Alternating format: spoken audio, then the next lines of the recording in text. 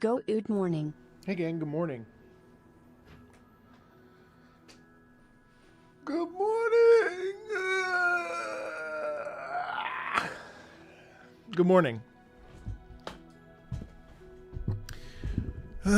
So, we have another Friday. Oh, it's like Zav. 26 months. Holy shit. Oh. Hello? Where's my camera? There it is. Hello, greetings, salutations. So today we are gonna just keep on doing what we do every Friday. Of course, this is our Friday music listening stream. Of course, brought to you by the Patreon. Patreon.com/MarcoMeatball. But also, you don't have to be a patron to just come and hang out and enjoy. What's up? What's up? We love our Fridays. The hat looks cozy. Well, it's starting to get cold, so this hat is very cozy. It's my cozy. It's winter, and I didn't shower. We're getting there. Yeah, that's my hat. So the game plan is to go through a bunch of songs as always. One of my mods, Tom, structured the schedule for me actually, which has really helped my life. Why hasn't LL Bean sponsored you yet? I don't think LL Bean does sponsors. But boy, that would be cool, wouldn't it? So we have about 30 songs to get through today. That's usually when my brain starts to melt. We have 1, 2, 3, 4, 5, 6, 7, 8, 9 analysis tracks. And then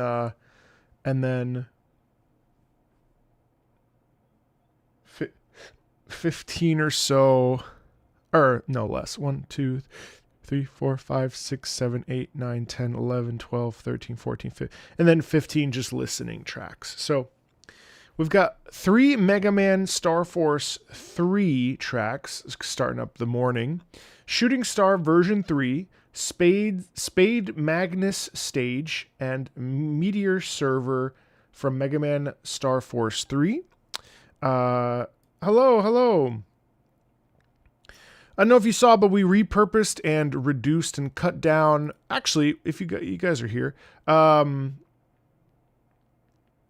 course I have.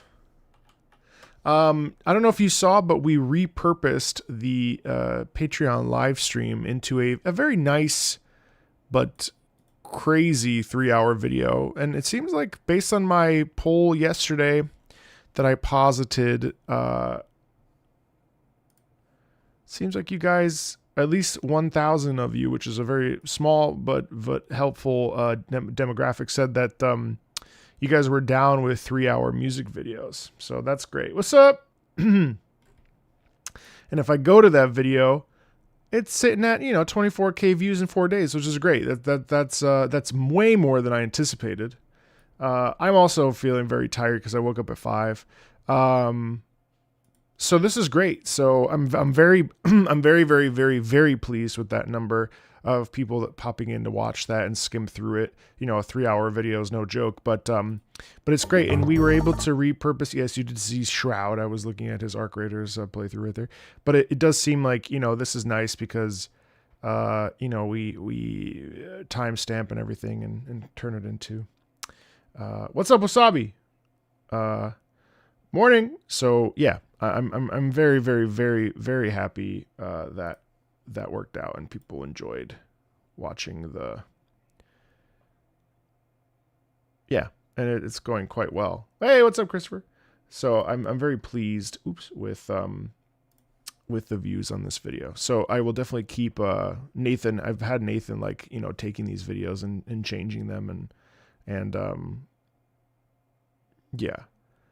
Yeah, exactly. And these are the kind, it's funny because 3-hour videos usually will start very poorly because they're very long, obviously. And no one just, if a person wants to sit through the whole thing, no one usually sits there and does that in one sitting. So, hey, Viper. So it's really cool to see. Arc, it's not out. It's a server slam for them. Arc Raiders is out on the I think it's the 30th. So yeah, it's always nice anyway to see folks pop in, and we've been doing a lot of shifts with thumbnails, and did some triage. It was interesting yesterday. Hey, what's up, Sanker? Yesterday, well, a couple days ago, I released a Guild Wars 2 video, and it's always interesting seeing how it was really struggling up in this area, and then now it seems like it will actually over time get to about 20,000 views, which is really cool. Over the course of, is it a popular video? No, but it's for me, I'm very happy with anything that makes it over 10,000 views, to be honest. So pretty cool to see how things like this will start to crest down, and it's interesting to see analytics and how things go. And it's also interesting too how like the subscription feed doesn't really care about Guild Wars 2, but YouTube pushed it out enough where it started to build up some momentum, which is nice. Super cool stuff to see how YouTube sort of breaks this stuff down, and where the traffic sources are, and all this stuff. So hey, Nolan, can I listen to the choir from Silksong? Which choir is that? I think I already did that one, didn't I? So in any case, we have a lot to get through today, so we shall do it. Let's dive in here with the 3 Mega Man Star Force 3 tracks. I am planning on doing a public Halloween stream on Halloween, so that'll be really fun.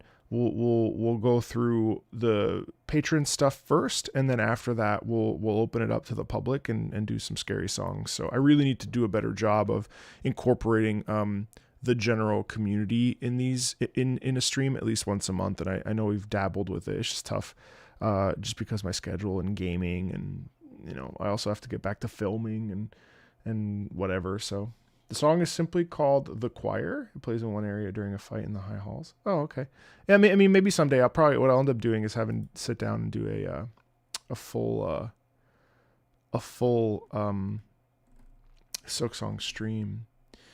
It's overloaded. I wouldn't have it any other way. I'm very busy, but that's what I want. I want to be busy enough, without feeling like I don't like to sit on my hands and not do stuff. So it's a good problem. Hey, Gabe, good morning. Hey, Sergio, how are you? It's a good problem to have. So, patrons, I'm going to go ahead and drop a link for you guys. Oh, actually, you know what? Well, Tom already did it, but, if you want to follow along, patrons specifically, this is the schedule for the remaining week.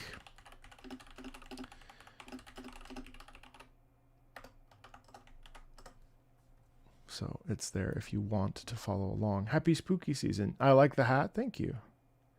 All right, so Shooting Star version 3 from Mega Man Star Force 3. Since the Mega Man Star Force Legacy Connection was announced a while back, I've decided to share a few songs I enjoyed from the third game in particular. Hey, what's up, Caven? How are you? It is a very nice hat. Thank you. Hey, Snowy, how are you? Is that Chun-Li? Hey, Captain Bones, what's up? All right, let's pop in, and I'll probably stop 2 or 3 times.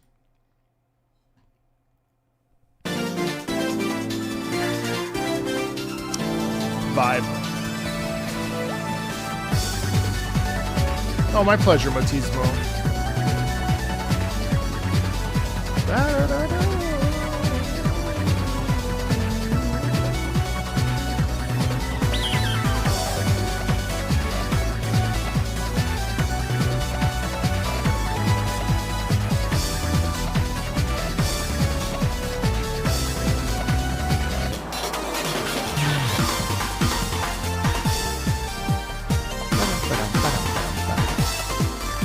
Yeah, so let me stop one time there and talk a little bit about what I've just on first listen. What I really like about that is the rhythmic intensity of it.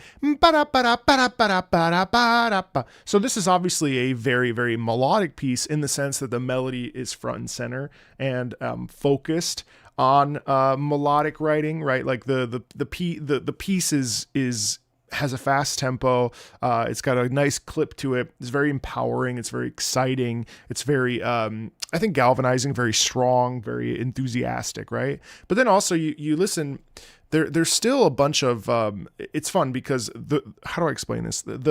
It's rhythmic, but it also has a really nice melodic line. So even though we get ba-da, ba-da, ba-da, ba-da, ba-da, ba-da, ba, you still get that sense of, exhilaration, and you still get that melody even though it's sharply rhythmic. So as an example, let's go back just a little bit.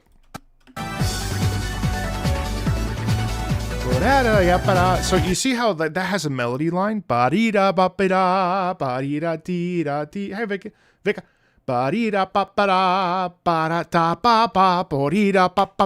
So it's very rhythmic. Hey,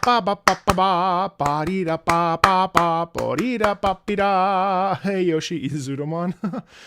So despite being rhythmic, we still get a lovely melody that is very empowering. And it's interesting how if this was slowed down and you just dial the tempo down, you would actually have a different emotional impetus to the piece. And I think that's always just so interesting.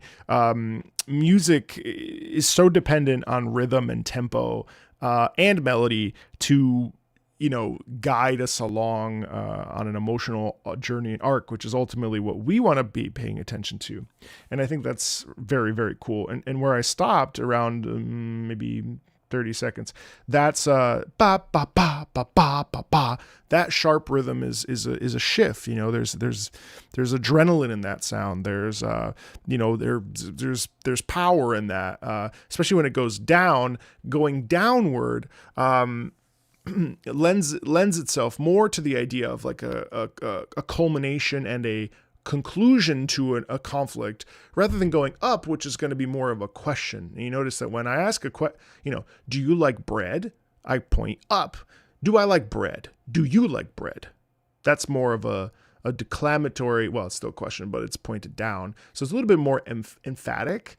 I like bread, pointed down. I like bread, question, going up. A lot of this stuff is stuff that I've talked about over the last 3 years. Not ad nauseum, but I've talked about this quite a bit. And it's always fun how basically we can really boil down all of this music. It kind of does the same things, just in different ways. And I think that's the part that makes music so interesting to me, is that everyone kind of does the same stuff. The same like emotional tropes kind of exist no matter what the piece is.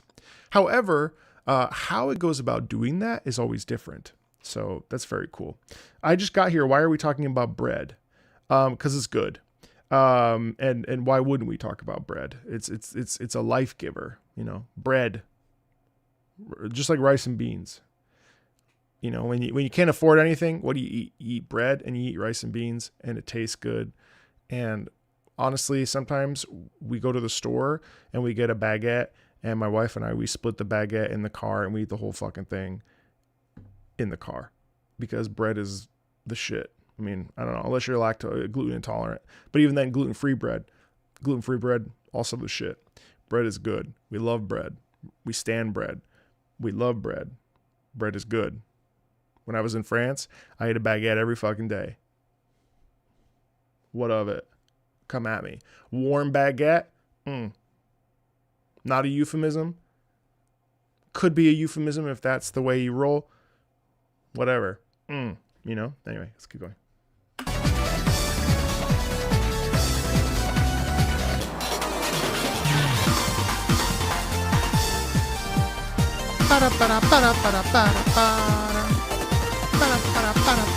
I love that hit there.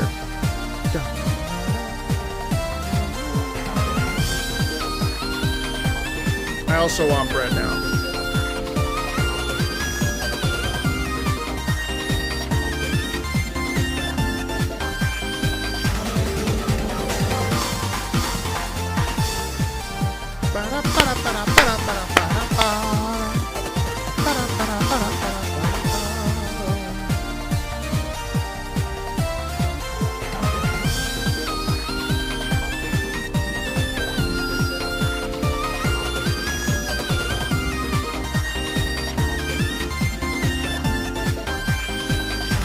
interesting how that little corner ends up sounding happy.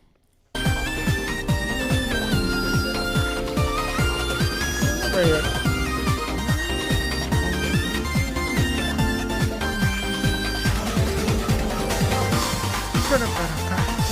So it's just this dance, you know, it's a dance of danger and a dance of excitement, and it's very satisfying to listen to.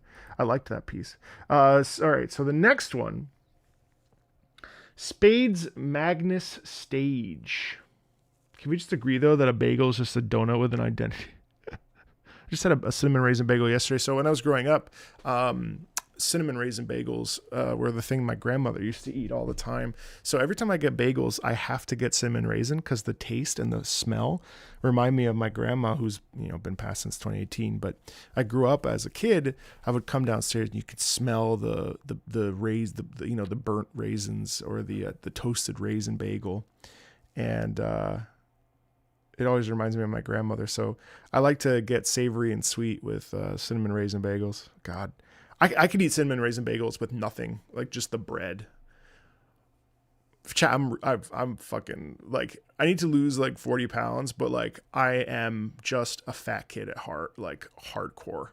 Like the shit that I used to do when I was growing up, like I used to do such fat boy shit. I mean, I would do it now if it didn't just destroy my guts, but like, you know, I don't know, some of you Americans will know, but like, I mean, you know, Chips Ahoy cookies, the chocolate chip cookies, Chips Ahoy. First of all, that Chips Ahoy was like one of my like go-to kids snacks, like eating a sleeve of Chips Ahoy cookies. Holy fuck.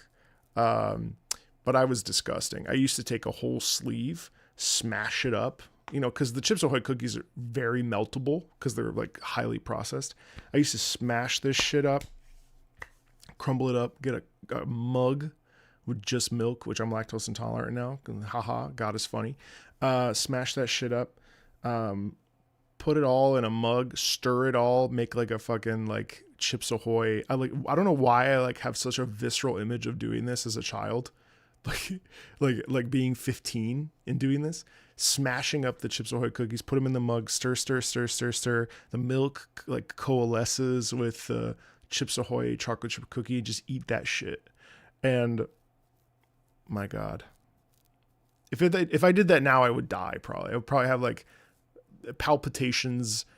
I wouldn't be able to like sit still. I would have to go to the bathroom for at least 8 hours. Oh God, though, I miss that shit, dude. I miss the thousands. That hat looks so warm. It's very nice. Yeah. Oatmeal cookies. God, I miss those days. I miss the days where I could just like, man, we used to have like stuffed crust pizza Fridays, or like my dad used to take me to Taco Bell and we would get like the 3 taco deal. God, I've been a fat kid for so long. I've always just loved food. I don't know if it's because I'm Italian or whatever, but like, oh man, unrelated to music. Hey, Juan, you used to deep fry Chips Ahoy a lot? Oh, fuck. Oh my God. Oh, mamma mia. This shit is, I'm doing okay. I'm a little tired. I woke up at 5. We all have a little fat kid in us.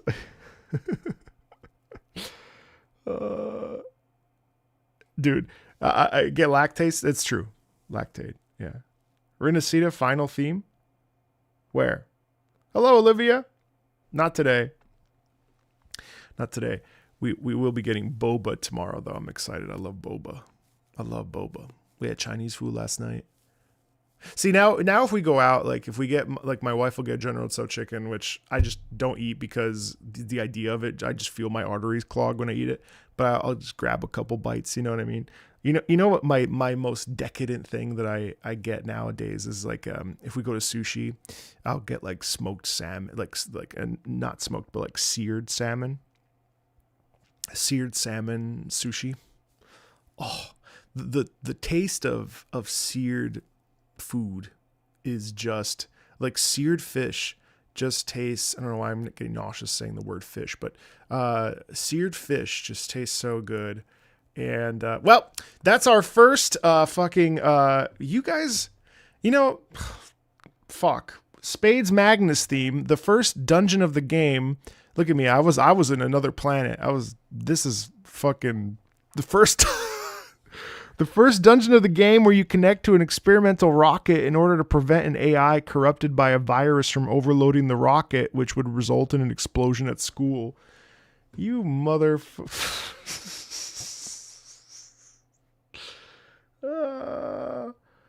my God. I just was on a different planet. I was on a different planet.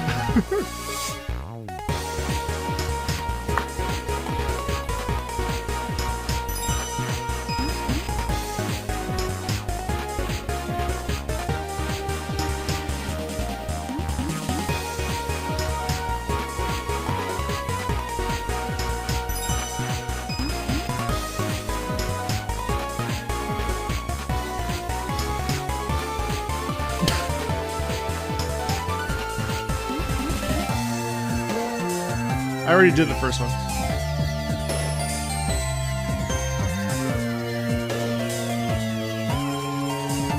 Yeah. I like this.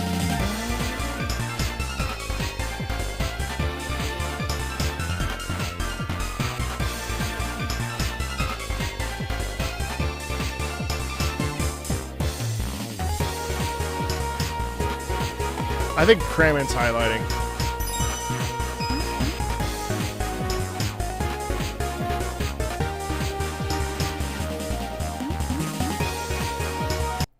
I like how, hey, what's up? Hey, Pursuer, on day 18 over there, huh? It's day 16. You know, so this one's interesting because this one's slower, and I do think that there's a little bit more of anxiety in it, but overall too, it still has warmth and vibrancy. It's interesting because the tempo is quite fast, and yet we still have that melody, which is like the dominant force, right? The melody pushes us through this piece, and there's gumption in it, you know.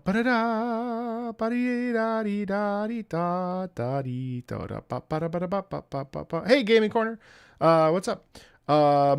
So I find it really nice how there is a sense of stress, but more than anything, because of the rhythm, but more than anything, there's a sound and a warmth in it of I got this. You know what I mean? Like that's the pervasive feeling in this melody here.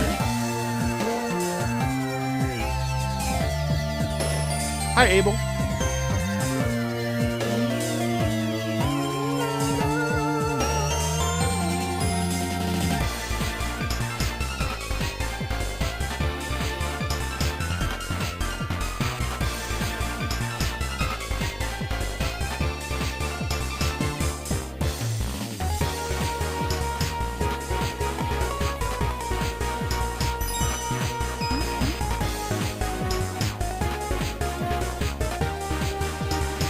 See, and then it shifts into minor there, or major,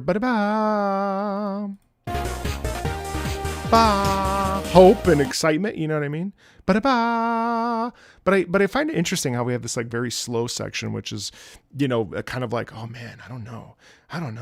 And then I just go, you know what? No, I can. And then we pivot back. That's so nice of all of you that have come from Mouse to pop by and spend some time. Thanks for being here. I know that all of you were probably up very late for the concert. Thank you for showing up at 11:30 a.m. on an EST time zone or whatever time zone you're in and hanging out. Cause this is cool. Cause like that rhythm, that's the like the drive, right? Like that's the momentum. And then we pivot back. And it's cool because we actually have three things happening. You have obviously the bass, but then you also have this little accentation that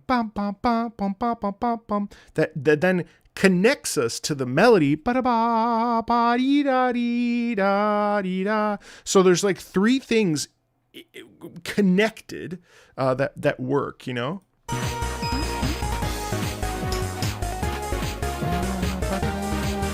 And then we switch to that major sound. You see how we get little like accents? And there's a lot of like mixing and matching of like dominant force. And then the slowdown.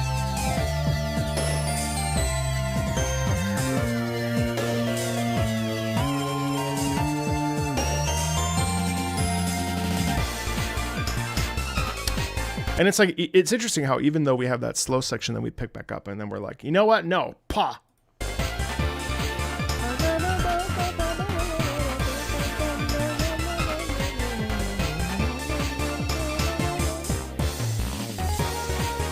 Anyway, I like that. I like that. I do think I like the first one more, but I like that this is kind of slowed down and chill. Kremen, were we able to handle things on the back end, by the way? Okay, looks like you guys are taking care of it. Tom is at the zoo. Okay,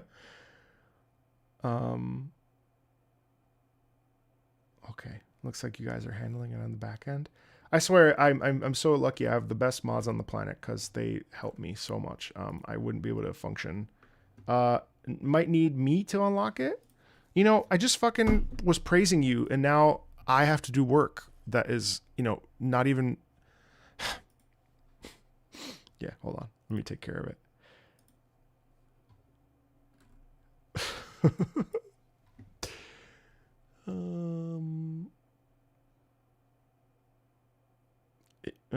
Really enjoyed my Time Stranger pets. What does that mean?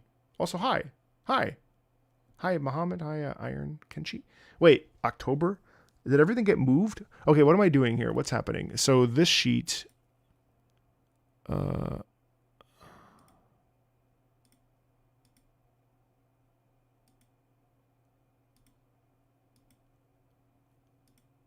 I... Oh my god, dude. Hold on. Pause. Scuff. We're in Wait, this is Halloween 2020. Oh my god, I don't have my glasses on. All right. Oh, here it is. I was in Halloween 2025. All right. So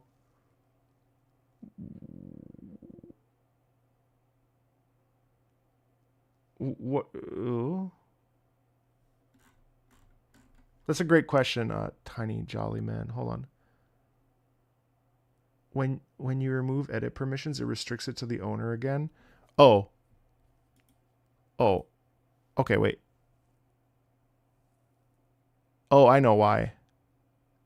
Oh, I'm on the wrong account for this spreadsheet. That's why that doesn't help. Okay, wait. All right, and then let me share. I can give you the link and you can get access, right? Yeah, hold on. Let me give you guys the link, and then you'll be able to be okay.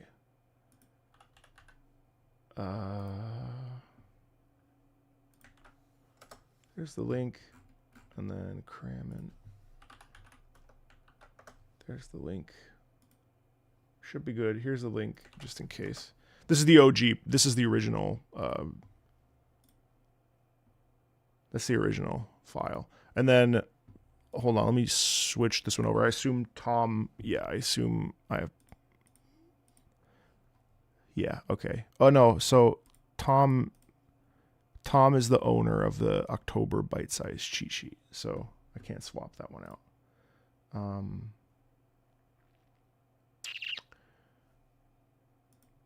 Okay. What? Oh, Time Stranger playthrough. Yeah, no, I'm enjoying it too. Thank you. I'm glad. What's up, Kirby? I need to give permissions. You have to set permissions on the tab. All right. Sweet God. Well, the new sheet. I am old. I don't know how to work this. I am old.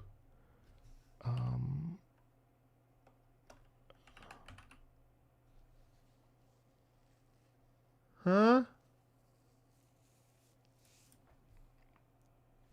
Tara. How are you?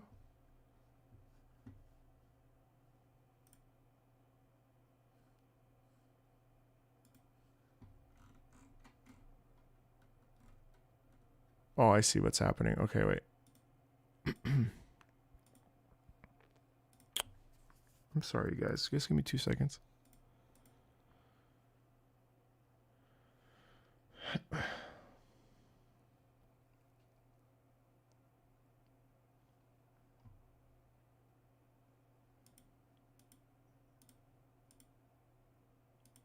But it says general access.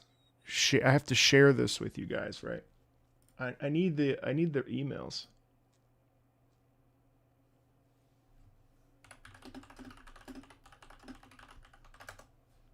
Hold on. Thank you. All right, hold on. I'll take care of it right now. Ba beep ba. All right. Now your editor, red car. Well, as soon as it sends, which it should any second now. Okay. And then cram in for the original sheet.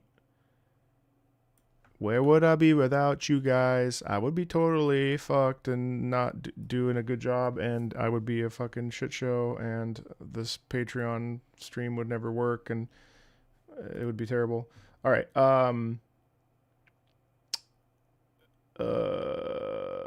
I love pizza.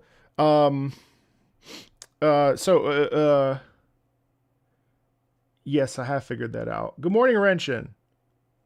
I have not listened to the Valheim OST except for what I've played on it, which I really enjoyed.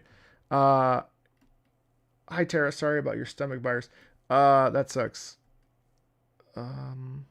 What is it that makes songs like Mega Man or the Sonic sound so particular? I mean, I think it's the synth. Oh, hey, Kevin, thank you so much for the subscription, by the way. I missed it earlier. I think, honestly, it's the... honestly, I don't know.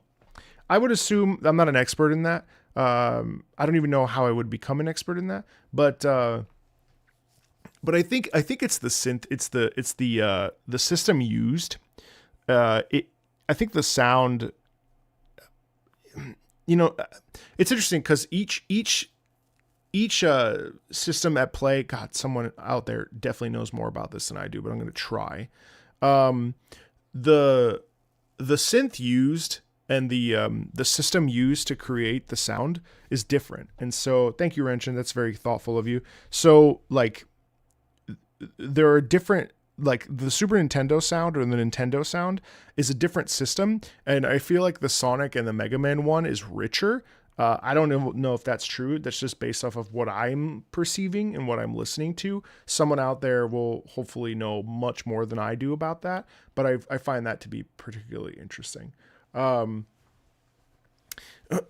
yeah, Wrenchin, Pokemon ZA is actually very fun. Is actually very fun. I got into some trouble yesterday because I said that the city is like the buildings look just bad, and I do frankly feel that the city does not look good, and it sucks because it's just copy pasted Windows. But I really do enjoy. And then I was called a Pokemon fan that is never happy, and I had to be like, well, hold on now. I haven't played a Pokemon game since fucking 1996, so no, it looks like Dookie, but the characters are really good.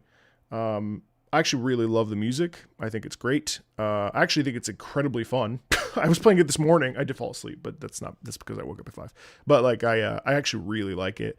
Now, do I like Digimon Time Stranger more? Yes, for a multitude of reasons. But do I think that the new Pokemon is enjoyable? Yes. Do I think that they should do do I think that it should have been more fleshed out and better? Yes. Do I think that this is the beginning of hopefully a turning point for the combat and the gameplay experience in Pokemon? Yes. Do I think that they should, invest more millions of dollars into Pokemon and make it better? Yes. Do I think that the Switch has limitations? Yes. So it's like such a nuanced topic that it's impossible to talk about without it, just being like a shit show from either side. And also the sentiment around Nintendo right now, especially online, is absolutely like bottom of the barrel, like shit. So I wouldn't expect any good discourse about Pokemon right now. And a lot of negativity with like smatterings of like positivity, but like don't even bother engaging in that conversation anywhere online. So It's a really complicated little game because I do think it does a lot of things really well, and it is quite enjoyable. And honestly, the wild zones, I don't even have a problem with them. I think it's kind of clever to be like, let's just stick these Pokemon in here because of whatever reason. I actually like it. The side quests are fun. I got no problem with them. They're enjoyable. I fought a Bunnelby that was 6 feet tall yesterday. like it was enjoyable, you know. Do I think that Digimon is a better, more polished game? 1000%. Digimon had way more to prove though than Game Freak. Do I think that Pokemon fans, for the most part, will buy anything? Also, yes. Do I think that that is an excuse for why the game is not hyper polished? No.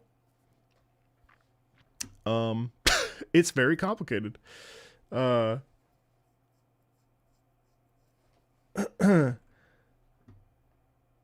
found a spot where you can catch EVs. Oh, that's so nice. I've seen way more positivity than negativity.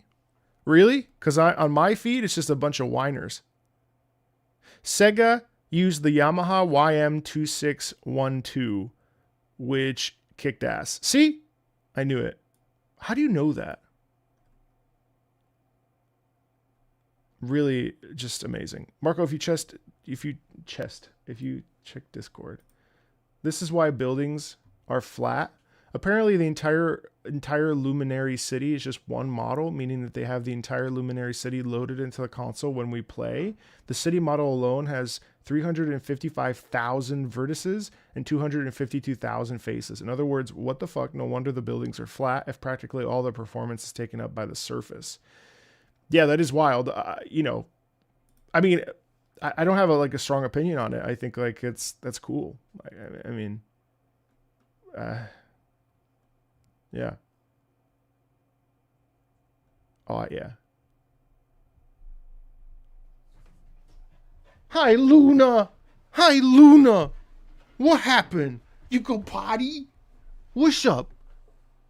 Hi Luna. You just coming in here and leaving? Oh, yeah, my baby.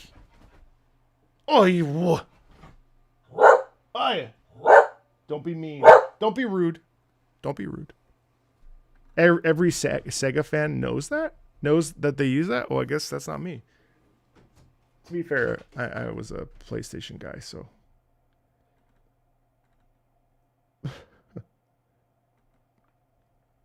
Any advice on shaving? Nah, dude, no. We still don't have edit permissions for the main sheet? Oh man, I don't know why. I gave you guys email. With shaving, I just make sure to shower before, and then once I'm done, that's when, because then your skin is open. How do I give you edit permissions? I truly don't know. I've shared the sheet with you, made you editors. Don't raw dog it with the shaver. Just, you know, go to data, protect sheets.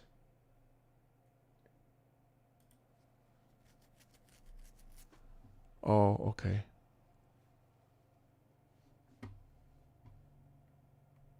Go to data, protect sheets and ranges. Okay. And then change the permissions for the video game music list, October 2025. Okay. I see it. Please contact the spreadsheet owner to remove. Oh, it's because hold on. I'm so sorry, you guys. Data, protect sheets and ranges, range, set permissions. Ah, you guys have permissions, so it literally has you guys choose who can edit, and you guys are, all three of you are picked.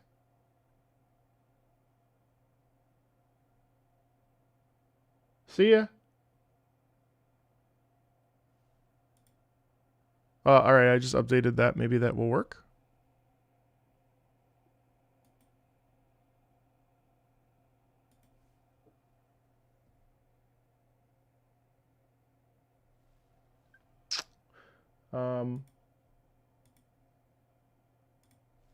Yeah. Range, video game, October. Set permissions. You both have permission. Well, it's okay. It's not the end of the world. I can also do it. In fact, I will do it on this sheet. Don't worry about me. Okay. So, yeah, that was really cool.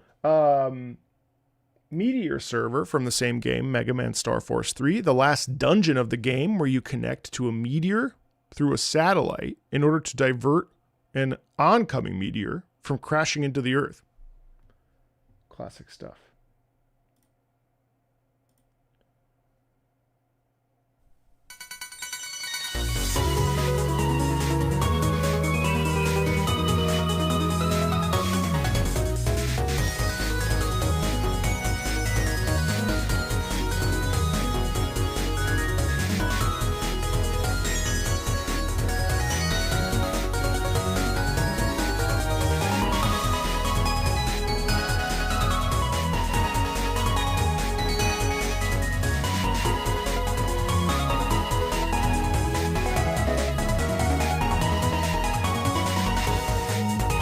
Hey, Turban, what's up?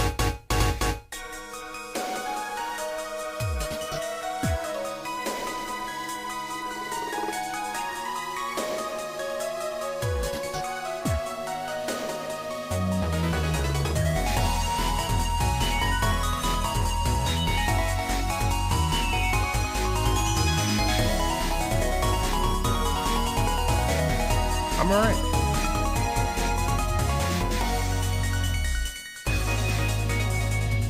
So it's interesting how much twinkling there is in that. And it's also interesting because it, again, I mean, that's like a pretty dire situation. And yet the sound is not very negative, is it? In fact, it sounds very committed to like a goal. You know what I mean? Like it's interesting how the track doesn't have us feeling like, oh God, this is not going to go well. In fact, it's kind of like very peaceful. Despite the fact that we're in space. And I like how we get the twinkling aspects of it too, that showcase that sound. If we go back just a little bit. Like that's actually confidence. You know, it's excitement, it's adventure, it's power, it's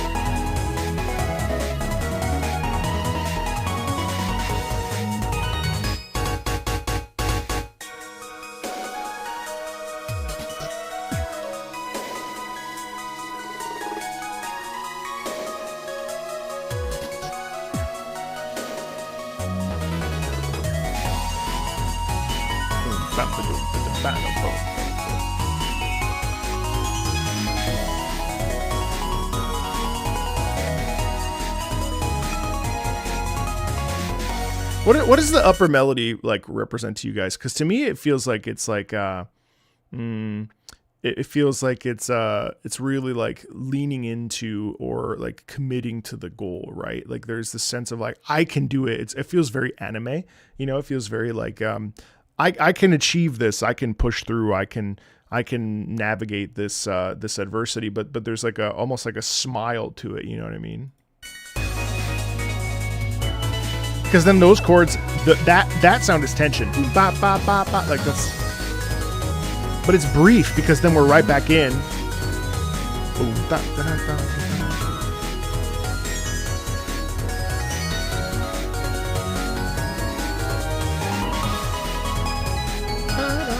da. Tension, but also control, yeah. Uh-huh.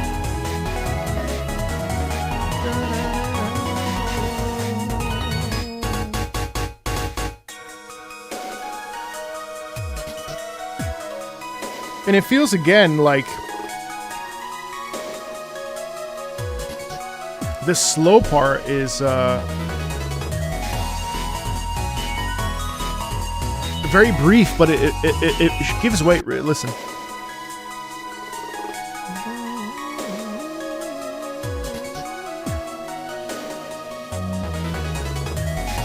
And then it's almost like the transition is, you know what? No, never mind. You know, the stakes are high, but we have faith in our power. Yeah, absolutely. Yeah. great little pieces. You know, what's interesting to me is how fast each of those are. They each have like very nice momentum, which is I think good. It makes it so you don't ever get bored. The Legend of Zelda: Skyward Sword by the Pursuer. This is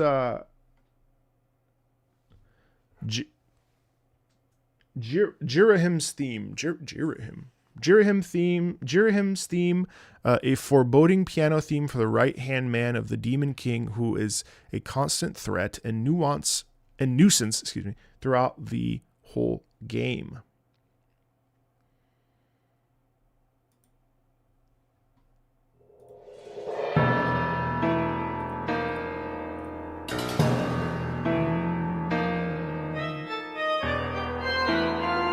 Oh, it's very slippery, isn't it? So first of all, I like that it's very dangerous. Boom, brum, bum. Like that's tense, right? Brum, bum, bum. And you get it's kind of like a it's kind of this kind of laughter, you know.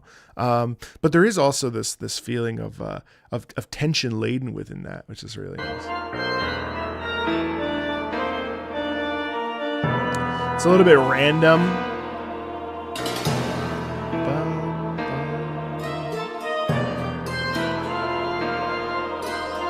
Yo, what's up? That's all quirky, though. It's kind of quirky. It's a little off-kilter. Very off-kilter. Buddy. And then the chorus supporting it in the back. Something's not quite right. There's this... Oh, well. You know, there's like... It's very, very mischievous. But it's still dangerous. Because the organ. Like, you don't want to totally underestimate the situation, you know?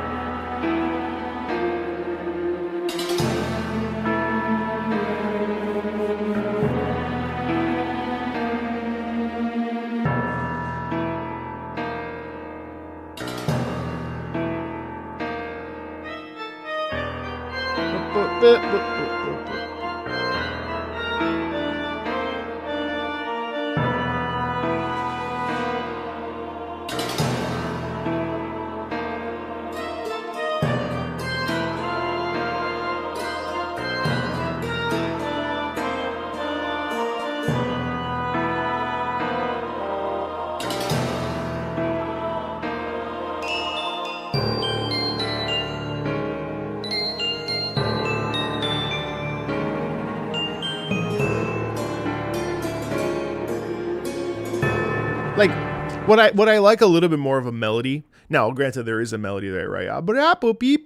Obviously, so when I talk melody, I don't mean, huh?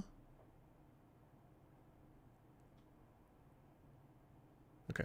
When I say melody, I don't mean like it's devoid of melody. It's not just rhythm. Hello.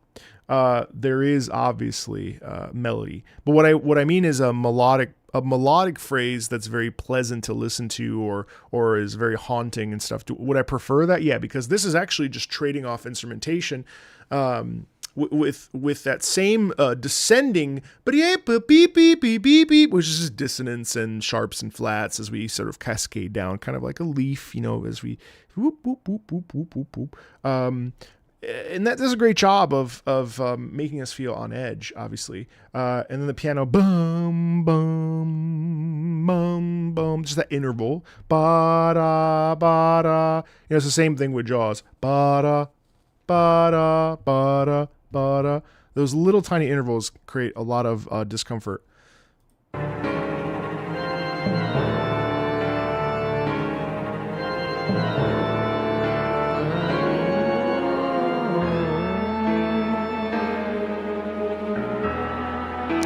And then also the strings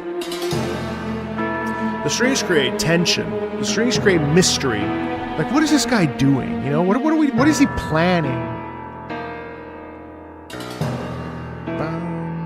But the constant is the piano, actually, which is very cool.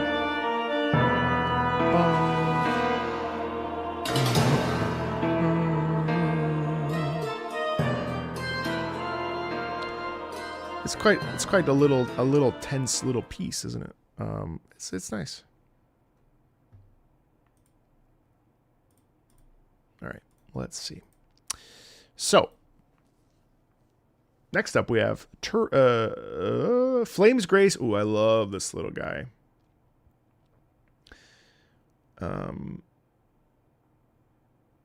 This is Flamesgrace Guiding Light from Octopath Traveler. Snow and Strings describing Opelia, a cleric in the Church of the Sacred Flame. Yeah, one of the best. It's a lovely little piece. I'm gonna let this one play out.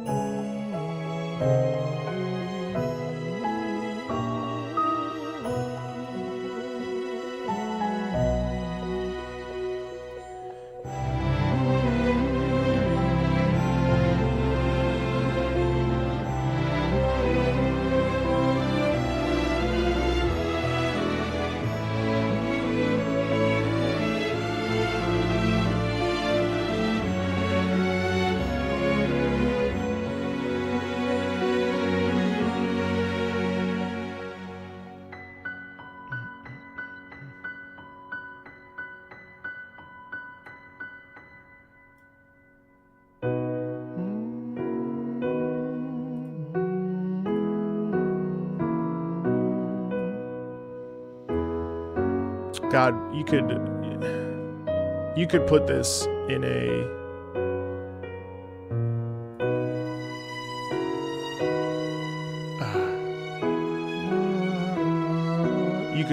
a concert today in a classical music space.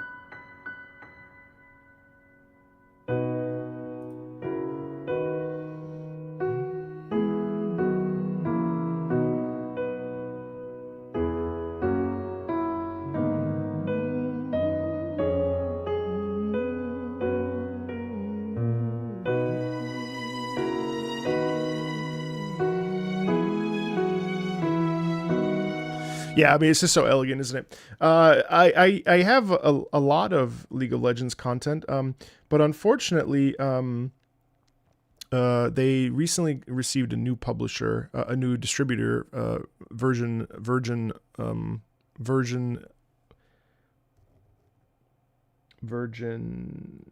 Records, Virgin label. Forget what it's called, but so they have copyright claimed every League of Legends video, and I don't anticipate doing any League content in the future, if ever again, which is a bummer. I did do a long series of guessing who the character is by the music alone, some of my most popular videos are actually those, Fiddlesticks being one of them. Kindred is another. But with the shift in copyright and record label, it has made it more difficult to go and do that. Yeah. I could contest it, and I probably should, because it was literally every single League video, which is very much a bummer. Yeah, still here probably. That was a good one. That was a big one. Yeah, it's okay. I mean, I don't think it hurt my like revenue or anything like that, but yeah, it's a bummer. Hey, Sora Pico, what's up? Yeah, on Fridays, for those of you that don't know or just popping by for the first time, on Fridays we have our Patreon live streams where we listen to video game music suggested by the Patreon community. They help support the channel outside of obviously the usual views and subscribers and stuff that make a channel. This is really for folks, it's for everybody, but it's specifically I listen to songs that they ask for, and we have a little community of music lovers that help me pay my editors and keep the lights on, basically. So that's why I dedicate one day a week to them, and I feel like it's only fair that they provide their hard-earned money and support to me and to my team. So obviously I must find ways and time, more importantly, to celebrate everybody in the community who wants to talk about video game music with me. That obviously is important to me. It's just that time is tough these days, and I'm only one person, unfortunately, so I can't do I can only do what I can do, and also do the things I want to do, and also make sure everyone is happy. So it's tough. But yeah, I do try to we consistently do these Friday streams, and that's where these, you didn't hear that. It's not a lot of work to contest. It's just a dispute. I just dispute the claim, and I say League of Legends said it's okay to not Alex. It's not too difficult. But yeah. Anyway, Octopath Traveler, a Flamesgrace Guiding Light is one of the most just delightful pieces from that soundtrack, from the Octopath Traveler soundtrack. I think it has so much warmth, obviously, and a ton of heart. You feel. What did I download? And it's none of your business. Sex with Hitler. No, it's the Arc Raiders server slam. You can really feel like the warmth of the fire. There's a natural sense of peace and gentleness in this Flamesgrace Guiding Light, which is obviously cleric. It's about sacred duty. It's about church. It's about love. It's about prayer. There's the warmth of a safe space to come and rest your weary loins. Fuck, man. There's something, man. There's something really word choice error. There's something really inviting about that sound. There's something really generous and peaceful about that sound. And yeah, it's a lovely little piece, isn't it? I find it to be so incredibly thought provoking, and I don't know, bum be da dim bum be dum ba dee da dee da dee da dee da dee da dee da dee dee dee dee dee. It has real, like, hey Anna, how are you? It has a real feeling of bliss in it, I think, which is just so, I don't know, it's just sublime. It's absolutely beautiful. Umamusume is still going strong, I would assume, which is very nice to see, of course. We're going to be checking out this track called The End of Farewell. Tommy, what's up? Called Tanino Gimlet decides to write and perform a play for Halloween with some of her friends.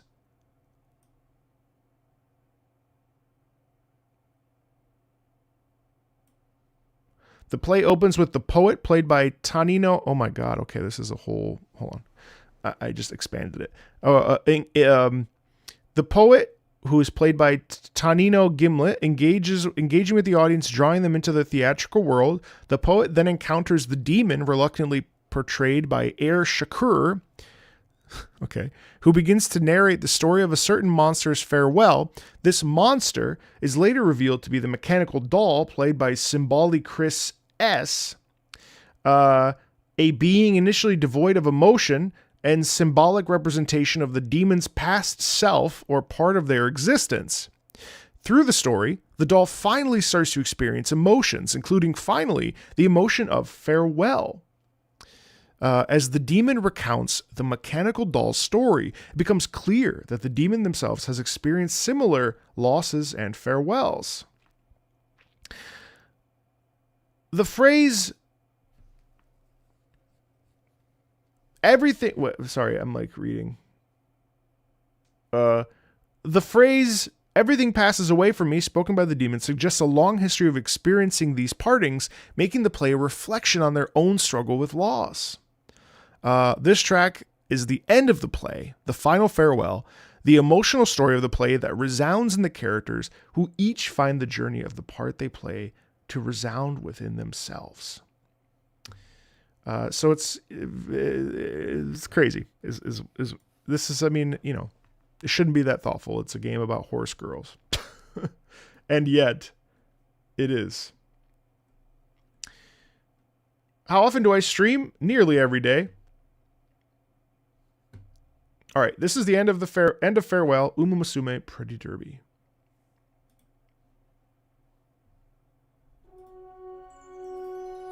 Absurd. It shouldn't be that good.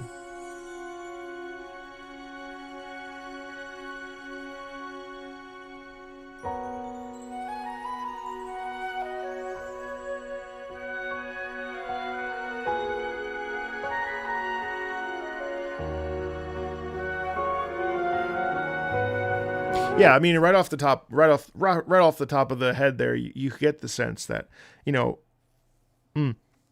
we all suffer in one way or another, right? And we all have sadness, and we strive to live better lives, and we've all encountered some sort of loss or suffering, and it's amazing how clear Cygames' musical intention is when they write. It's really beautiful stuff.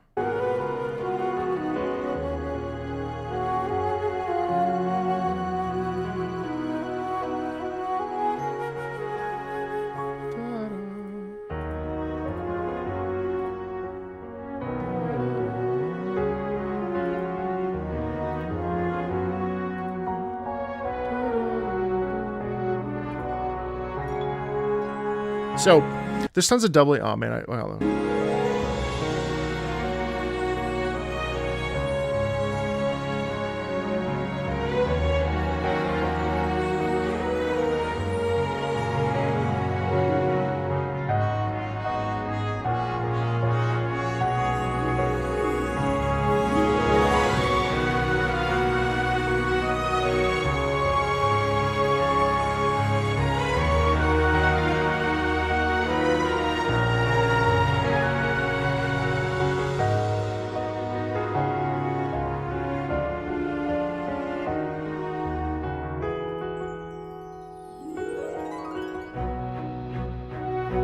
Sorry, I don't accept friend requests on Discord.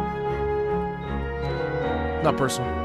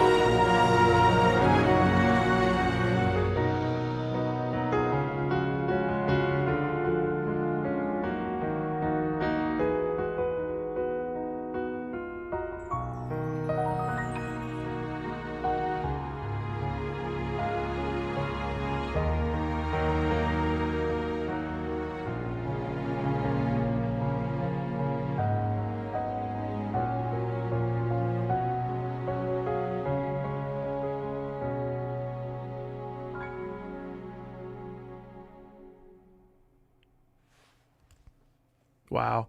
So, I mean, what an amazing little track, isn't that? That's beautiful. I think there's a real we get a couple of different things. I mean, I think there's this melancholic vibe throughout it, of course, and I think that represents, shared loss, or trying to put together the pieces of the puzzle. There's a sadness in that sound, at least a melancholic sound that makes us feel empty, and then there's this moment of awakening, da da dee da da dee da da dee da dee da da da, and that's really like coming together and joining and recognizing that like life is beautiful, and navigating the challenges of the day to day is not something that has to be done alone. There's this. I love that. I love the sense of unity, and. Okay. Thank you. Bye.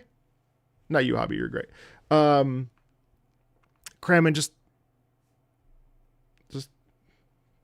goodbye. I really, really, really like. I loved how thoughtful that was. Hi, Hobby. How are you? I love how. And it's not the first time that I've heard Umamusume's music that really, really wears its heart on its sleeve, doesn't it? It's very emotional music, and frankly, it's very good. And realistically, you could put it in a symphony hall today, and I think it would move people, in a really, really deep way. And I don't think it's superficial. I don't think that it's shallow. I think it's quite. It's quite it's its own thing, while borrowing from I think from classical tropes, but it's clear to me that the composers are people that spend time or have spent time in proper like landscapes, in classical landscapes, in finding and connecting with classical music, and how it it moves them. And yeah, I think it's really thoughtful writing, It's cool. Bro needs to peep Fortnite's Doctor Doom theme for Latveria. Funny enough, there's a video about that, or it's already. I don't know if the video came out already. I can't remember now. But anyway, yeah, it's terrific stuff. I love Latveria. It's so good.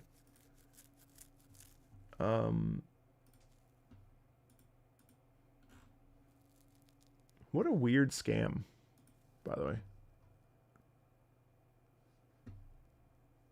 Hello. What a weird scam. Okay. That was bizarre. I'm so sorry, guys, for getting so distracted during that. But I try to be nice and say hi to everybody and talk with the community that comes in, because obviously I love engaging with you guys. But it's always so strange when someone comes in and it's like a scam, and it's very bizarre. Hey, thanks, Pro Sniper, appreciate it. No, on Twitch there was a person that was not a person. It was a bot, or maybe it was a person, but they were peddling their services, and we don't do that. I think they're bots. Hey, Arcanaut. Oh, thank you for 5 gifted subs. I appreciate that. I think it's one of those dead internet situations. Hey, Arcanaut, how are you? Yes, no worries. So basically, every Friday is a Patreon live stream where I listen to. There's a list I have that you guys don't have, where I'm going through a bunch of songs by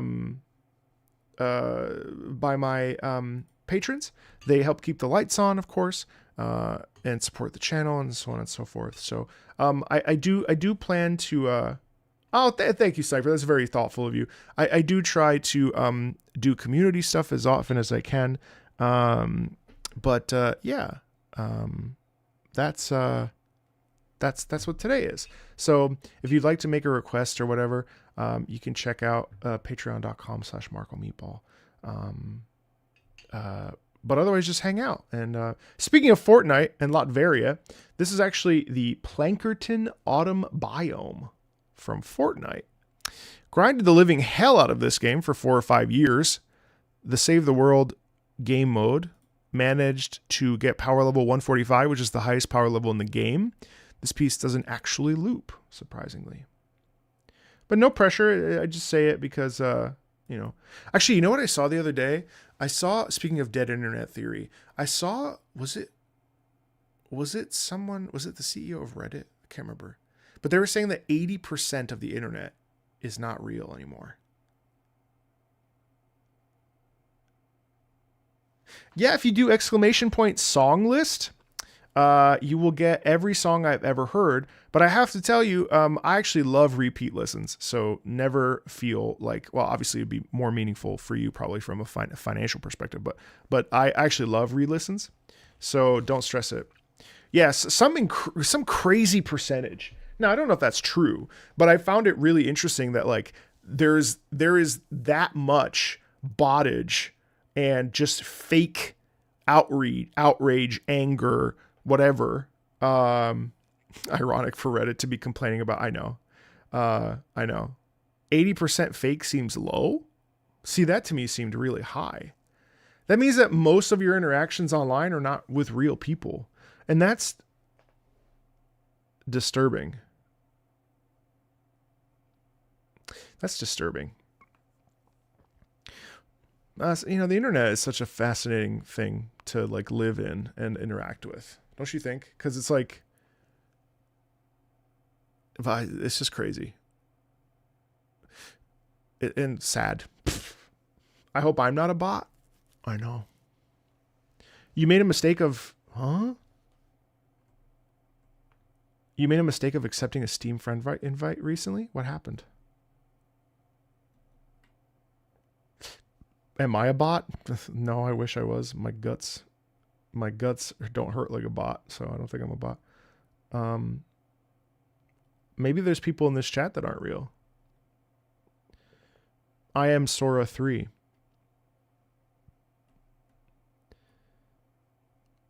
There's probably at least a couple people in this chat that are bots.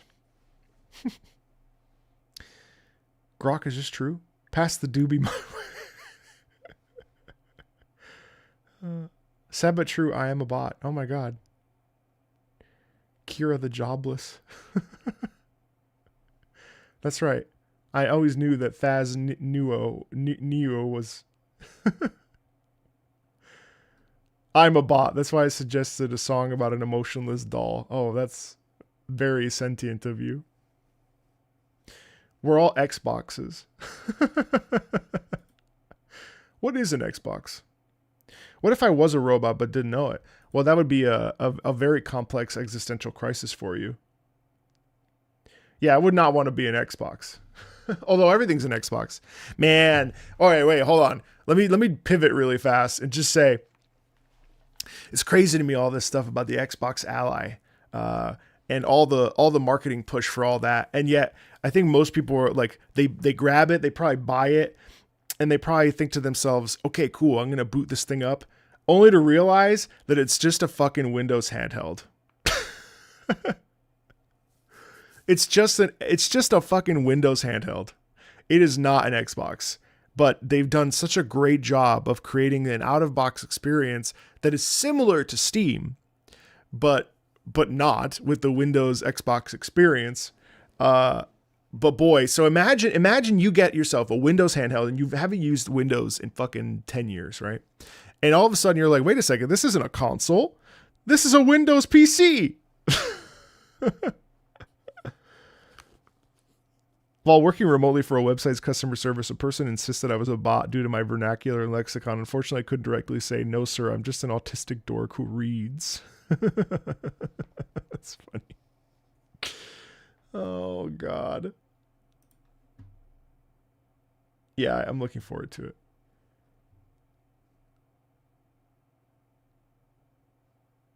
It does it does run proprietary. I think there's less proprietary software, but every Windows PC comes with proprietary Windows and like Edge and Note and fucking all this other stuff. It's a handheld laptop. Marco, I would like to ask if you react to all types of songs or music. Only video game music, only because it's too complicated otherwise. In fact, I have some maybe potentially confusing news that I most likely will not be persisting with the anime channel, only because it's just gotten a little bit complicated.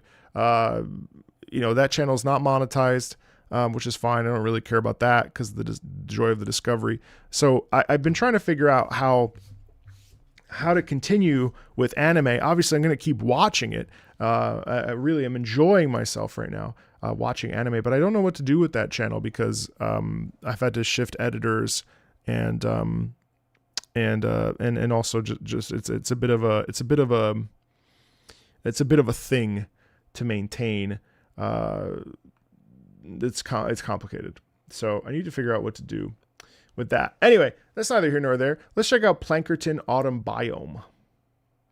Yeah, unfortunately, the copyright with anime is such ass that I am growing more concerned with the fact that it could actually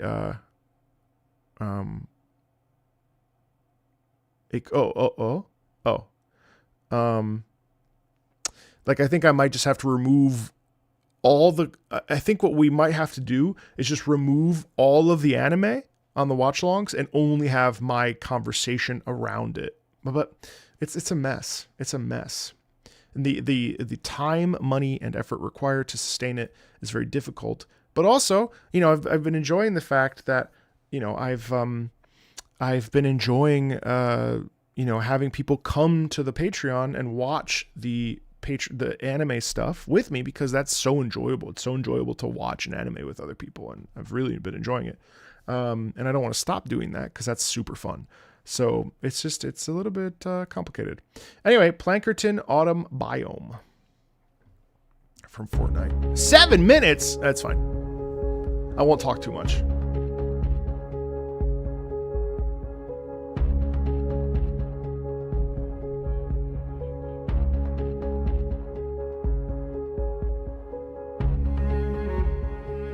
Wow.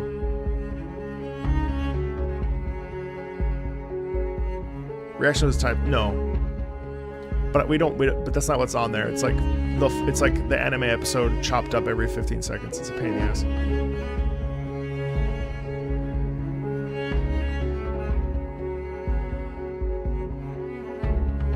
Jesus, that's a beautiful, beautiful cello.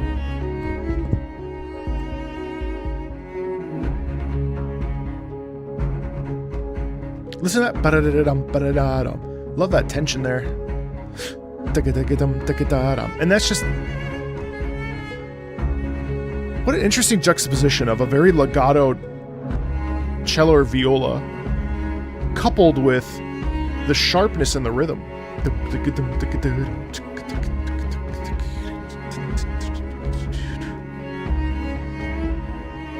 And then listen to the sort of meandering there. Oh, I'm sorry. It should be right here. Right here. If you just do exclamation point song, Kira, it'll bring up the actual like link for you.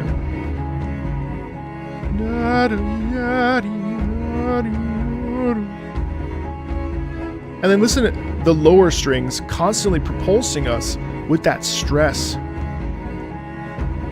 That's very interesting. Sarang. Song. Notice the shift here, obviously. Highly rhythmic with the bell symbolizing stress and danger.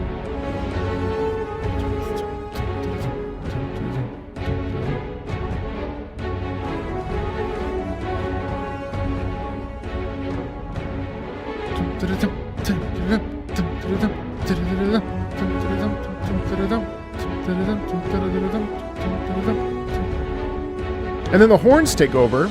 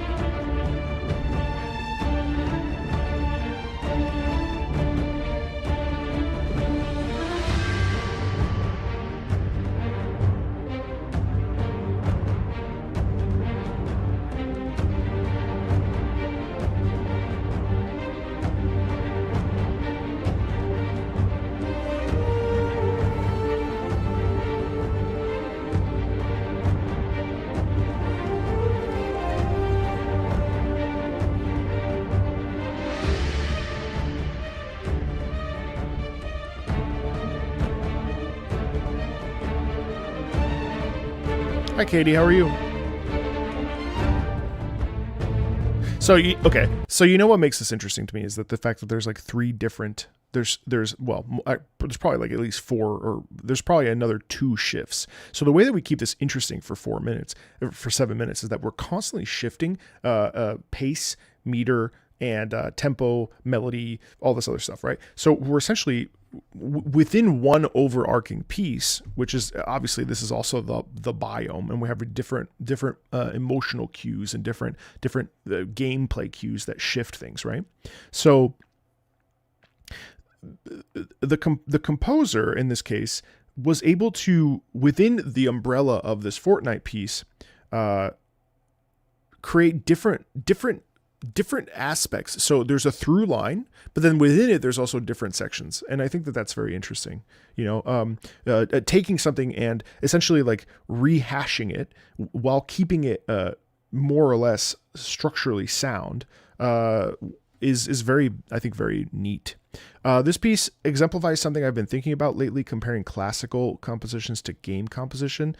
The former often feels richer, but the latter feels more focused. And I agree with you, Redcar. I find that even with the people that come to the channel that listen to video game music, that don't have any attachment to video game music, almost always they default to the idea that the classical compositions are more rich and more fleshed out and more deep, whereas it's true, and no one's ever said this, but I do agree with you in this case that the video game music tends to be more focused on exactly what the emotional impetus is and what it's trying to say and do, right? From an emotional perspective. From a technical perspective, fundamentally, the technical perspective I don't think changes really, because at the end of the day, music is music. Now it's done on a computer, so it's a little bit different. And then obviously when we record, if we record live with an orchestra or what have you, that protocol is the same, right? Like I do think that video game music at times is considerably more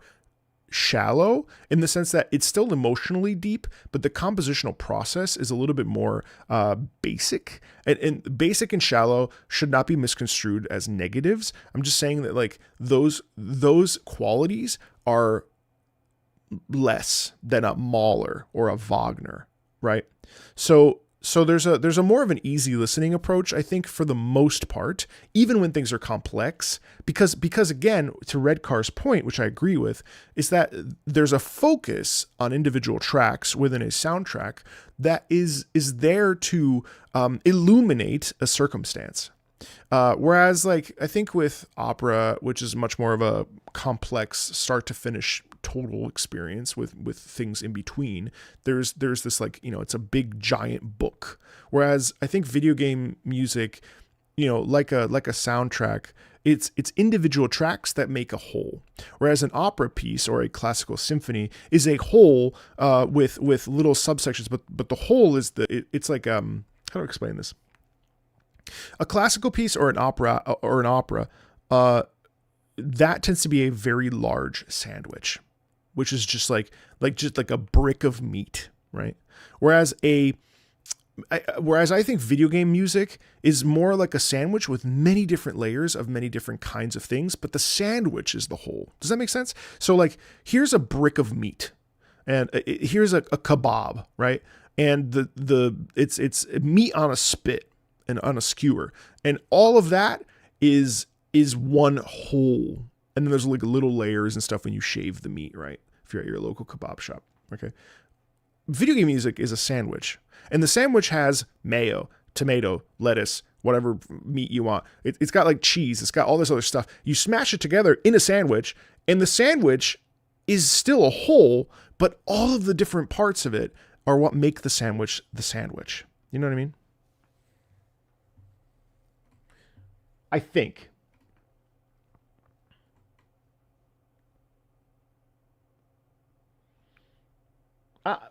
I'm sure there are lengthier tracks that are chopped up and used in different moments. Maybe. I wonder how many composers of old have been lost to time. A fuck ton. But even game composers. Look at what's happening. You know, so on Twitter the other day, I was like, okay, I want to talk to the millennials in the chat. I want to talk to millennials. And so I asked, hey, guys, or no guys, but you know what I mean, just like people, ages, I wasn't specifically asking guys. I'm looking for 30 to 45-year-old gamers. Sound off with your favorite game. Because what I tend to see is younger people under the age of, let's say, 30, tend to have certain favorites that have come out in the last 15 to 20 years, right? But I was interested. I was more interested in like, what do people, core millennials who have been around since like the Super Nintendo, the people that have come around with before the internet was the internet, before we even had the internet, what were millennials playing, and core millennials at that, who grew up with the internet and grew up with, the systems as they were released all the way back, Nintendo. What were we playing at that time? Because the reality is that a lot of these games, not to say that modern games aren't valuable and better than a lot of those, right? Because I think they are fundamentally. Like the practice that goes into making those games is better, or at the very least more, not better, more complex. So the point of that is that we are losing, and we continue to lose, composers, games. There's so many games that we just don't know, because look at the pace of the gaming landscape today. So many games come out at like a freaking, right now there's like 18 games that are worth playing today. The backlog is 600 games long. And so it's like, there are a lot of wonderful, talented composers. So for instance, I've been playing Ball X Pit, which, holy fuck, what a great game. Banging soundtrack. Absalom just came out. Gareth Coker, banging soundtrack. No one's talking about it.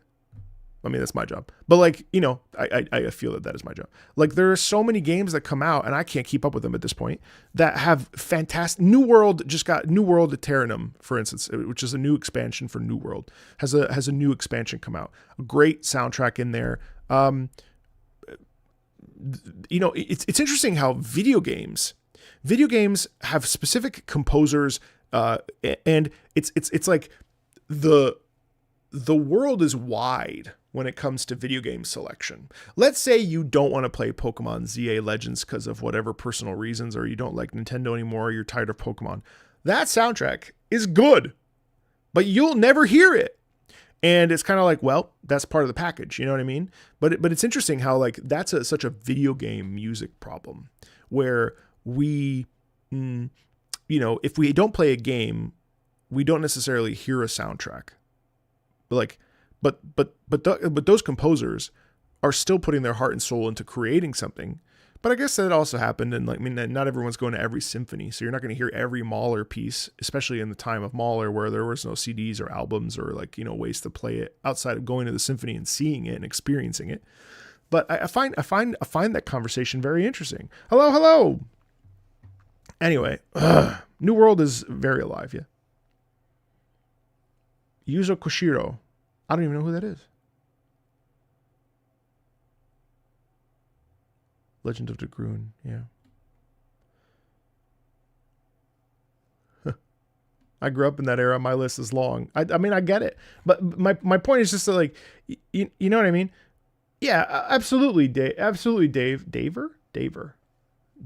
our boy. I agree with you. Yuzo Koshiro, Etrian Odyssey. Okay, yeah. Hello. Dave. You're right. It's always been that. But I just bring it up because I find it interesting, not because there's any like resolution to it. oftentimes that's the like right now, you know, Fortnite. We're listening to this hey Bluebird, we're listening to have I listened to Hades music? Some. I gotta be honest with you, I don't actually like Hades. I don't know if I want to get into this right now. It's more my private feeling on it. I don't know that I need to express a contrarian opinion about Hades. Anyway, there's like Fortnite. I would never ever would I be like, I want to sit down and listen to Fortnite music. But like, listen to how fucking good this is.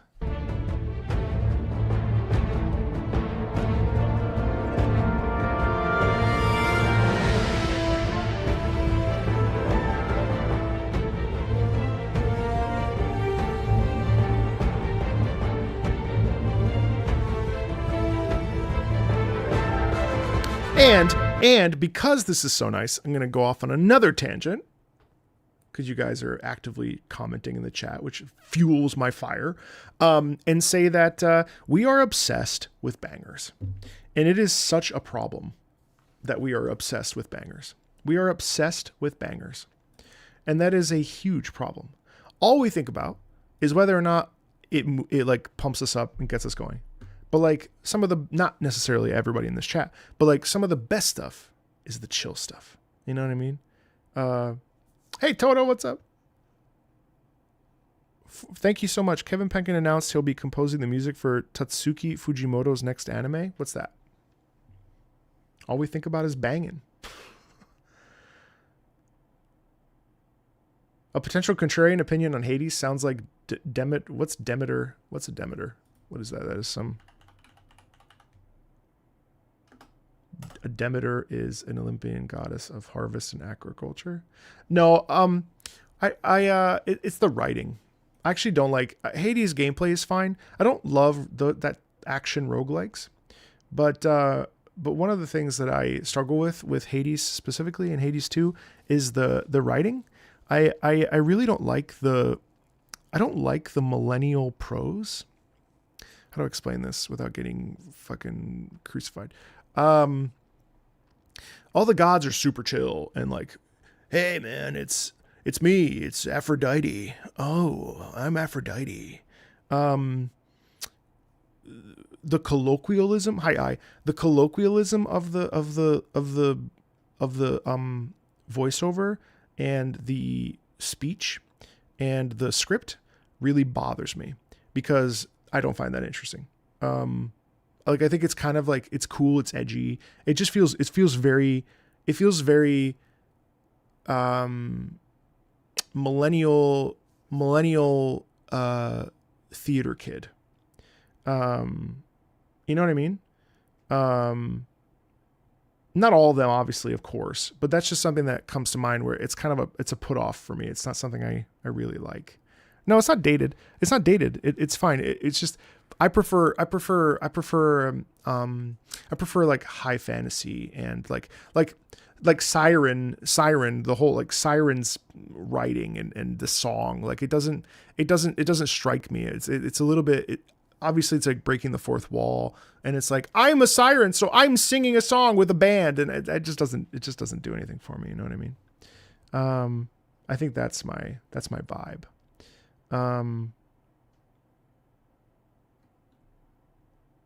No, I like ZA's story because ZA, I mean, they're clearly like young people. Like that's all.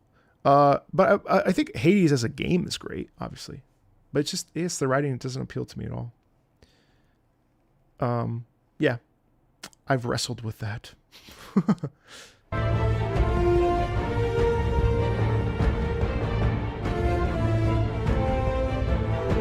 That's right. I'm not going to say something stupid about it. I mean, you know.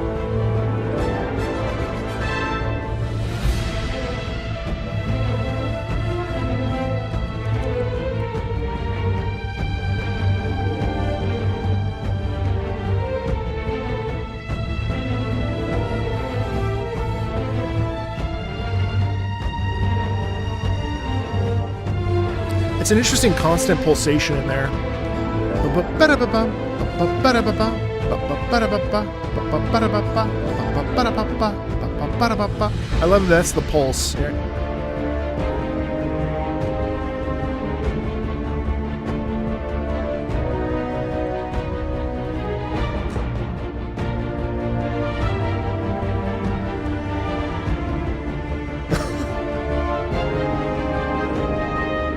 Hey, Leo Side, how are you?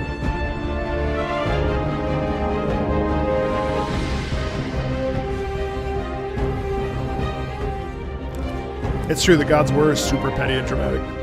They definitely nailed that.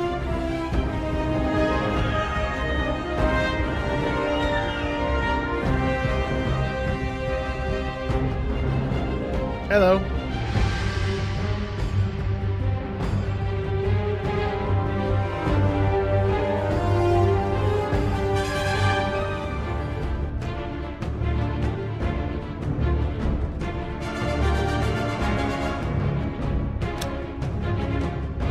Oh, Cal, that's a really interesting part.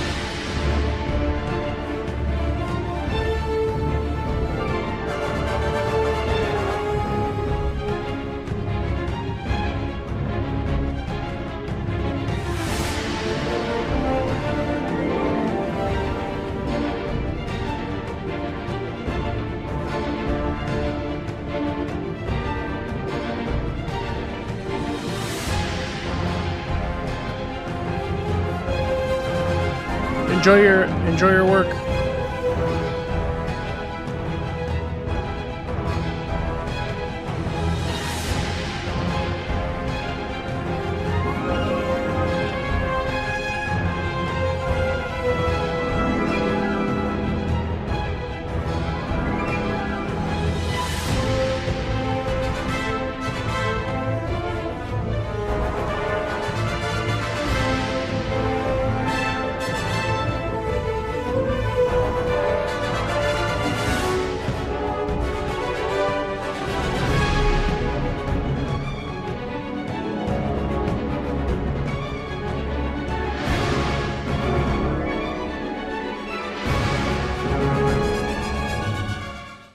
So this piece is very interesting. So obviously it's a 7-minute piece with a bunch of shifts and variations and changes and all that other stuff. And one of the things that comes to mind is the fact that it does feel kind of by the end of it, I'm kind of over it.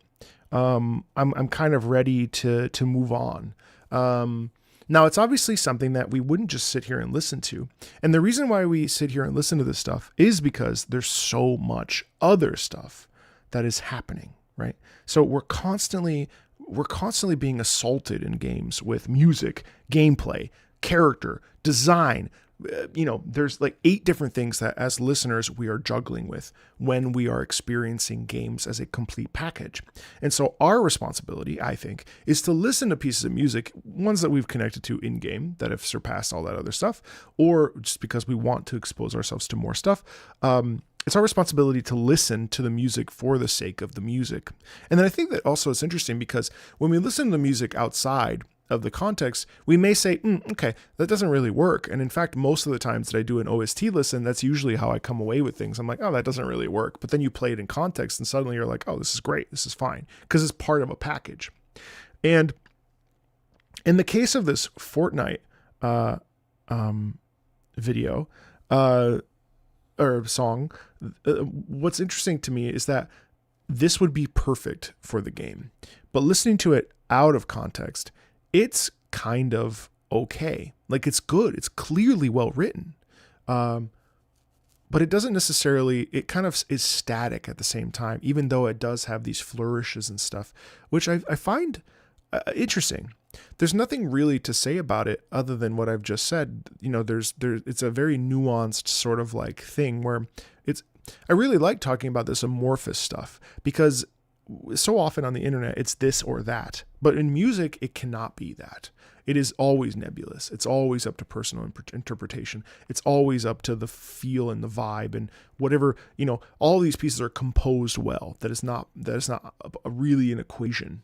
So I see the conversation like, what's the best? I've done it because I make content on it. So like, what's the best video game song?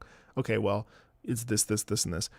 but they're all kind of the best because they're all composed really well. It's just a question of like, do they have the juice? Do they have the little extra oomph to them that makes them stand out? Why do we, personally get so attached to the pieces, so on and so forth? Yeah, it's cool. Yeah, no, I'm 5 episodes. How many episodes am I away from? I was gonna do it today, but I'm so tired that. Oh god. How many episodes do I have left of Fate Zero? 1, 2, 3, 4, 5, and I think I'm just gonna binge the 5 tomorrow. Yeah, the next one is Night on a Two-Wheeled Steed, then All the Evil in the World, The Ocean at the End of the World, The Final Command, and Fate Zero. Correct. As far as putting stuff on the other channel, I'm really struggling with this because I really don't know what to do about the other channel. The other channel has become like the place where I put my watch-alongs. It's complicated.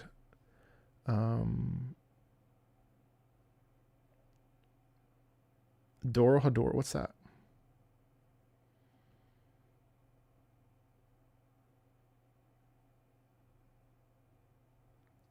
All right, Gnosia. This is from a visual novel, BlueSky, Blue Star. This is actually good. We have one more analysis track before my brain turns to mush. So, a mafia werewolf? What? What? Maybe just doing like a cut down. Yeah, I need to figure that out.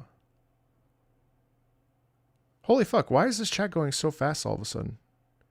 There's not even that many of you in here, and all of a sudden I'm like completely like not able to keep track of the track. That's crazy.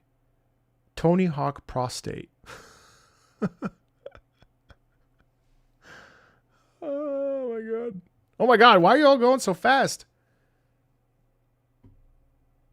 I think it's delayed. The bot is back? What? You guys are saying what? I'm confused. A mafia werewolf, or as the kids these days say, amugus,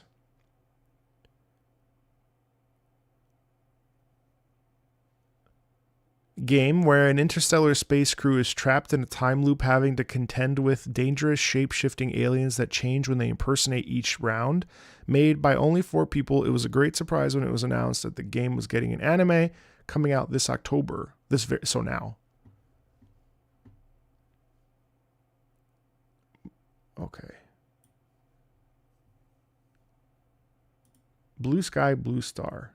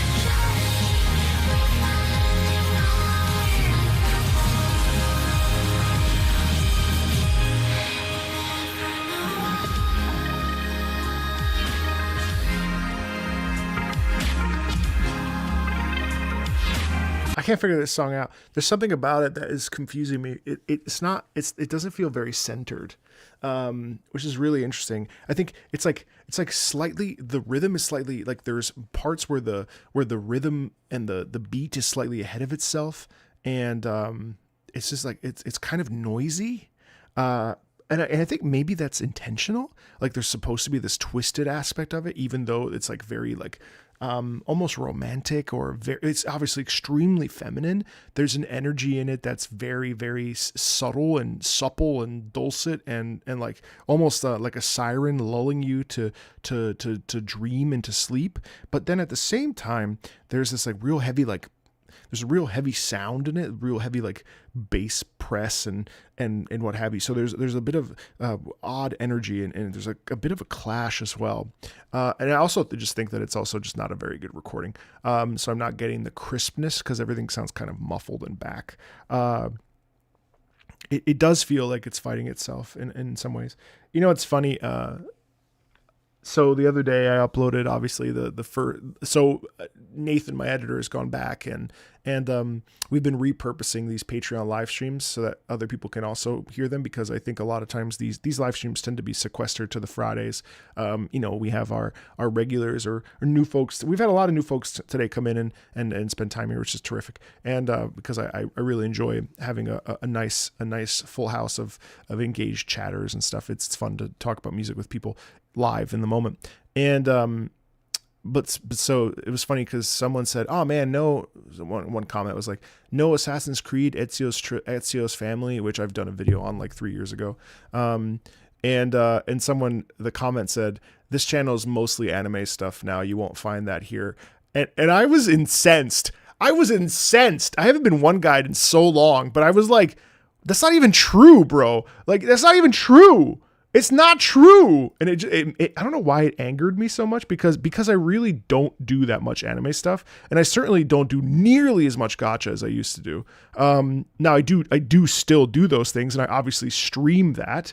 You know, but I was beyond perturbed. It was a critical shot. It's true. And I couldn't believe it. And you all are not keeping are not helping me get out of that. You're not helping me pull out of the cycle of it. Fjord. Meanwhile, if you actually look at the channel, the last, I guess anything animated would be anime. So I guess Silk Song, Persona 5 sponsor obviously is anime. I guess Ace Combat's anime. I suppose Iron Mouse and myself. This is not. I suppose Sonic is fucking anime. Sonic. I guess this. Okay, so how many gacha games in the last two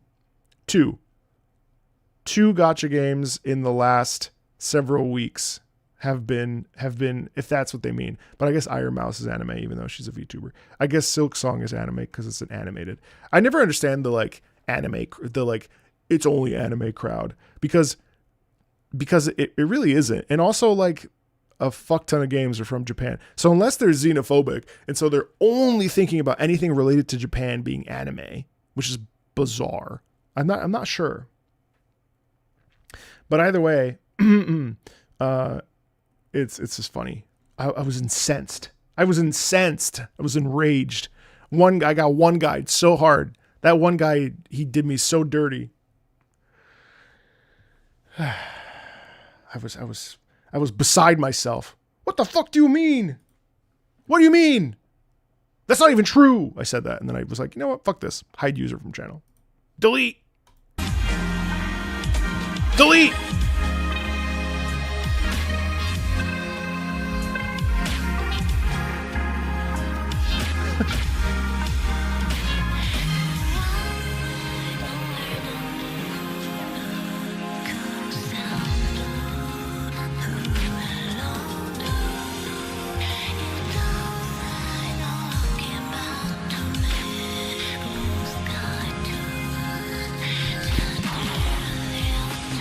Now I should clarify that most of the things that I get sponsored for, if they're not like integrations, they do tend to be anime. They do tend to be gacha games, because that's where the money is. You know, unless LL Bean is watching, You know, Olipop never bothered. Olipop's not going to sponsor me with money. You know, I got to keep the lights on. So yeah, I mean, yes. The gacha games do get featured on the channel. But also, why wouldn't they? I mean, the music is good. And I think like this is the thing that really perturbs me. First of all, here's the thing. So the fascinating thing about the anime scene and the gacha game scene, and there is obviously massive overlap, and for myself included now as an anime super fan at this point, I love anime. It's great. I love manga. I should read Demon Slayer this weekend. Like, yes. I forgot what I was going to say. Doesn't matter. Continue.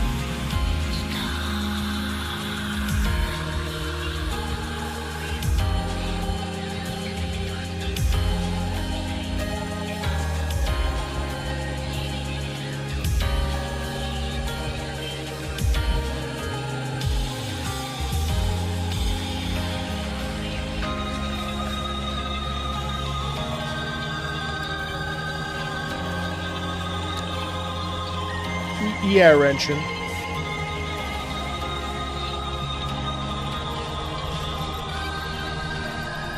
Oh, yours is scheduled for Halloween. Yes. Never mind. Sorry. Yes. Thank you. We lumped all the Halloweens into one.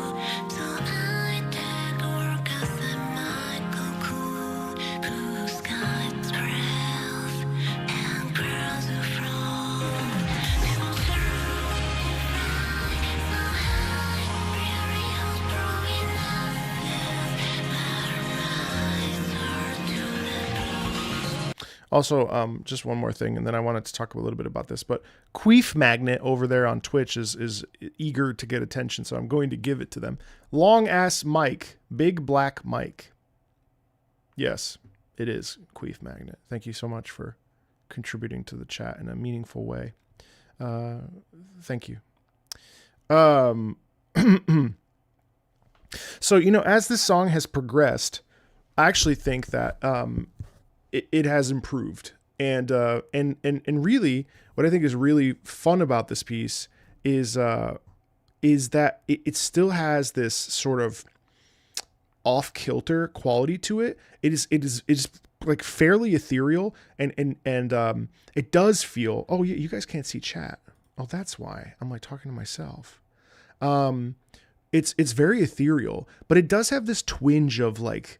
But also look at the and I think this is where it's really kind of expressed. Like we have two of the same girl, but just like with different, there's just this difference, and almost like that's the music in that is showcasing this like a unsettled quality where it's which one is it? You know what I mean? So that's cool. Hey Suzu, how are you?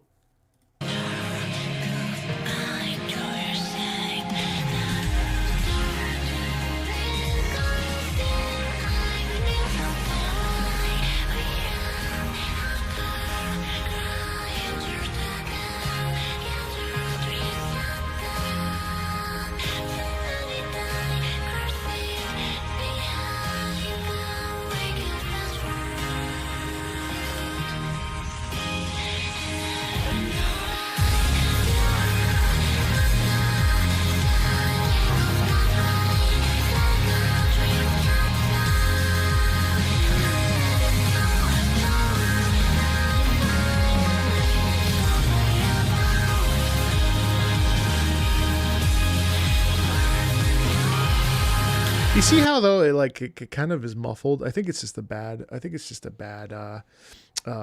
recording, to be honest, which is sort of a bummer because unless it's intentional, which is possible too. But I do you know, you're mentioning Vocaloid in the chat, and I find that to be very interesting because Vocaloid, that synthetic quality in that is twisted. You know, it's not the Vocaloid's twisted, obviously, but there's the inhuman part of it is there, right? And I think like I think that's an interesting sort of experience. Someone asked earlier about if I'm into visual novels, and I got to be honest, I fall asleep reading a lot because I have my sleep apnea, I believe. So I've been feeling a bit better as the days have gone. Besides the fucking inflamed nostril I had 2 days ago, which I was so angry because I've never had, this is gross, but never mind, I'm not gonna share this with you. Let's just say that my nostril was on fucking fire. It was like bright red, from the nasal. But I've actually been, yesterday I've been waking up at 5 and I haven't been destroyed. Today I am, but it's pretty cool. So hopefully I can get into visual novels, because like I'm trying to read Fate Stay Night. It may take me 1,000 years. Like I did really want to read Umineko, but then I also heard it's as big as or bigger than the St. James Bible, which is like, so I don't know that I'll ever, visual novels are a trick for me. And I've got like books here I want to read, Brandon Sanderson, and I'm reading through Jurassic Park right now, which is way better than the movies. I was betrayed by Steven Spielberg. Holy shit. Yeah, it's hard for me to say that I will commit to visual novels ever. I do love manga for that very reason, because it's fast and the stories are really, really complex, but in a very extremely digestible way for the most part. Yeah.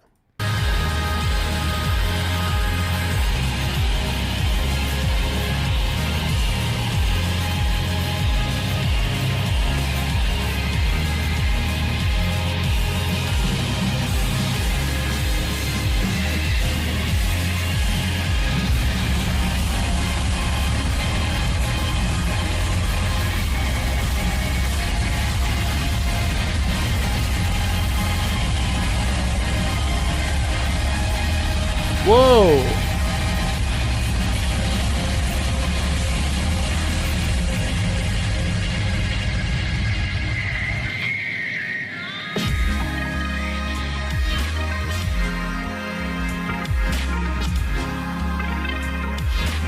We're almost done. Fjord, you brought a very challenging piece for people. Kudos.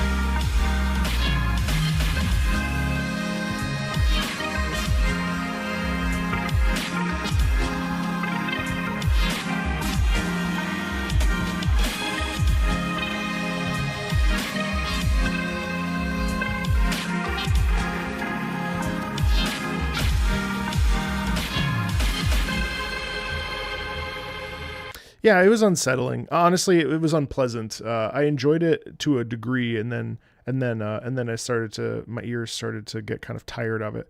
Obviously, it's not an admonishment towards Fjord, of course, for suggesting it, but I find it interesting how uncomfortable it is. Even though I'm weird, this might go on my sleep list. Have I ever reacted to Skylanders music? Yeah. No, I haven't. The main theme is composed by Hans Zimmer and Lauren. Really? Jesus, that's crazy. Yeah, I mean, I think it's twisted on purpose, and I find that kind of, I mean, interesting. Whether or not I enjoy, would I ever listen to that again? No, but is it? I think musically interesting and diverse. Yeah, I do think so, and I think that's nice. All right. Speaking of the total opposite direction, Sonic Forces. Oh my God, I can't believe. Dude, I have picked up and put down Sonic the Lost World, like, at this point, 8 times. It is awful. I hate it. I want to do a video on it. It has got to be the worst, one of the worst. Maybe this is an exaggeration. I'm feeling it pretty passionately in this moment. I have to say, Sonic the Lost World has got to be one of the worst games I have ever played. I don't say that about anything. I truly hate it. And it has got to have one of the best soundtracks I've ever heard. I absolutely love Sonic the Lost World soundtrack so much. I have never been like this about a game, where I love the soundtrack. Hate the game. Hate the game. I haven't played 06. This song killed the views from 120 to 77. I don't care about that. Hey, Numb. Anyway, let's check out Sonic Forces, which I have not really. I played like 20 minutes of Sonic Forces, and I was like, I've seen it all. This one starts a bit. Oh my God, Kirby. What is this? Okay. Whenever I click like expand for the text and I see it's like a paragraph, it always gives me fear. This one starts a bit loud. A lot of people give this soundtrack flack, mainly for its use of buzzsaw synth as the lead for a majority of the song throughout the game, but I think another reason is due to the fact that most of the levels are super short, way too short for songs to stick with anyone. Combined with the game's sound mixing, unfortunately leads to a lot of the pieces getting drowned out in pure noise, which is a shame for tracks like this one. The lead synth starts off blaring and loud and slowly fades into the background as the piano follows the melody, all before going full orchestra, along with really fun drumming. The level has you blasting down the middle of a war zone, robot parts flying everywhere, and giant airships firing lasers at each other under a cloudy sky. By the way, this stage lasts 50 seconds. So do I. So...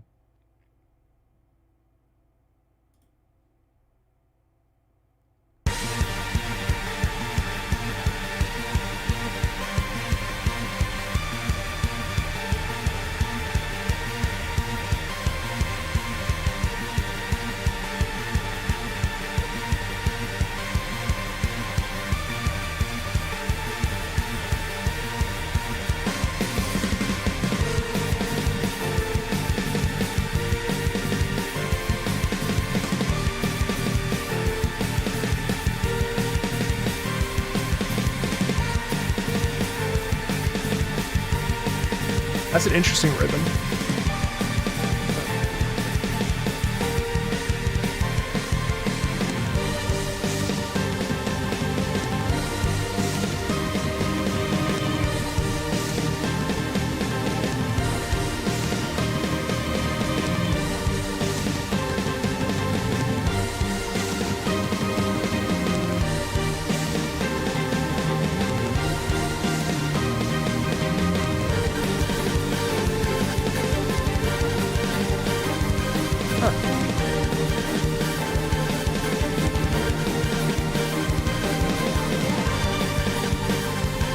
Right, so if the level is 50 seconds long, can I just... I'm sorry, hold on one sec. Mortar Canyon.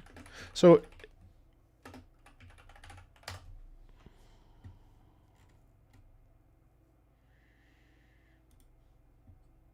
That must have used up a ton of energy. Phantom Ruby should be weaker now. This is our only chance to defeat Infinite. All ships. Yes, I've played Unleashed. I love Unleashed. It's one of my favorite games ever. Shield them from damage. I see what you mean about the mixing. It's like super in the background, extremely noisy. Plus you're just constantly spamming what?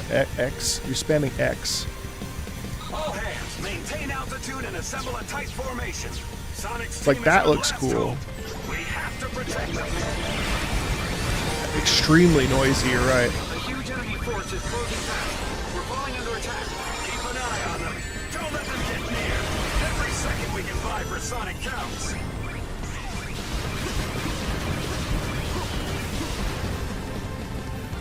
Ship 3 took a direct hit to the bridge. They're falling back. Jesus Christ. Been crippled by heavy fire. Evacuate the flagship. It's only 720p. Okay, like that. Sorry, Sonic. We've done all. So all you hear is the loop. The da dee da.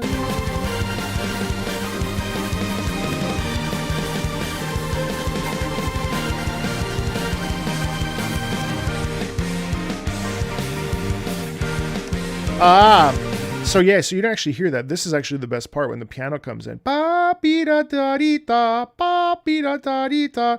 It's interesting because the da dee da dee, that's tension, that's power, that's fear, that's danger, right? Actually more danger than you would typically hear Sonic be in. But then the piano is actually kind of...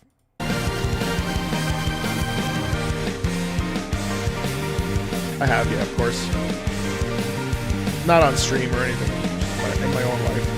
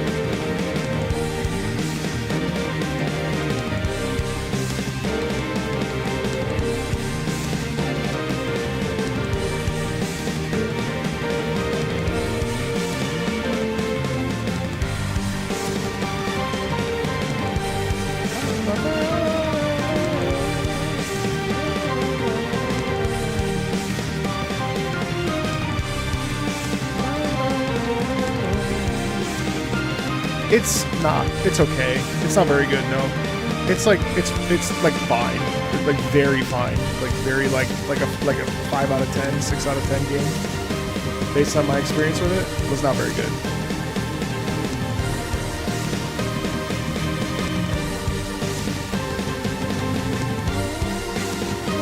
I will say to this game, to this song's detriment is that it's just kind of repetitive. Like we've already kind of heard. There's another minute and a half. We've already kind of heard like what is in it, you know.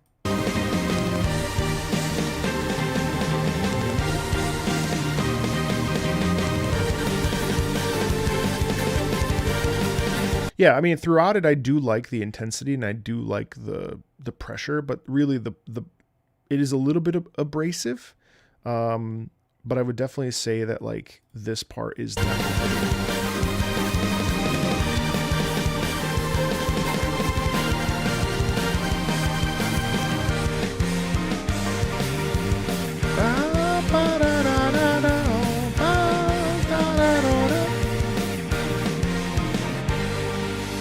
Sonic fans so desperate for music though that has 99,000 views in 3 years. So, you know,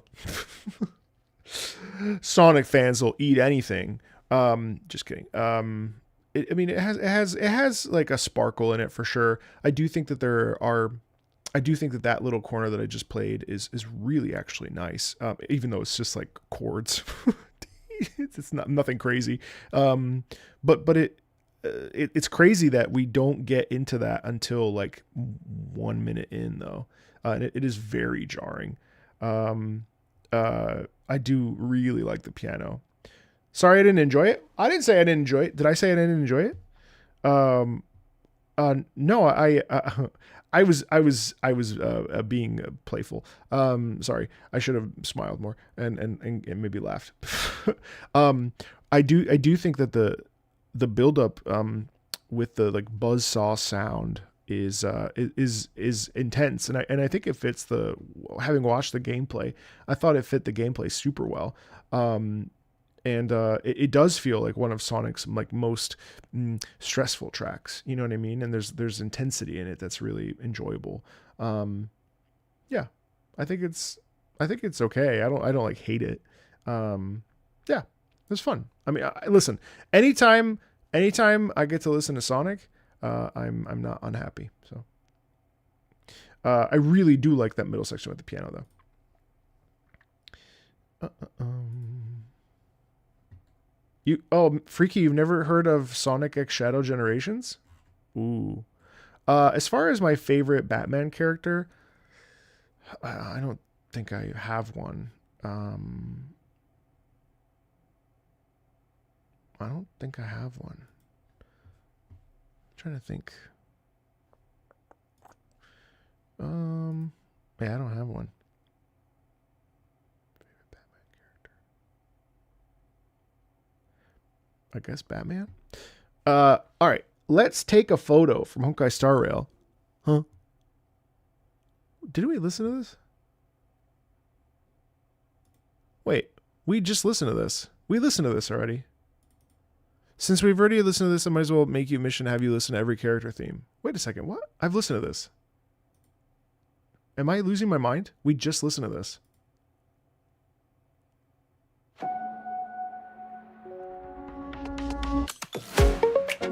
We literally listened to this. Hold on now. Now I'm confused.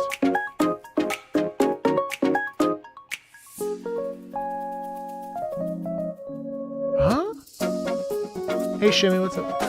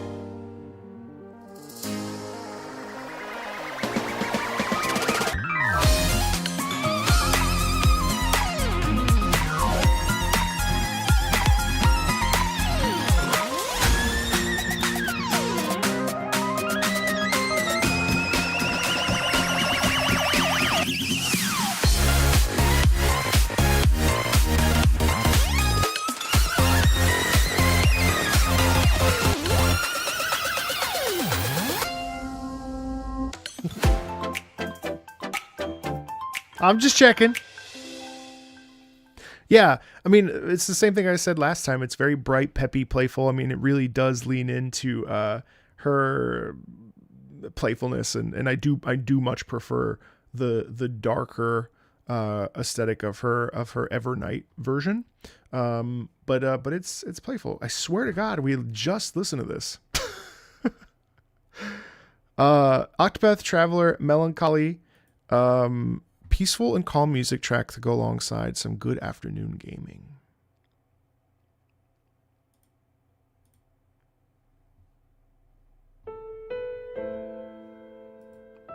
God, Octopath has truly one of the best soundtracks out there.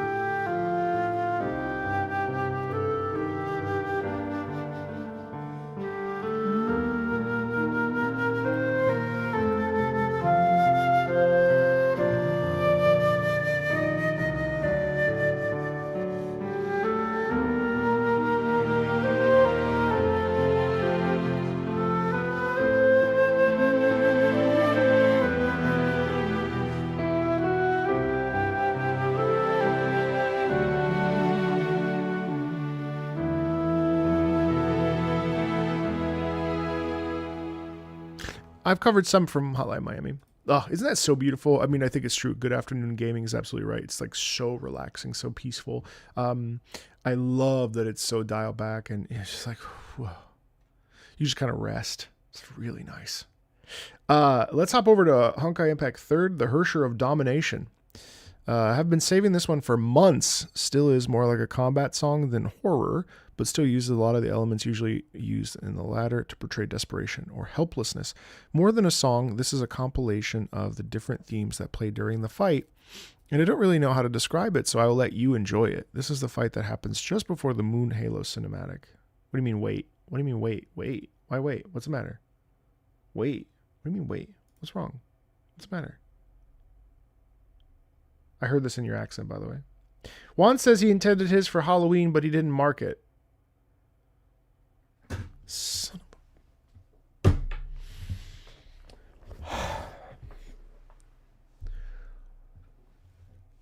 ¿Cómo puedes hacer una cosa così mala por mí? ¿Qué haces, Juan? ¿Qué estás haciendo? Es muy malo. Muy.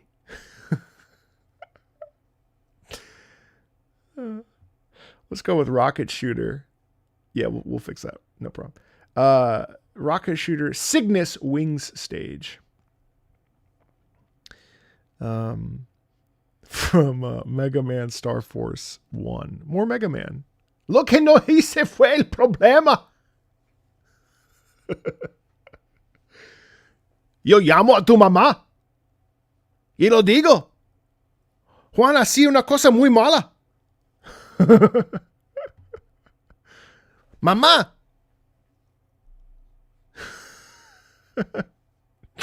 Let's go to Rocket Shooter. Please don't. I'm not serious. Estoy muy serio. Which one of me is telling the truth? I don't know.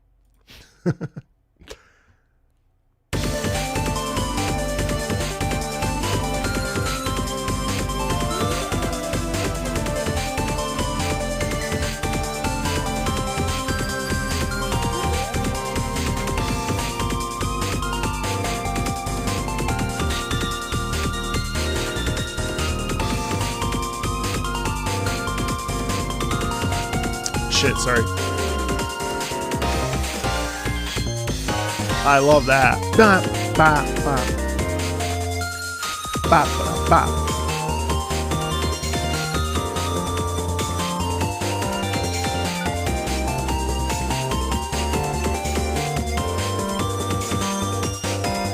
Ba, ba, ba, da. Ba, dee, da, dee, da, dee, da, dee, da, dee, da.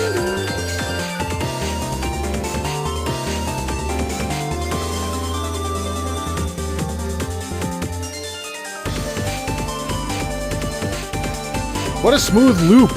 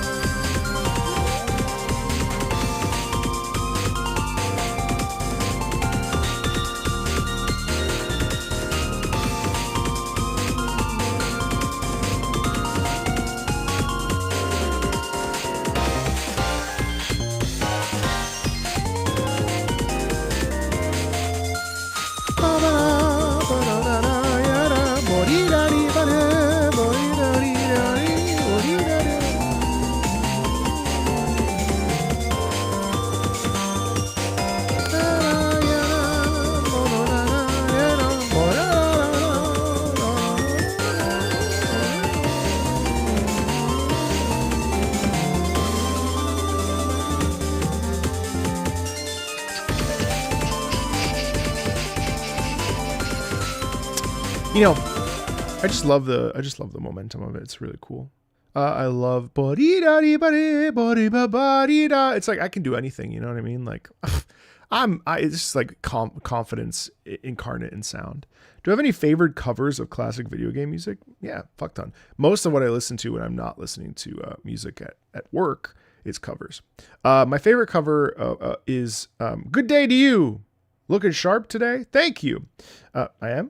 I look like a total ass, but I will accept your compliment and your praise. My most favorite of covers is well, I've got three. The one that I most listen to every day is Anthems of Liberation, which is a celebration of Ace Combat music by a band called the Tiberian Suns, which also does obviously Tiberian. They do Red Alert covers and stuff. But it's I actually have begun. I've listened to Anthems of Liberation so much that when I listen to the original songs from Ace Combat, I actually like them less because Anthems of Liberation is so good. And at reimagining. My Spanish has gotten better. I don't think that's true, Juan. It's the first time I've spoken Spanish in like a full year. So the other track, the other OST that I listen to actually a lot, but I skip around, is a Wind Waker cover performance by an orchestra. The Wind Waker Orchestra, the Marcus Hedges Trend Orchestra. I also listen to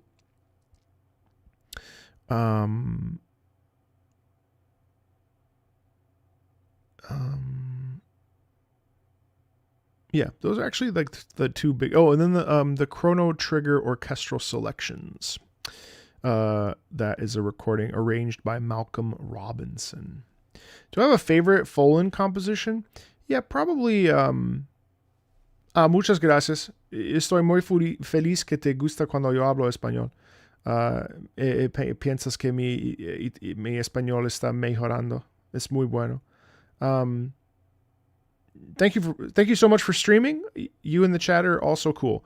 Well, you're welcome. Let us hope that I never get too big, because if I get too big, I fear that the chat will be much, much lamer. That is the curse, I think, of anybody that grows too much on YouTube. The chat becomes poopy caca. So, while we do want, we want to grow. Yes, and the Final Fantasy piano opera versions are terrific as well. Yes. I've never seen a chat that has ever stayed cool when it got too big. So while I do want a ton of views on my videos because I feel like they're good, and also because why not? I do worry that if I ever get too big, that I'd rather be a shower than a grower in that case, if you know what I mean. All right, let's check out.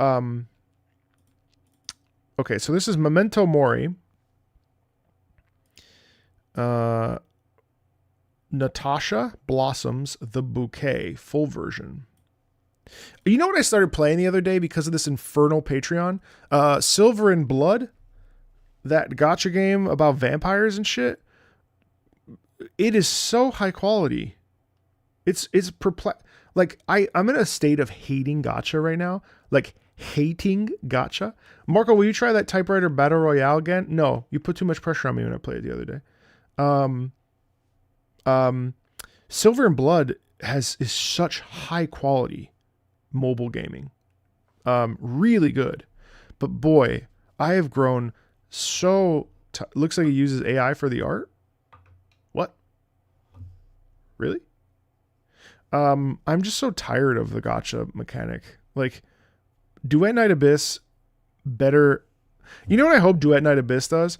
I hope that Duet Night Abyss like keeps everything related to what the structures of a gacha game, but I know that they've removed the gacha, and the only gacha that they have is skins. So my hope is that it'll keep every other structure, like the way that you go for experience scrolls, like all the different activities within it. I actually love the activities of building characters in gacha games. I like the systems in place in gacha games. It's very MMO related, but my biggest problem is just gacha itself. I can't. I think it's because I dropped like $700 on a character that I really liked. But I don't regret it, but I had a pretty slow August, and it really changed my perspective on gacha games and how much I was spending every month to get the characters. And I was like, I can't do this anymore.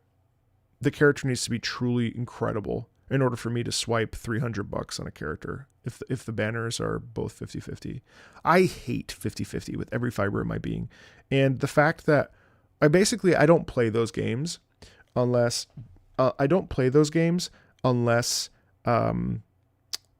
I do have Arknights on my phone. I don't play those games because I just can't. I don't know. It really frustrates me. Any opinion on the new Dissidia? No, I don't have an opinion on Dissidia. I don't know. It's like I like Wuthering Waves. I do, and I appreciate it, and I like Honkai Star Rail, and I like, I only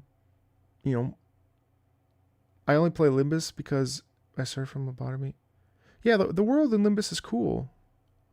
I just Arknights is like a high quality game. I've spent thousands of dollars on it.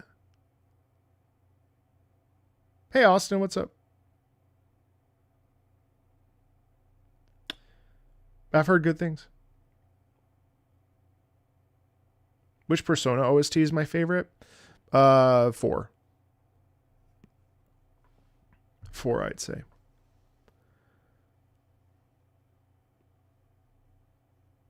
Okay. Anyway, a masterpiece of lament and character that always makes me cry. This is her second lament, basically part 2. The part 1 is called Natasha X, the Flower. Natasha is the daughter of humble gardeners, wears a dress her parents lovingly prepared for her after their tragic deaths, killed by the witch hunt. Oh god, okay. Although they were regular people. What the fuck? She fell into despair and became a witch of Cliffa. Her cursed power threatening the world. Though saved by the Duke main character, the shadows of her past still linger and the pain still hurts her heart, always at risk of being unleashed again. At first, she doesn't understand the concept of death. She was picking flowers, and when she came home, she thought her parents were just sleeping on the floor. Jesus. I love how you can feel her pain in the lament, how she loses her strength, realizes, tries to repress the truth, and finally accepts it, knowing she's not alone anymore. Talking about her second lament combined.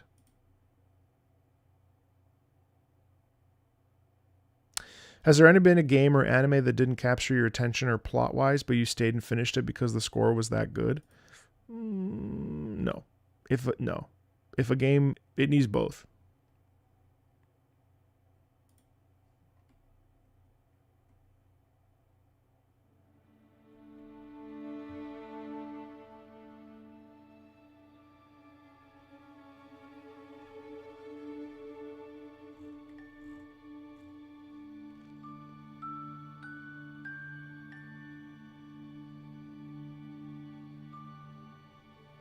I don't think there's anything bad with spending money on games you like, but there has to be a limit, in my personal opinion. Bonsoir!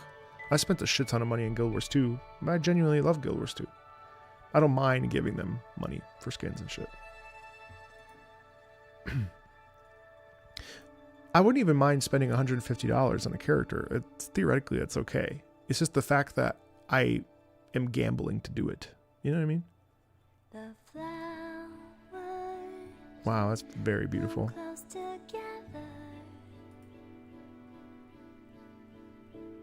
I'm floating just like a feather. One flower alone. Jesus, that is actually very pretty.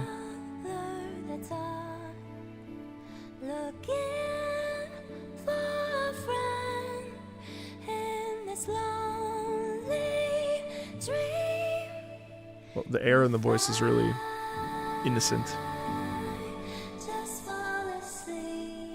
There's a brokenness in that sound.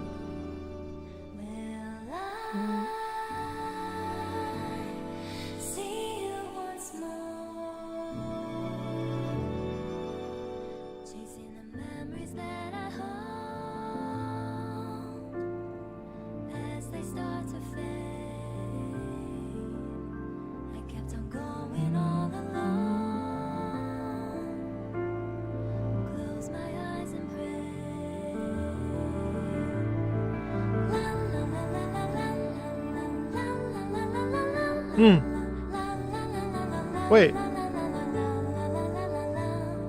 La la la la la la la la la la la la la la la la la la la. What is that? La la la la la la la la la la la la la la. Your finger I held, the taste of la la la la la la a distorted dream. La la la la la la la la la la la la. The scent of your warmth. You hear the innocence in the sound, though, right? La la la la la la la la la la la la.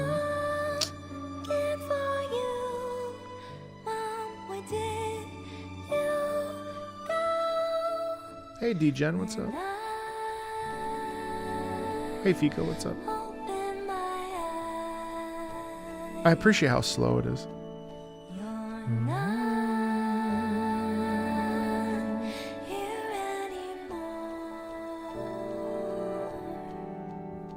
I found the present that you left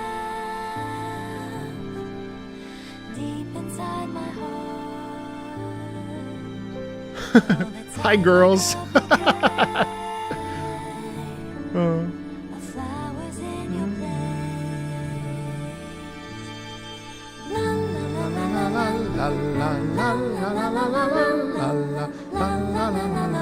place. Wait, I swear to God, this is. The innocence on display is lovely. Yes, I've heard Butterfly. It's terrific. Minuet. Oh, Minuet in G, isn't it? It's Minuet in G. Yes, you're right. It's Mozart. Minuet and Bach. It's Bach. It's Bach Minuet. That's right. Excuse me. Thank you. How did you know that? Wow, listen to how it builds up as she like sort of accepts herself. You had to sing it into your phone? I promise that you're not alone. This has been such a nice build and arc to it. Just like a flower, feel the smile bloom across my face. Wow, and notice how she gets more confident, the sound increases.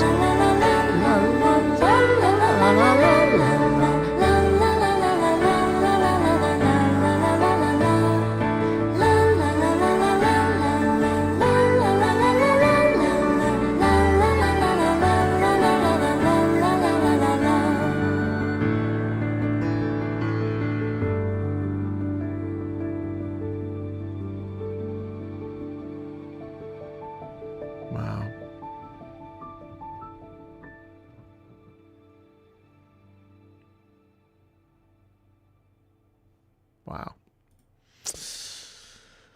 That's very beautiful. That's very beautiful. And again, there's like, you know, this real sense of growth and I love how exposed and vulnerable that piece feels because of I was going to say it's the words I chose. It made it seem like it was going to be. It was like I was talking about a streaker. It's exposed. It grows, but there's a natural crescendo there that is really powerful as she like embraces who she is and like says, you know what, like this is awful. How do I navigate my life this way? You know.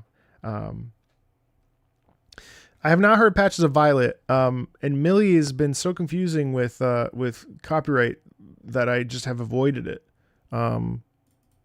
Battlefield Bad Company 2, huh? The Storm. Are you back from the zoo? Composed by Mikael Carlson.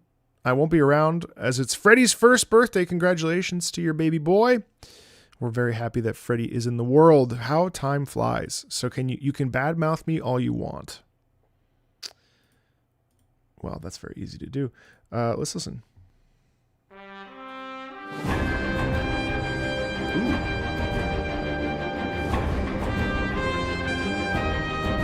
That's so nice. I never played Bad Company 2.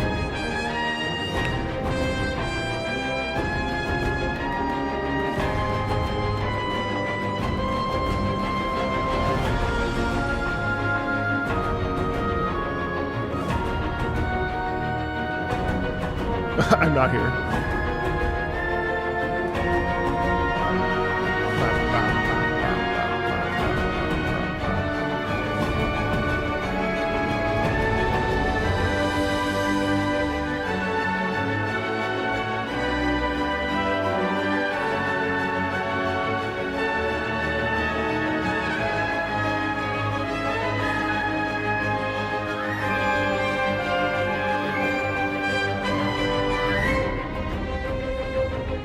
Well, I love that it built like that and then it reset.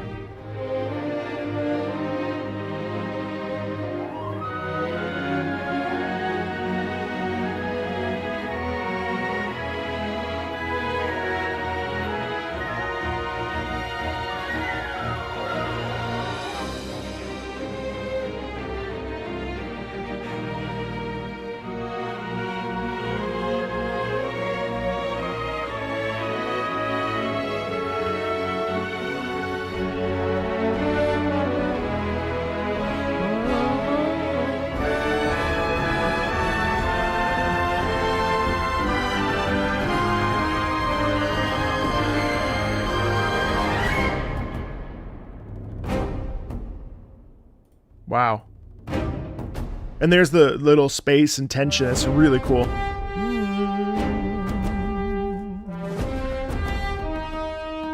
Hey, Anya, how are you?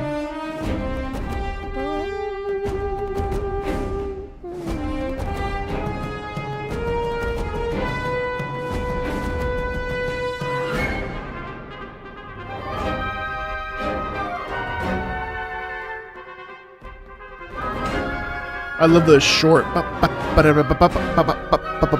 It showcases the tension more.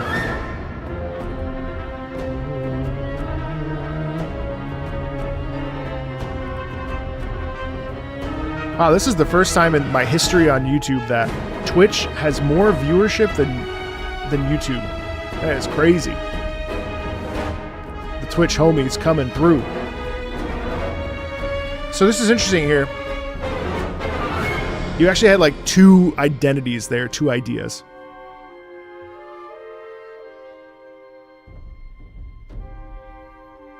I love the timpani and the bass drum there. Doom, doom, doom, doom.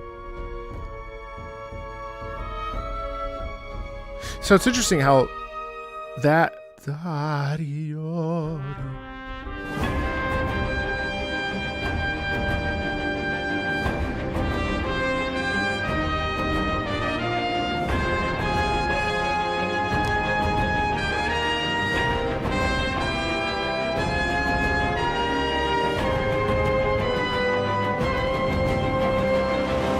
What?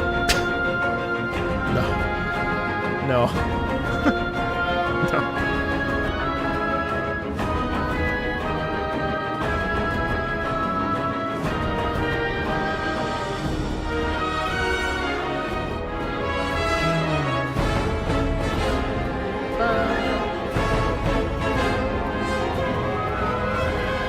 Oh, thanks, Oblivion.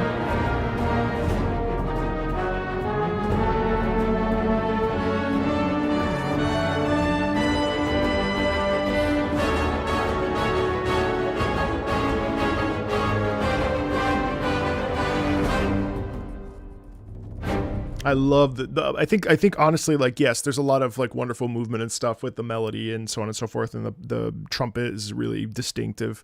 But I think the part that really stands out to me that I enjoyed the most is the sharpness in that. Obviously, we have it earlier as well, and then we move into the part like resets. But there, the way that it ends, it's just a really nicely packaged piece. And then a really, one of the things that's kind of tough about video game music is actually resolving and ending pieces of music, having beginnings and endings, which is something that actually people complain about when I share it with non-gamers, is that most of these pieces just kind of feel like they just loop and loop and loop, and there's no finality to them. Philip, how it works on Fridays, we have Patreon live streams. The patrons offer suggestions and stuff, and at the specific tier, and I every Friday as a thank you to them, as an incentive, and as a as a celebration of music getting together, I listen to their pieces every Friday. And I really desperately would like to, mentally, I would like to be better about also doing community streams, because they're really important, obviously, and I don't want anybody to feel left out. But obviously, it's really difficult to come up with and find, navigatable perks for all people. But the one that I've found that works the best is to have these sort of communal Friday streams for patrons, where we go down the list and listen to their songs that they want to listen to. And gosh, we've amassed over 2,000, I would say, at this, more than 2,000 at this point. But yeah, unfortunately, I have to keep it kind of lock and key, which bums me out, obviously, because I would love to do more. But yeah, that's the nature of the beast with these particular Friday streams. And obviously I want you to obviously be here and have a good time, of course, but yeah, for us, it's more the surprise of what the patrons will do and what they ask for and all that other stuff. So I'm sorry about that, but yeah. Night Online. What the hell is Night Online? I've never heard of this before. Night Online intro music. Pretty average MMO. Pretty average MMO I played a long. You know, I feel like, okay, to go back to the gacha game conversation, I kind of feel like gacha games, okay, don't flame me for this. I kind of feel like MMOs and gacha games, besides the monetization, run parallel to each other. The incentives to play are actually not dissimilar. Dailies, weeklies, the sort of like things that the game wants you to do. Obviously, there's no co-op content usually in gacha, not all of them. Obviously, there's much more of an emphasis on group play in MMOs, of course. But overall, like the sort of structures and the momentum and the things that it asks of you are not that dissimilar, which I find kind of interesting. Again, going back to Duet Night Abyss, because here's the thing. Duet Night Abyss could do something really positive for the space where we remove the gacha. And we now no listen, if you go to MMORPG subreddit, one of the worst subreddits. By the way, I frequent it and I dislike frequenting it, and I should never spend time there. No one there would agree with me. But in our safe space, that is the Marco Meatball live stream chat, where we have nothing but good people, because the rest of them are hidden from the channel for being buttheads. They're all your typical RPGs. I don't know. Yes, we're an echo chamber here. That's how. No, I don't think so. There's plenty of people that disagree with me. If you disagree with me, I would love for you to say so. Yeah, I think it's interesting. I think it's interesting how MMOs and gacha games sort of, so Duet Night Abyss, I'm curious to see if they will be able to, because they're becoming free to play, besides cosmetics, how do they thread the needle between the gacha like structures and like how much of that kind of tips into,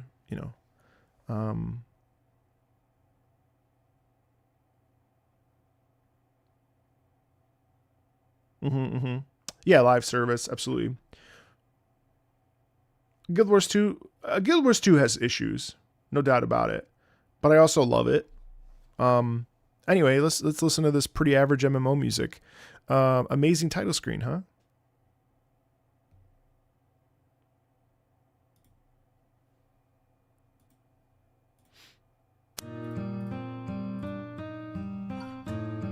Hey, what's up, Staccato? Welcome in.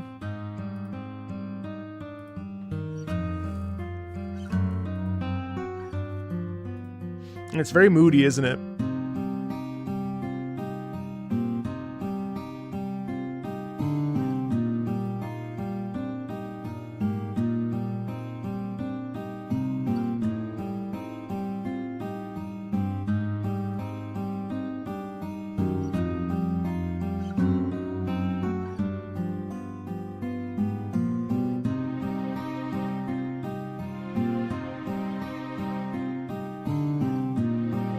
You're getting the Baroque because of the ostinato. The just repetitive. Yeah, that sounds about right.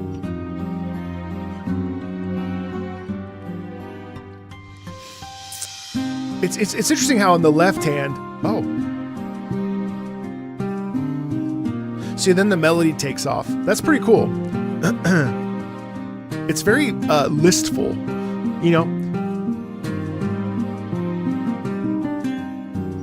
A little improv on the right, yeah.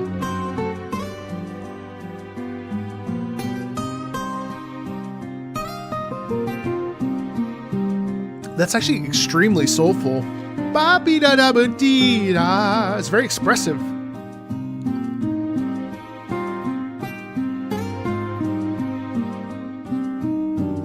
It feels like it doesn't adhere to something. It's doing its thing, you know?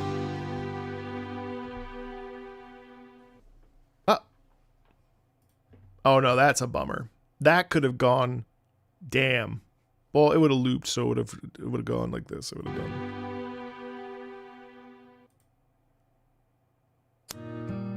Huh? Okay, no, it just ended. That sucks. Damn, that was really good. Okay, I liked that a lot. Aliens Fireteam Elite. This is Austin Winnery at it again. Giants in the Earth. While my previous Aliens Fireteam Elite suggestion are still among my favorites from the game, it is at this point that I feel it really defines itself as a unique soundtrack in the Aliens franchise. And seeing that you mentioned liking songs that feature the notation last time, oh boy. I'm happy to say Wintry made an as-noted version for this one. Oh boy. Okay, I'm going to try to keep my shit together. Giants in the Earth. Have I heard the Cinderella song from Yakuza? Yes. Hey, Xenomorph, what's up? 7 minutes? God. Sorry. We try to keep it under 6.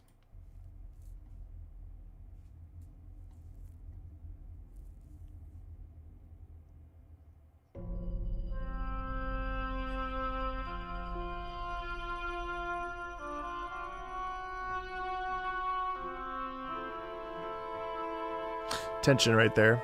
Pretty cool. It's the triplet. Triplet.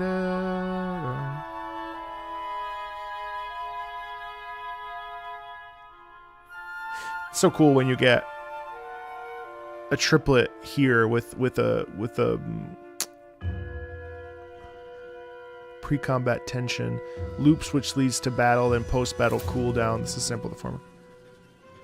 More of that. See, so the triplets are actually the persistent gesture, which kind of keeps us cohesive. Because obviously there's dissonance here with some flat usage there as well.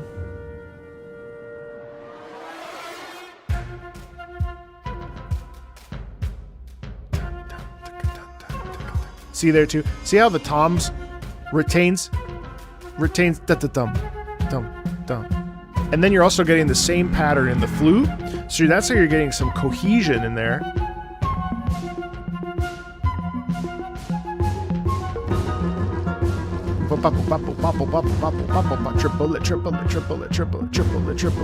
Triplet. That's cool. So having the snare drum on the 1, 2, 3, 4, 1, that just hits, you know, it shifts the way. 1,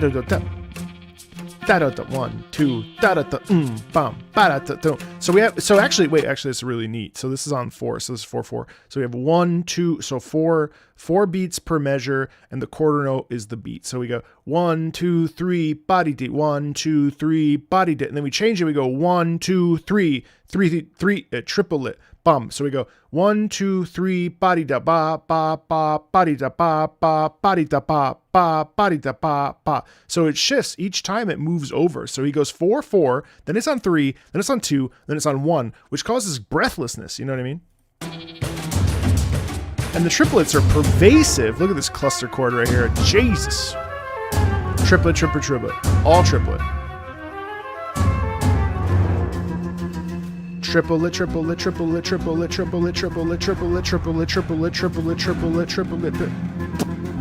Pretty wild.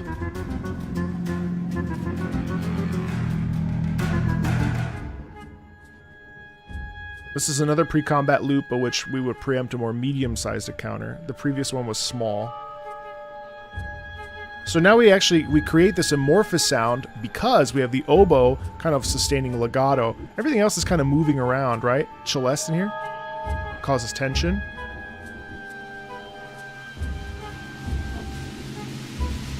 Snare, build. And then we kick in. Again, look at all the triplets. Triplet, you see this? This is a triplet. A triplet is pineapple.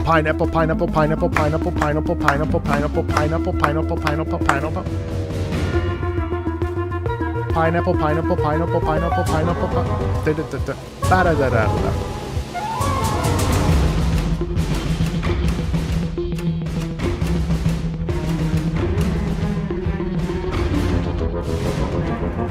Even the cellos, everything is triplets. That's very interesting.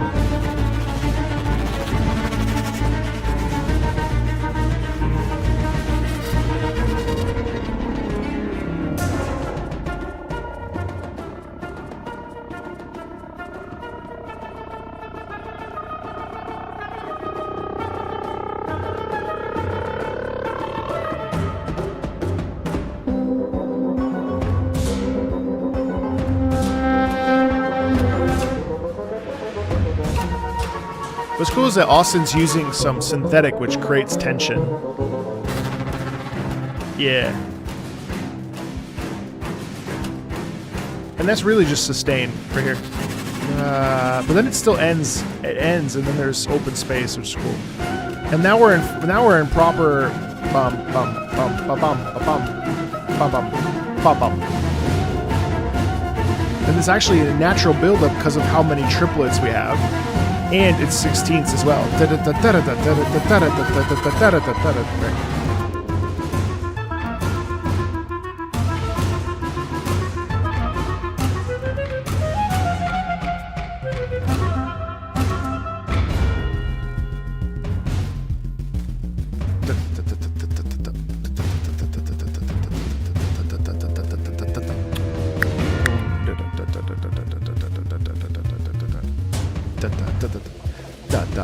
That's a really nice pattern, the toms.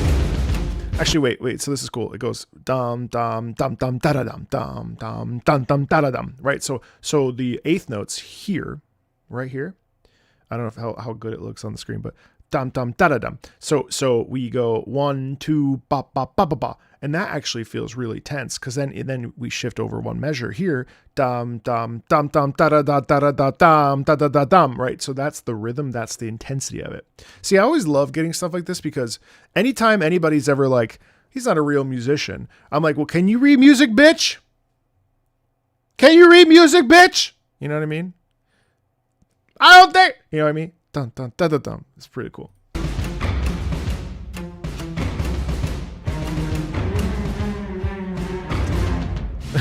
No, not anybody in here.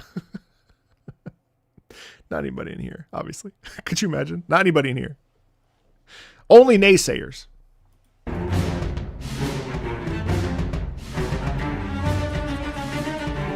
Actually, I will say that I can't remember what this signifies. There's 3 dashes here.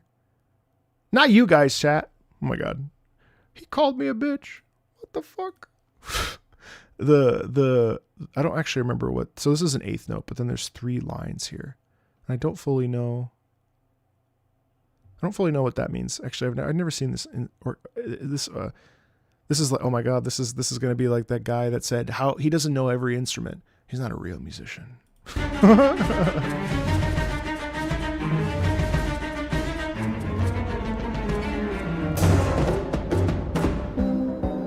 Whoa. That guy literally was like, name every instrument. You can't. You're not a real musician. Oh, I love that. I don't know, a Tibet horn riser I've never seen. Hey, what's that? Goomba. So this is cool too because this is all the cello. So the cello is playing the stac and marcato. So marcato meaning marked and staccato meaning short. So bum beam bum beam bum beam, and there's that breath in between bum bum bum bum bum one and boom ba ba ba ba ba ba ba ba ba.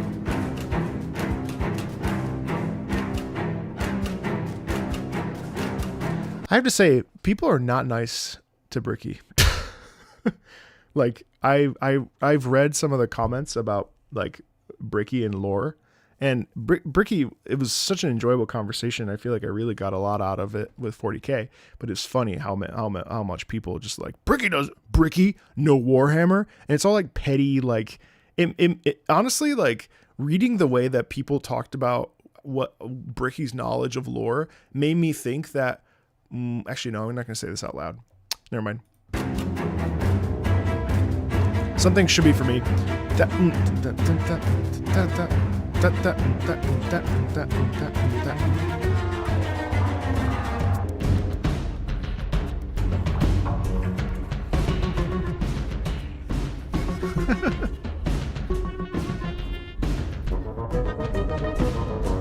The triplet use in here has been really amazing.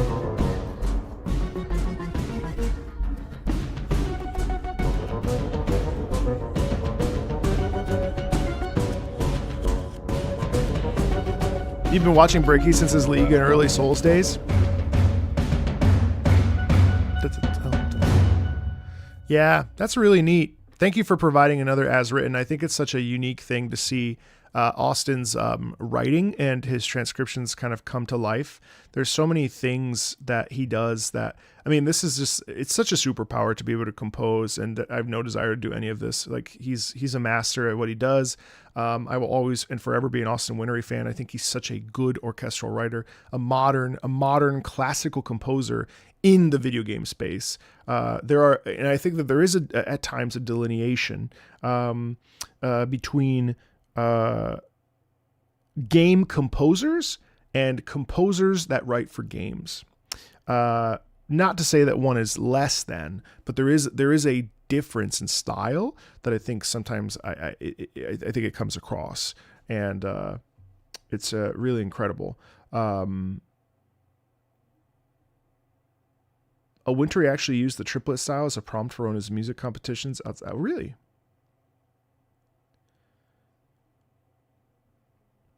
He leaves out nuance for brevity. Yeah, I mean, but of course you would. I mean, it's impossible. The thing is, here's the thing. I could sit down and I could go beat by beat every single part of this and explain to you why it's written the way it's written. Let me go back so you see it. Like, why things are the way they are, why we're including triplets here, what the whole note carrying over the dotted half note, and how this creates a sound. Like, I can do that. I can go there. But you know what? No one wants that. You know what I mean? Because brevity and entertainment value have merit. You know what I mean? Whereas, like, yes, there are channels that exist. 8-Bit Music Theory does a great job of like incorporating entertainment and information. And I would say, honestly, 8-Bit Music Theory is probably the best to do it on YouTube. There are others that are really good. There's another person that did one for all of Mario Kart's music, which is very good. But I do also feel that people don't want to like be in the forest. Sometimes they just want to see the trees. And as I've sort of aged in my life on YouTube, I've started to do that. Instead of where in the first couple of years of my channel, it was just, you know, the forest. It was the forest. It was like detail, the chords, this, the chords, that, you know, the way that the thing, I mean, I still do that at times when I'm in the mood, but for me, it's much more interesting and much more fun, to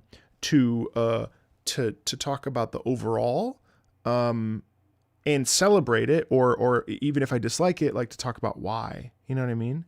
Can you briefly explain what those long lines from one note? Oh, the long lines like this? Let me show you. This right here. So this is a legato line. What this means is it's the idea that like these are not separate from this. All of this kind of connects. Also it sustains, it carries over. So like you'll see here, this is a whole note. So a whole note, this is a better example. A whole note is 4 beats. So there's 4 beats in the measure, and this is 1, 2, 3, 4 if we subdivide it or split it up. If you don't know, a whole note, okay, how do I explain this? A whole note is 2 of these, and then this is 2 of these. So it just splits down and breaks down. Okay. So the idea here is that this carries over. So this B natural and F natural carry over and are part of a larger phrase rather than rather than being its own little thing, right? So essentially this triplet here is all part of this essentially 1, 2, 3, 4 bars, right? So they're all kind of you would want to lean into this. There's this legato. You would want it to all feel like one thing rather than da da da da, if that makes sense. And that's like one way to explain it. I'm sure there's someone who explained it better. I didn't want to be a teacher because of that. So I hold the 2 fingers on the flute until I reach the other note. So in this case, you would carry over. So you see how here we have F and B, and then here you're holding the B the whole time. The B doesn't change until right here. So the B stays, you sustain the B. But then notice here we have an F. The F is also the same count as the B, but then here it becomes a quarter. Then we go down to E, and then we go up to G flat. And so what you would do is go ba, ba, ba. That's what you would do, if that makes sense. And this is all kind of the idea being that this is all part of the same like phrase. So you wouldn't want to make these sound. You would want to you would want to connect these with your breath or with your yeah. Does that make sense? You know, there's a difference between understanding something and explaining it. Like the worst teacher, the worst teacher is a teacher that knows how to do it and then thinks that they can also teach it, because that is not, people can do things and they can't necessarily teach them. I really am happy you enjoyed the Toberu Mono OST from Nobuo Uematsu. The main theme is also really beautiful. So this is the last story main theme, one of Uematsu's pieces. Teaching is a skill, yes. I think we undervalue teachers a lot in today's society. They're also super underpaid, which is bullshit.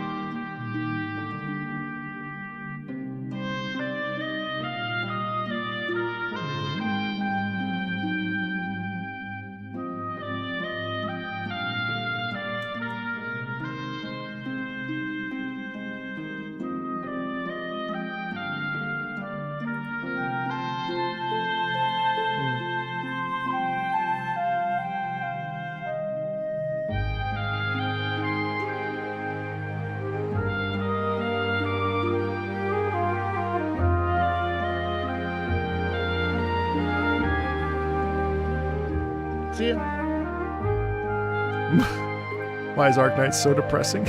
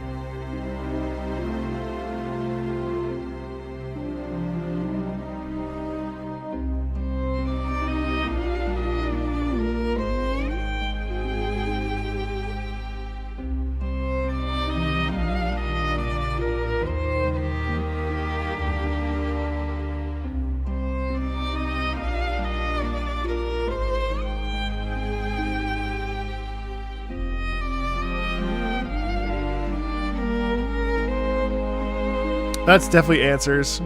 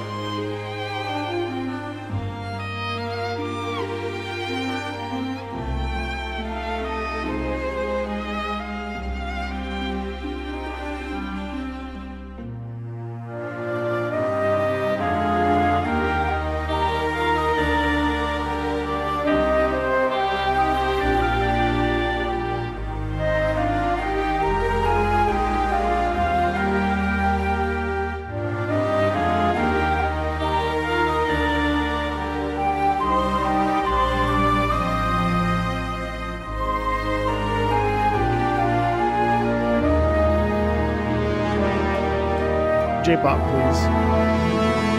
Oh, nice. There you go.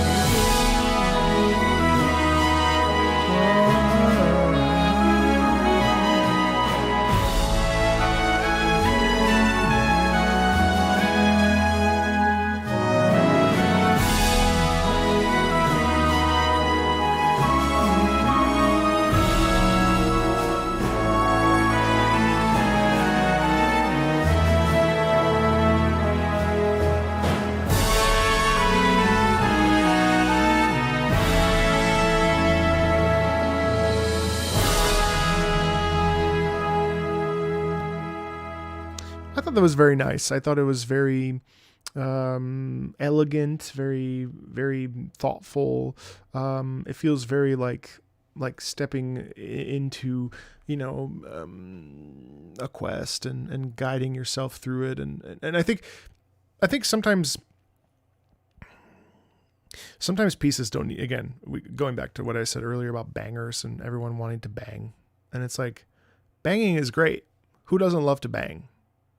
But at the same time, sometimes you got to slow down and really like take stock of your life and really like reflect. And I think like this piece does a great job of kind of feeling like, okay, I can do this.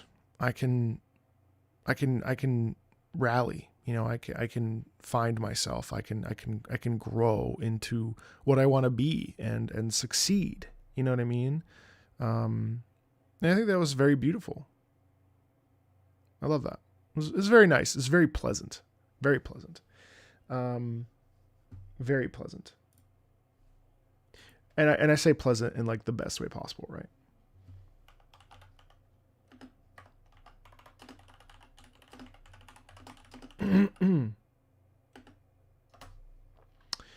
Okay, let's see. I hope you guys are having a good time. I've been having a very good time today. Oh, thanks, Servant. Appreciate that. That sounds great. Let's do Arrow to the Head from Lisa the Joyfull. Boss theme for the second ranked Warlord Cindy Gallows. Doesn't matter that he's pin-cushioned with arrows and hung by the neck. He's number 2 of the world. Try and take it, bitch. Okay, first of all, don't call me a bitch. Second of all, let's listen.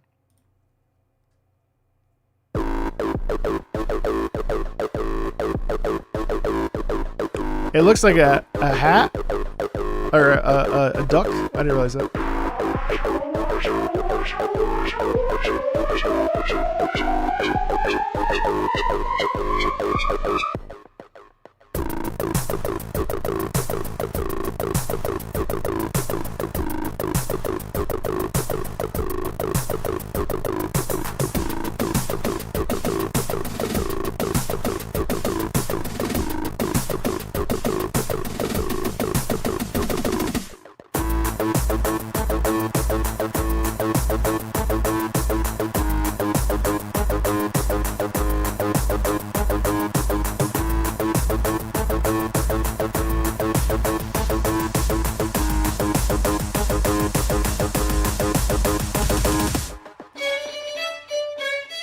What?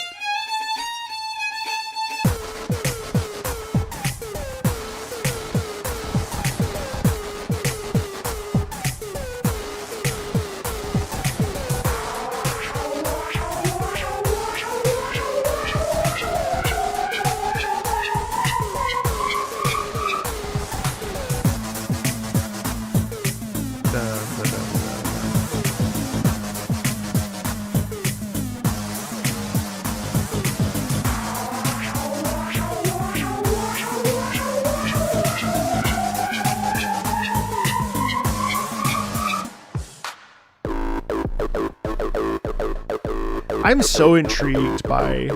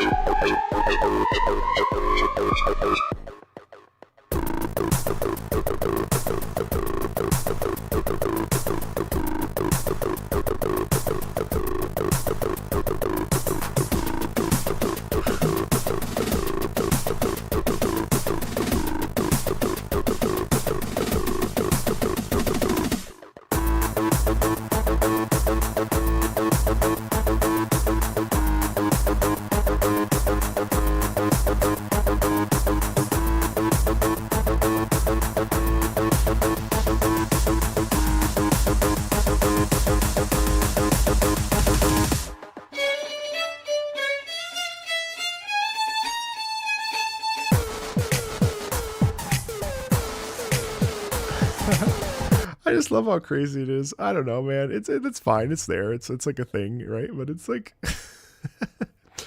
Lisa's genuinely like one of these games that I just feel like an obligation to myself to play because it's just fucking nuts. And I just need to know. I just need to know how nuts it is. I have it installed. Why are there so many of you? What is happening? Why is the Twitch popping? Why is the Twitch popping organically? What is happening? This doesn't happen to me on Twitch. The Twitch is chilling. This doesn't happen to me on Twitch. Where are you coming from? The Twitch is chilling. Where are you coming from? To me on Twitch. Where are you coming from? The Twitch is chilling. This never happens. I never get 128 people vibing and fucking around on Twitch. This is very nice. No offense, YouTube. I love you guys. You guys are the best. 95 of you on YouTube. It's great. I don't get it. What's happening from Twitter? What happened on Twitter? What happened on Twitter? What are we, chopped liver? No, YouTube is my home. Twitch never gets... I always chilling with like 40 people on Twitch. Twitter, I guess. Oh, because I'm live right now on Twitter? Did I do something? Did something happen? No, nothing happened. Okay. Whew. You never know. I never know with Twitter. Well, I appreciate everybody here, obviously. The more the merrier, and vibes is good. We like vibes. But I'm only asking because usually it doesn't work that way for me. So I've watched your YouTube vids for a while now. Somehow I was just on Twitch and here you are. So nice. Marco controversy. You'd be surprised. You'd be surprised. I am 3 different kinds of racist according to Twitter. I'm here because a lot of the other streamers I watch are off for TwitchCon. Oh. I will take that as a compliment. The Legend of Zelda Twilight Princess, which I will be playing at the end of the month. You usually watch on YouTube, but tonight you chose Twitch. I'm just kidding. I'm just kidding.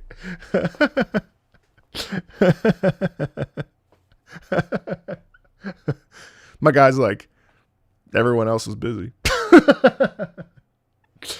All right, let's take it out. So Zant Battle. So this is Twilight Princess. I'll be playing this at the end of the month. I'm really looking forward to it.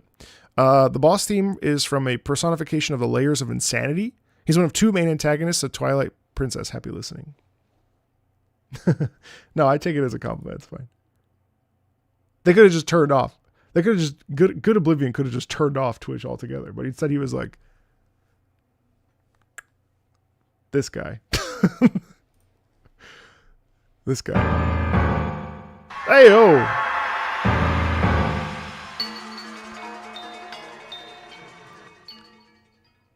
No, I'm teasing. Totally joking. Actually, unironically, talking about Twitch made 10 people leave. That's super funny.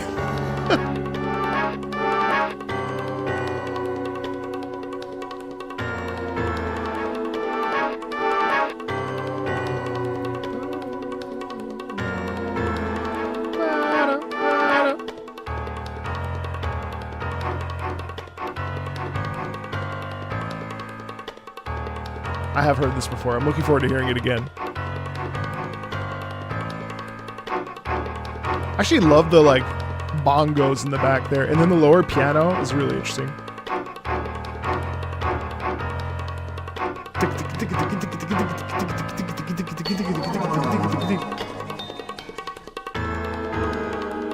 I genuinely don't know how Carnage has 8,000 people watching him stream.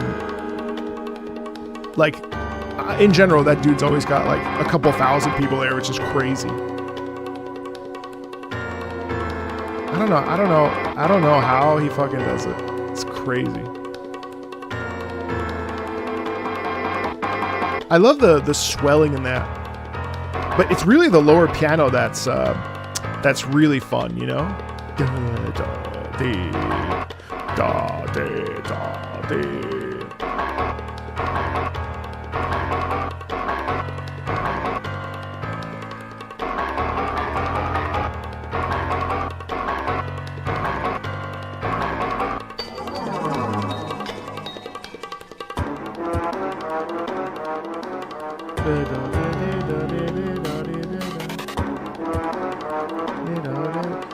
You know what? This could fit in Silent Hill.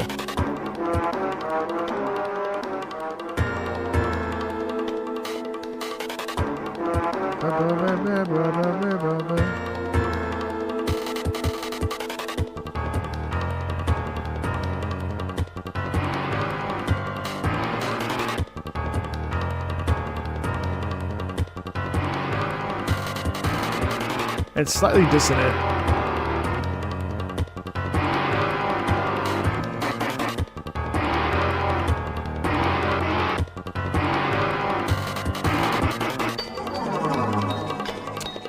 Freaky, let me. Huh?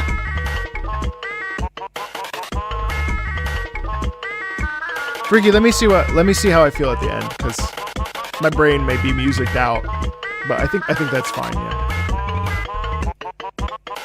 It's kind of funky. I have, yeah.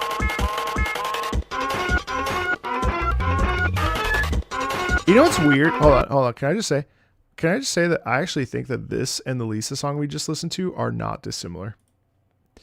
I don't mean that as an insult, but it's definitely a wild track.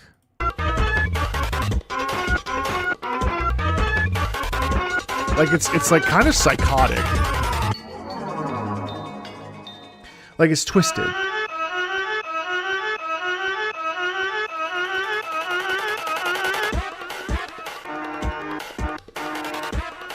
Like, I don't think I like it out of context.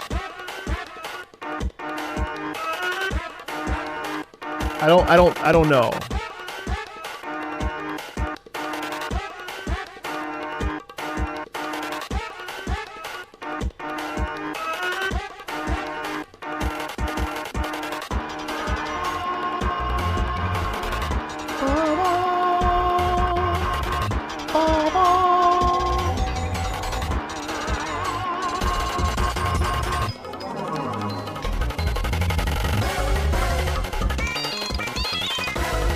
Jesus.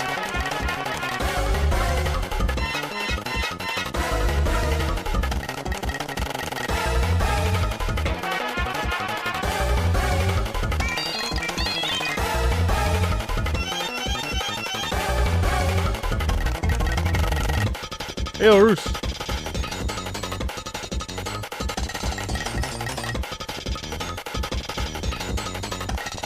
Would never listen to this in my own time.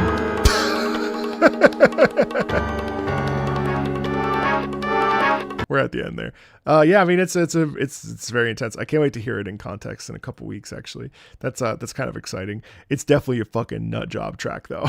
Like it's all over the place. Obviously, it's intentional. You know what I mean? Like there's real twistedness in it, and it's hyper.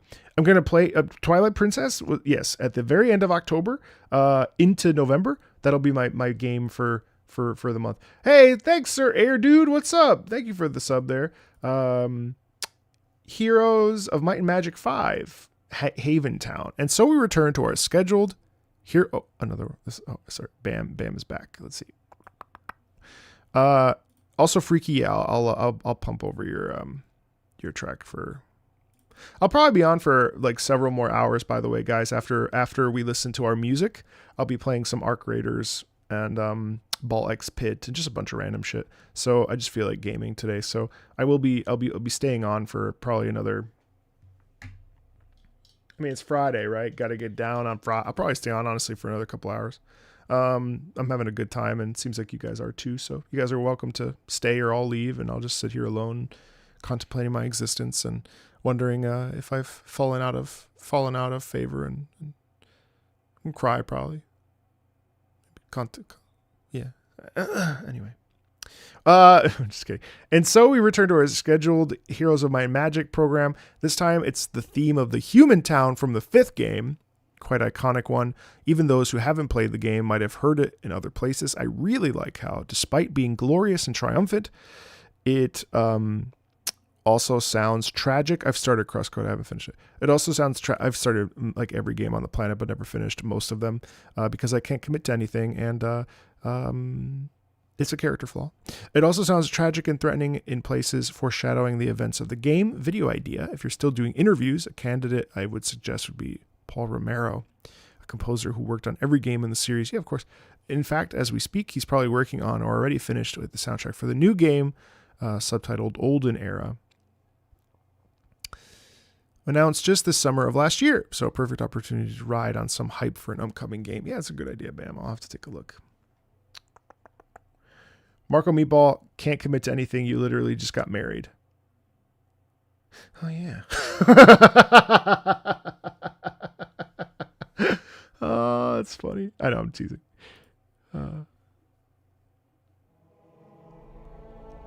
I recently heard this. I remember it because of the video that's playing right now.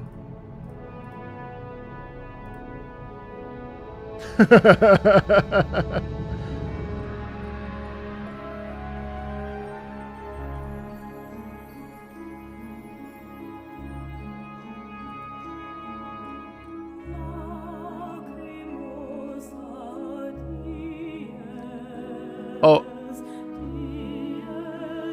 it's a Diasila, right? Yeah, Diasila. It's a Lacrimosa, which is typically, I think the Verdi Requiem Lacrimosa is also sung by soprano, although this is I think this is Karin Mushigin as well.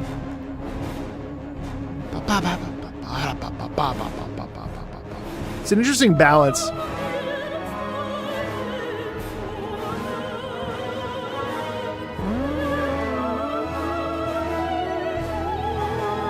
It's both triumphant and you know, having to rally the troops. There's a balance between the two feelings.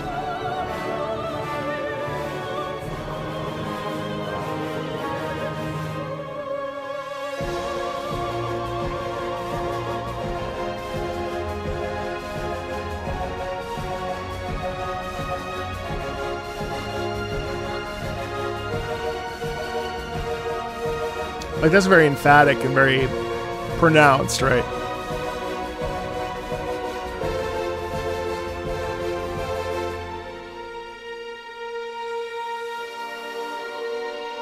Ooh, love the sustain into stress and fear. Dolphin sounds? No, it's like magic and mystery and the twisting of the knife, so to speak.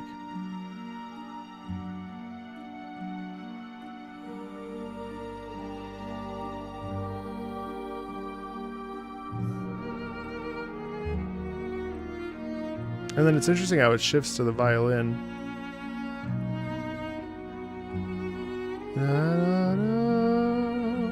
It's like through the sadness and through the stress, there's still light, you know.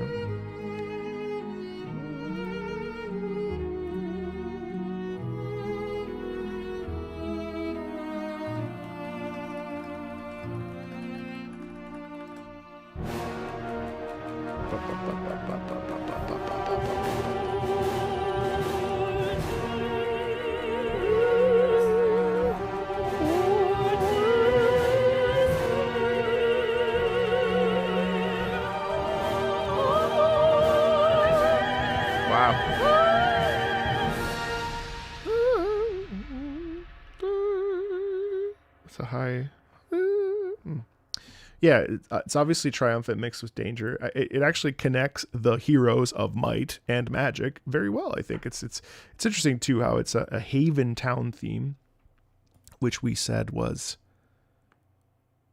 the human town. So maybe the ins and outs of the humanity in this world.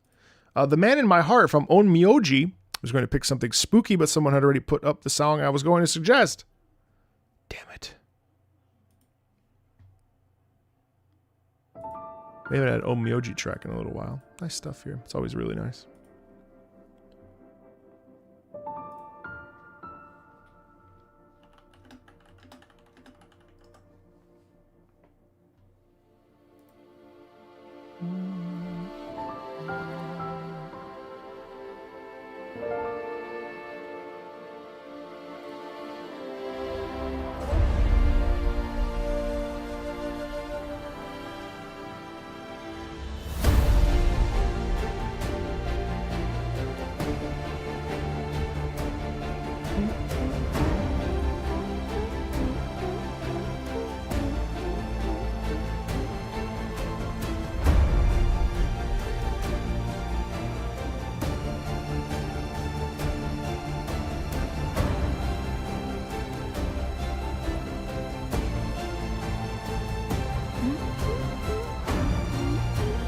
Nice slow ramp.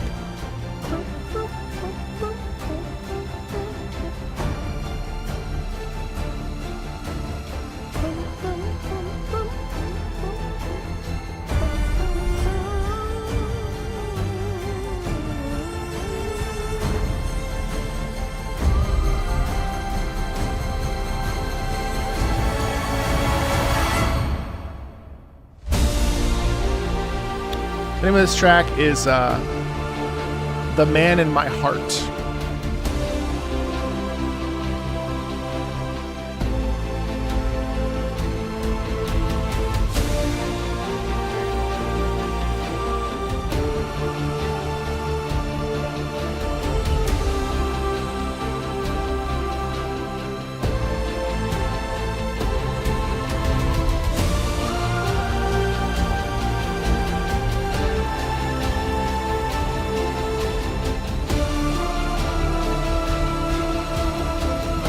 And then you add the vocal.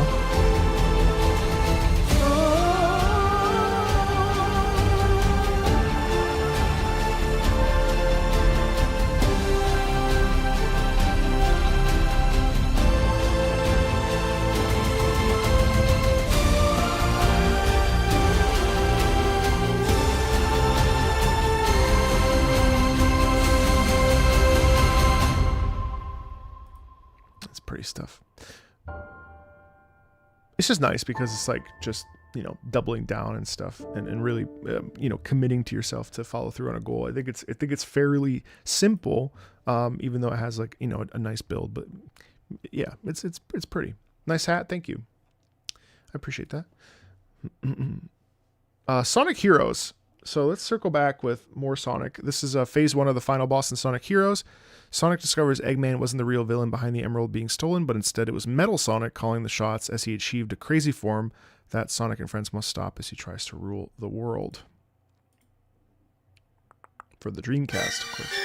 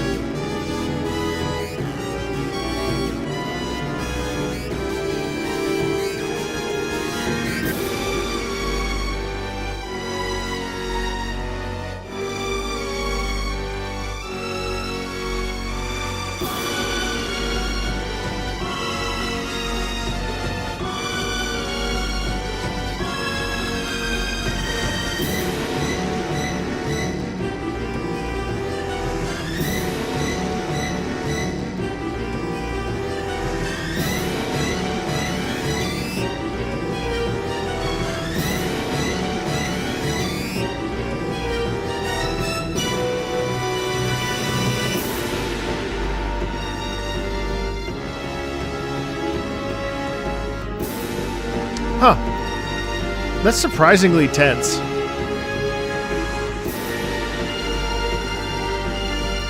Like, I sort of didn't anticipate.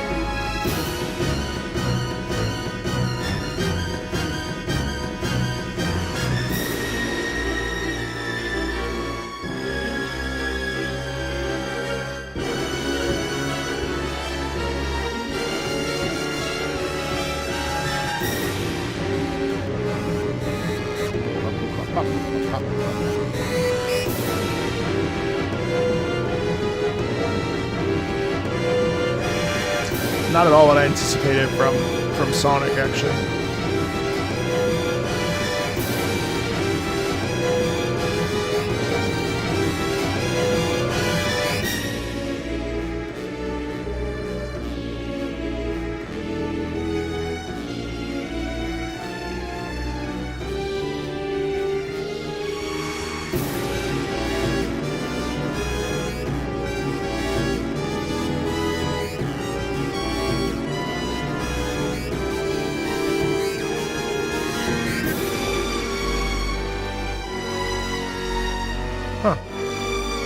I know, it sounds more like a FromSoft track than anything else.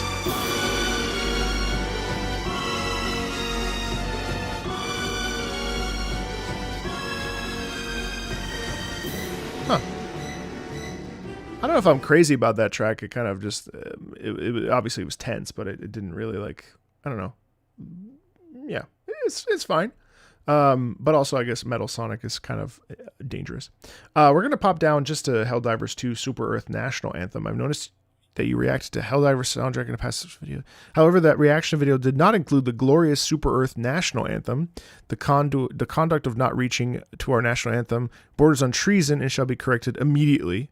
Pay it proper respect it deserves. Okay, I will. My bad. You're right. Although aren't the servers currently on fire?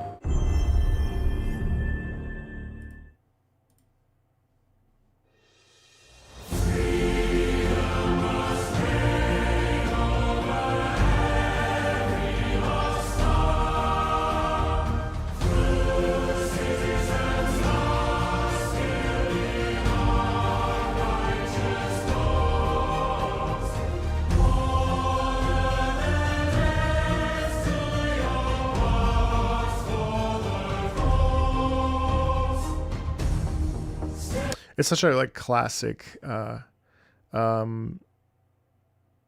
the game itself and the anti-cheater bricking PCs. One of the cool things about this track so far is just you know, essentially just it's very emblematic. You know, it has all the makings of a proper national anthem, right? Which is, I mean, usually you want a chorus, you want, you know, a lot of. I'm assuming it'll pick up, but this is a very like the placid kind of national anthem where there's a celebration of the hard work that people put into the experience. It's very lyrical in that it's all very like unison movement, very, very, very like very specific and very long and da dee da dee da dee da dee da dee.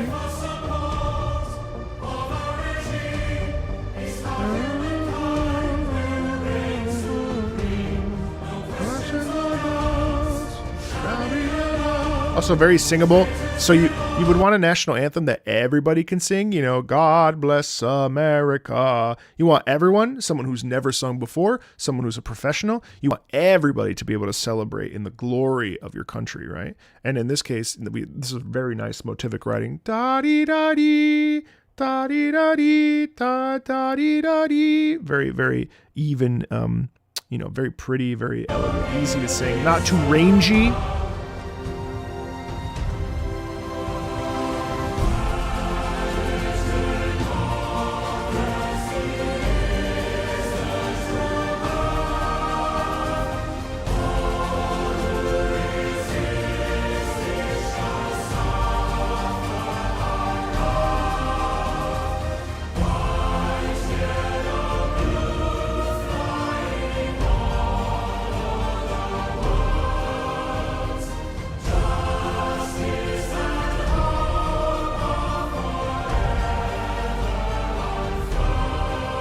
So there too, you know, it says like a 4-bar phrase. Da dee da dee da dee da dee da dee da dee da dee da dee da dee da dee.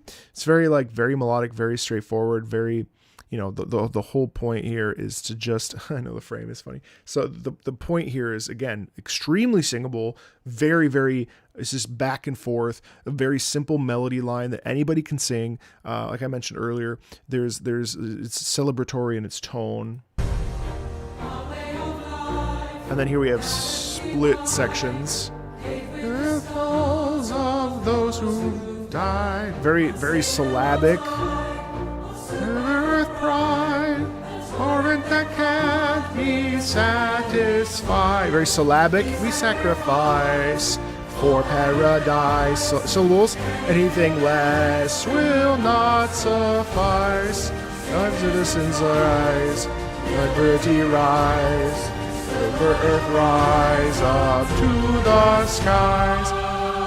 Yeah, so stay, and then we go into legato.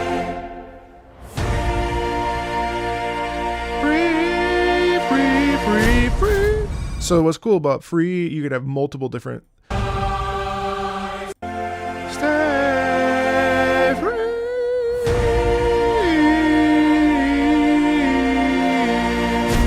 So anybody could find a spot in the chord and sing. It's a very nice ending, and again, da dee da dee da da dee da dee da dee da dee da dee da dee. Very singable, very easy to get through and carry over, which is very nice. So with that will be the end of. We'll just pop that up to this stream, Mr. Freaky, and that will be the end of the listening for this. We actually managed to get through 1, 2, 3, 4, 5, 6, 7, 8, 9, 10, 11, 12, 13, 14, 15, 16, 17, 18, 19, 20, 21, 22, 23 tracks today, which is very, very nice. No problem. I don't normally do that, but why not? You know, otherwise I would have to move everybody and stuff. You know how it goes. But I don't have a problem with doing that today.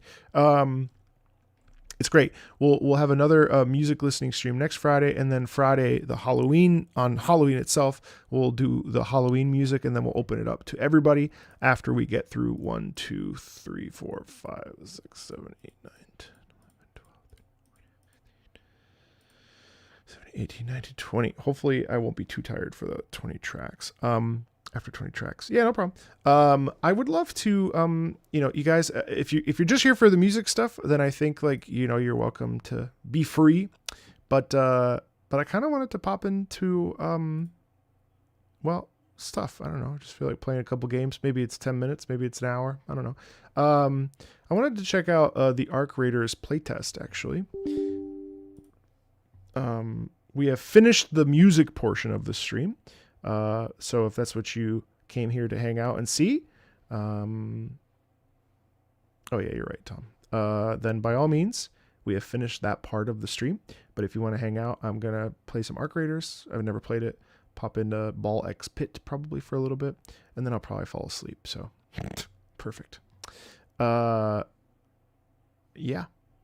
You shall remain and lurk. Fantastic. I have no idea if this Arc Raider stuff is even going to work, because I know that it's a playtest, so I don't know if it will actually function. Why is that open? I don't know why that's there.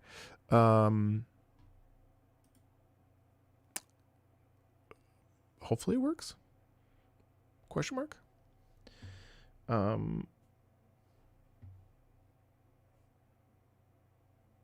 Does it work?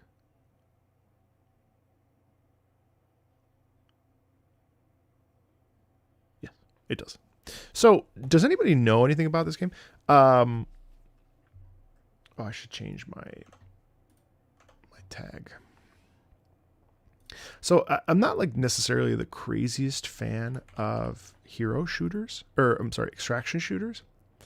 But I think this game has a specific wrinkle to it that makes it more interesting than other things. Myelin, I know. I did purchase it. Enjoy your lurk. From 17th October, service to test unlimited gameplay experience. But I've liked the soundtrack that I've listened to. And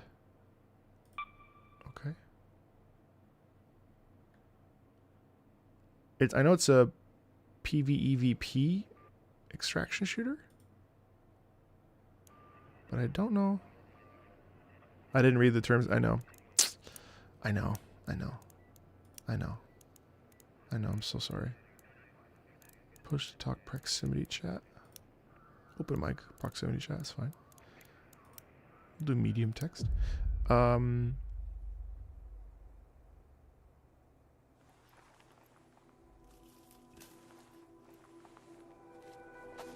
It was sound for years.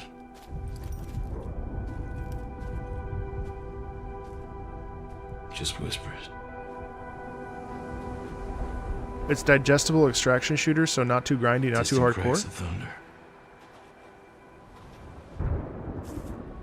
I mean, the vibes are immaculate. No one paid attention.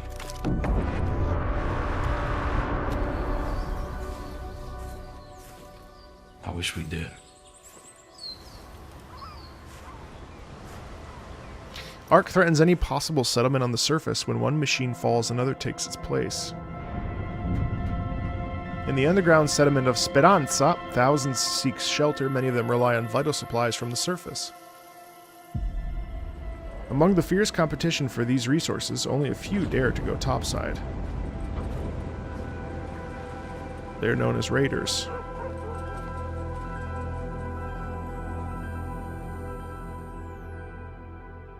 So, Arc Raiders. I think it's very smart of them to do a server slam 3 weeks before release. It's cool.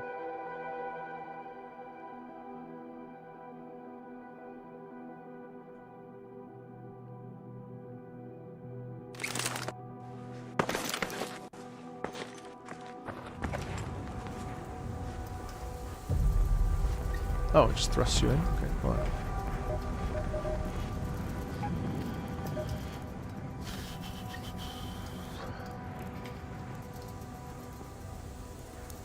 Why does anybody actually like motion blur, chat?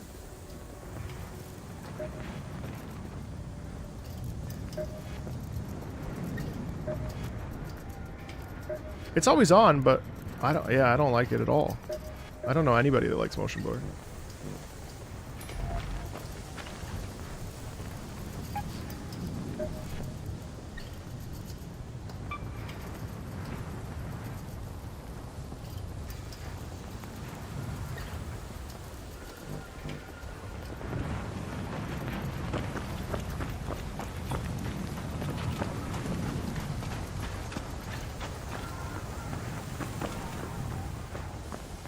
Wow, the vibes are immaculate. Are you serious?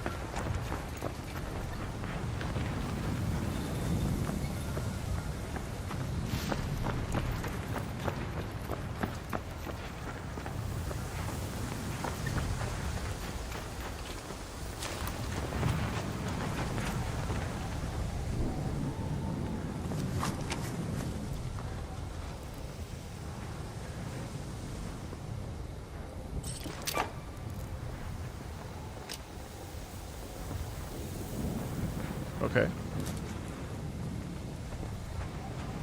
Yeah, I'm not crazy about motion bloom either. What the fuck is that? Whoa! Holy fuck! Wow, sound design is exceptional. Oh no, that's bad. Holy, what the fuck?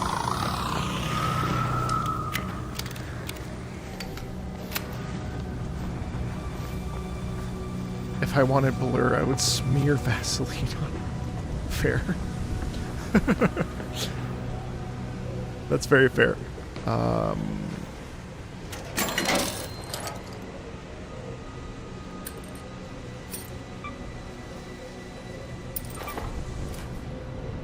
Do I have a light? Yeah.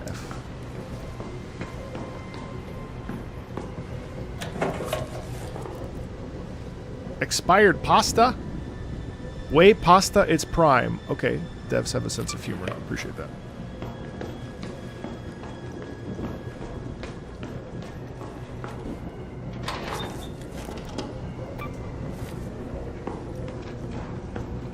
rubber ducky.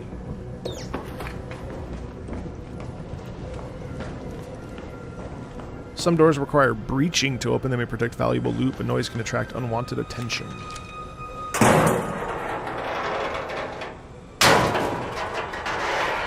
Someone's here! Oh! I told you someone was prying the door. Don't take my pasta. Jackpot! Bandages. What about my pasta? Hope you get food poisoning, bitch.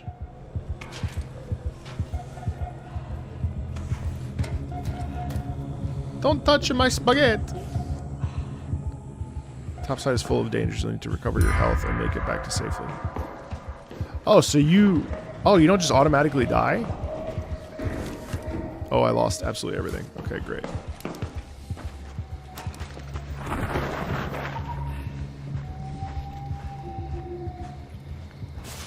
Don't touch my spaghetti! While sprinting, you can use the crouch...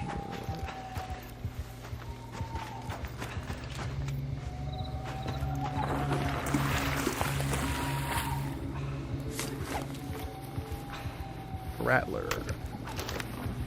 Medium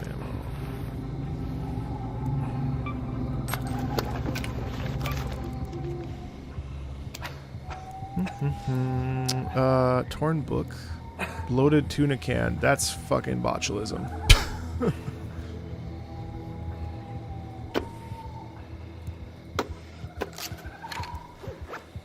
Medium ammo.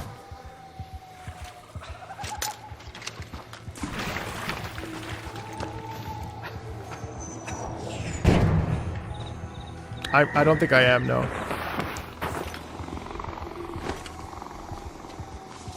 I don't think I've updated my drivers.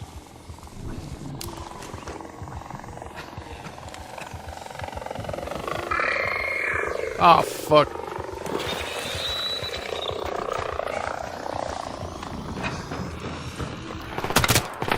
No! Huh? Must be for the tutorial.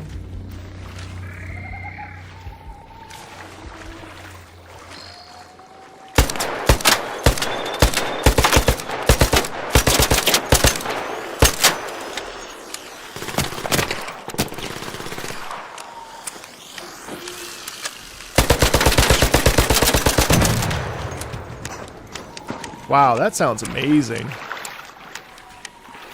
That sounds so good. Holy snikes. Oop. That's what the game wanted me to do.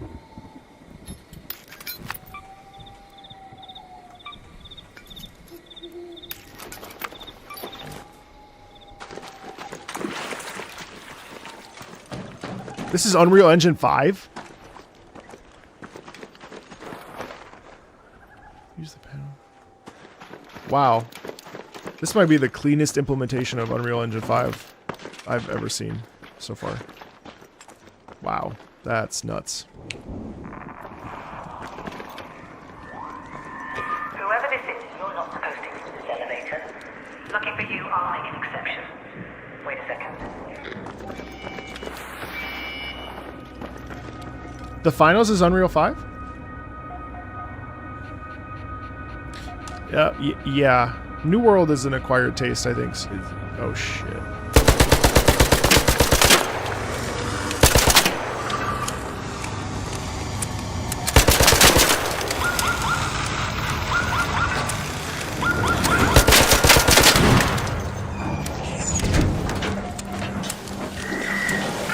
Fuck. Open the door now.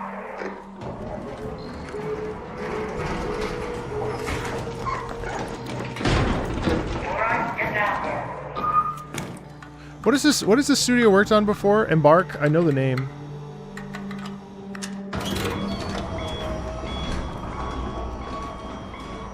It's also interesting to me that you can share this elevator with other people. Theoretically. You don't have to kill each other. Hey, you are on camera. This elevator has been out of commission. Security to the slingshot in Sector G. Oh, it's old. This is called Arc Raiders. Possible and trigger.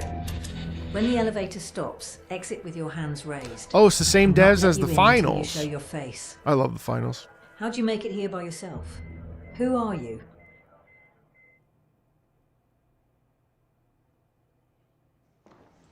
Oh, I can customize my. Oh my god, I could be an old British man.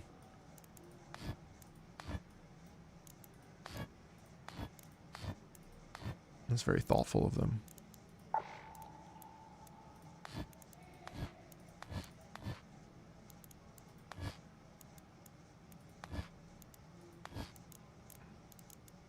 Can I have a beard at least?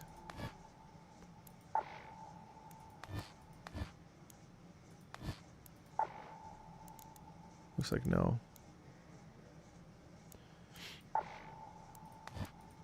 Whoa, that's cool. Actually, is it cool? Yeah, it's cool.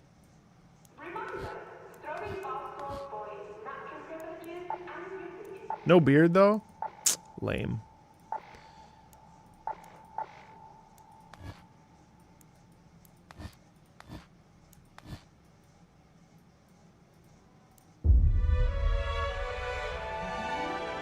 Oh my god, that's...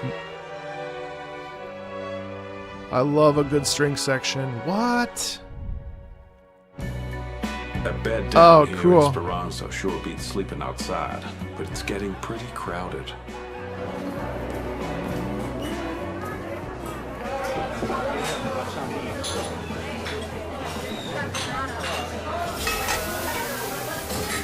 Up topside, clean hands don't get the work done. The raiders don't seem to mind. Everything has a price, and it's always higher than you think. 1,358 days to make a beautiful... Raiders may not follow orders, but they'll follow a bounty if it's high enough. This feels like I wouldn't a worry like about other Italian raiders that much. I 60s would worry music. about Ark. Something's going on. But it looks like it takes place Speranza. A lot of people down here in Speranza lean on raiders to get through the day. If you want in on the fun, just head up to level 4. The tubes there will take you all the way to Buried City. Wow, this feels really fleshed out. This room is What? the best I can do for you now. It's a dump, I know, but you'll learn to love it, I'm sure. Come Yeah, see me when you're this settled. feels like Dimmi quando and ognuno tenderà. It's like a classic Italian ballad with strings and stuff. I'll mark some good loot spots on your map. Head up there and see what you can find. Okay. So do you lose your stuff like every one of these games, which I don't love, to be honest? Like if you die up top. Oh. Come on in, Raider. Do me a solid and don't cause any ruckus, okay? Speranza means hope in Italian. Was it something else?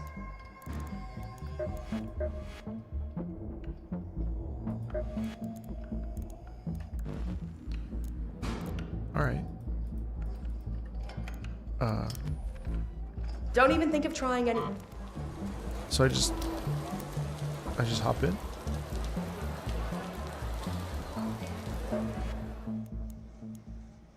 Can I buy it?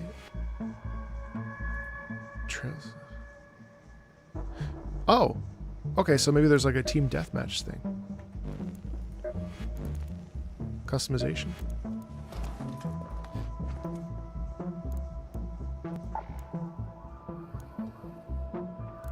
Wow. The outfits are incredibly cool.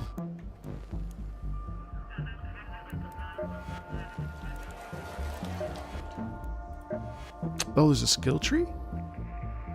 Wow, okay. I don't know how it is. I just got started. Just popped in. Oh, you get this for level 10? That's dope.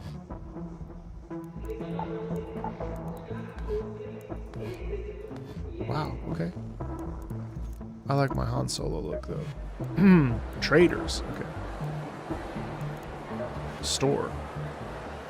October 30th release. I want my beard, but okay. This is a workshop. I don't... you can't look at the prices. I just tried. It seems like there's a lot of hype around this game. I don't think it'll end up like Concord. Choose your destination. Fewer raiders, lower threat arc. Matchmaking is limited to new players. I see. So if you really want to push. I'm so like risk averse is the problem, so...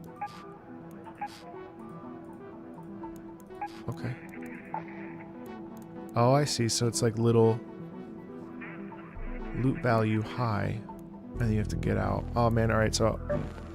Alright, let's see. The only extraction shooter I've played is Hunt Showdown and Vigor. Vigor I've played a lot of. A lot of Vigor. Supports stronger shields, but with limited backpack capacity and quick use slots. Oh, the safe pockets where you don't lose your shit if it... Alright, well let's see.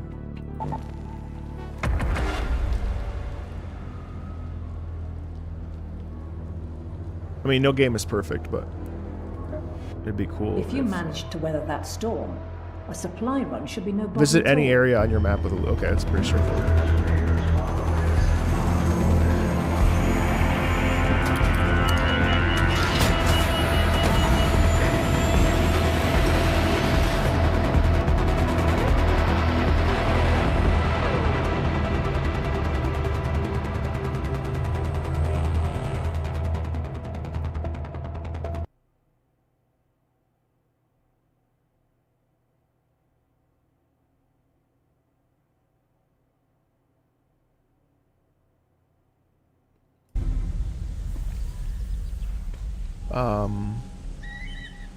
Damn, okay. Heads up, Raider. The dust from that storm is still settling down. Ark seems to be just as disoriented as we are, and most Raiders are holding off on going topside for a little while longer.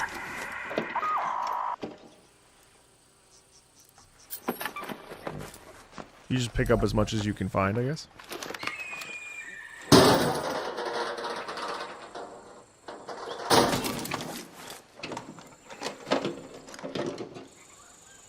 Nice, Rowney. What's up? What's up, Jay Rowney? How you doing? All right, loot 3 containers. That's my quest. So where's my map? Here's my map. Medium. I might as well go to heavy. Let's go to the domes.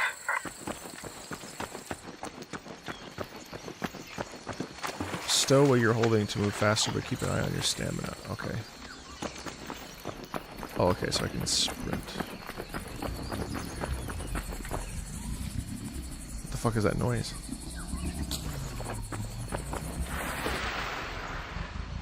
Is this thing alive? Oh, this is a fucking robot.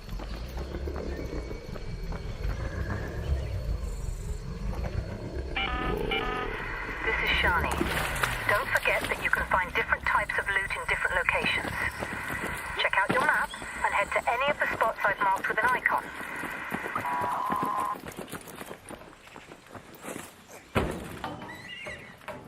God, the graphics are phenomenal.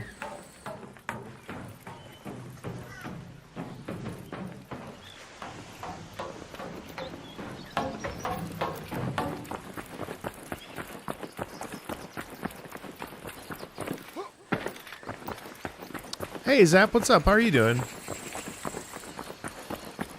Thanks for popping by.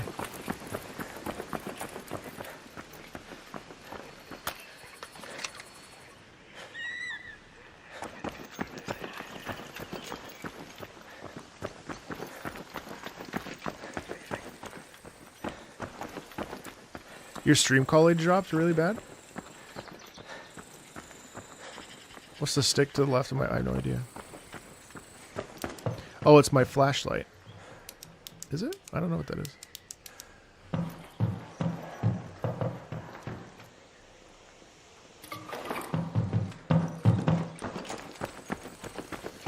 The problem is that, like, I feel like it's very easy to get murked by other players. You know, they come in, full team.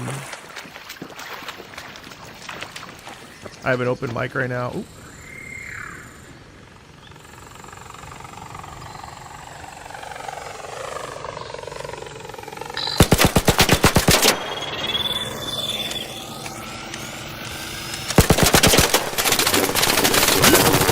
Oh my god. Oh, what the fuck?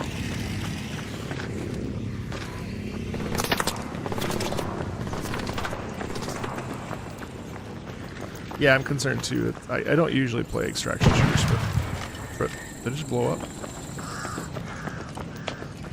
That thing is so big, I'm afraid of it.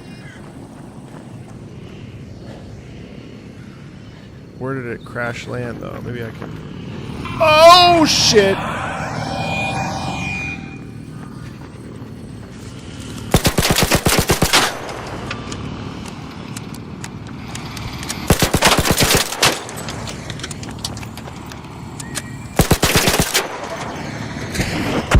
Oh!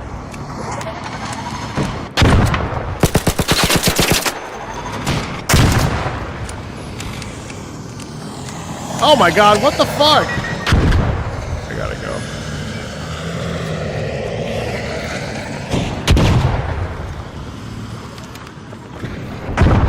I gotta go. I gotta go. I gotta go. Oh! Oh shit, it's over. So what happens now, though? I surrender?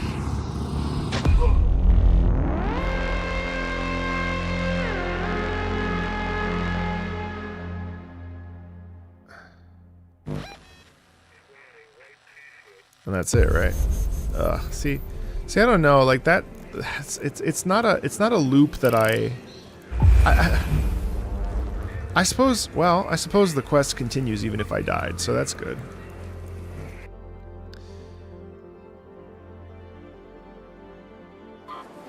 I think we're close to the extraction. Oh, really? It's just a question of, like, how each skill, so...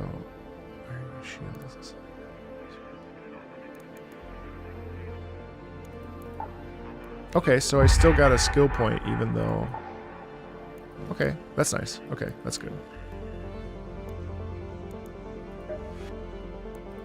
Scrappy?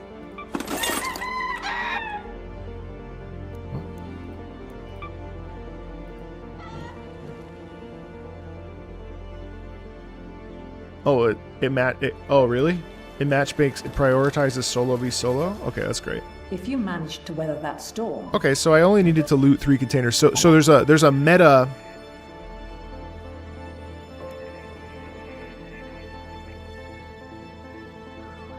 Huh?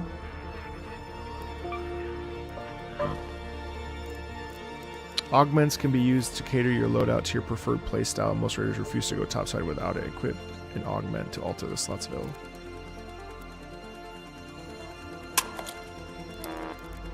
Alright. Okay, so now... Oh, that's a shield. That's what that is. That's a shield, that thing. So I have a bunch of, like, shit guns, which is good. This must be reloaded every shot. No. 2 bullets at a time. Alright, that's a choice. Medium ammo, light ammo, heavy, medium. Augments can be lost like any. You can craft new ones in your workshop or loot them while topside. All augments have their own strengths and cater to different playstyles. Okay. Alright. That's... Alright, let's see.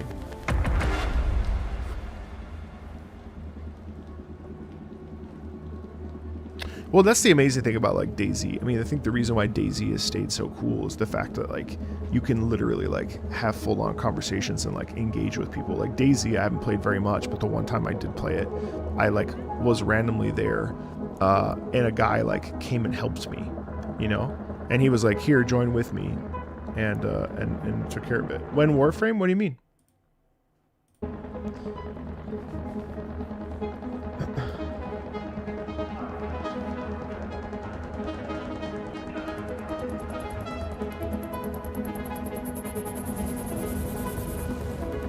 I just played Warframe the other day.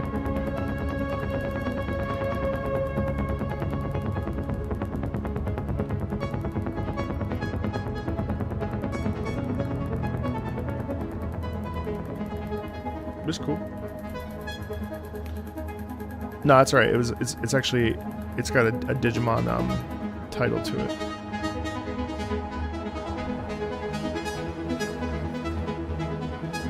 Let me back out because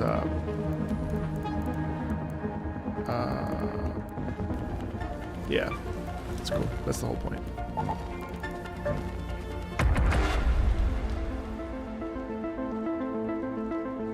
Yeah, Exo Primal is cool because you can work together.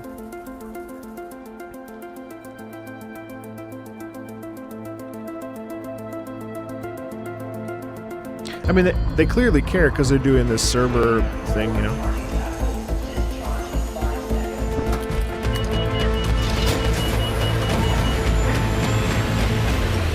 It's very polished.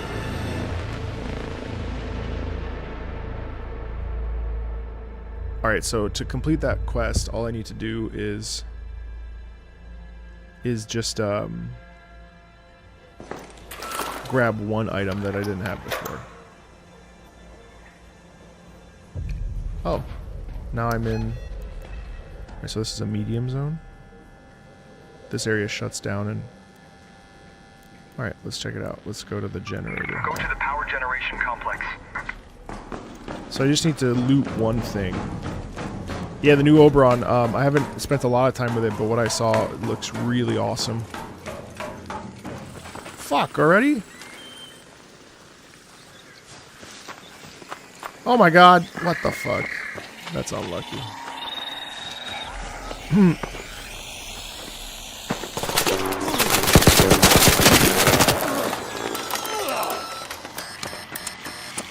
Just run, bitch. Run, bitch.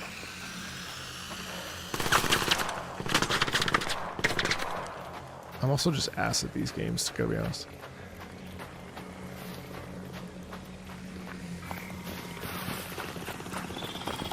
Uh-oh!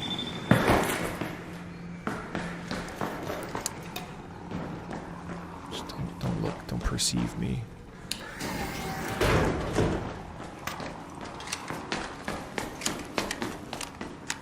The environment's really cool, though. It's like really fun to explore.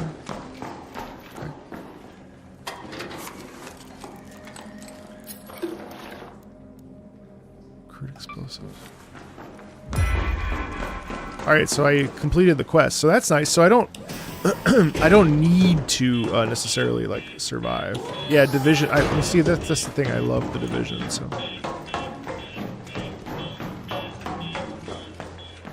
and I guess it's questionable if you'll actually run into other players.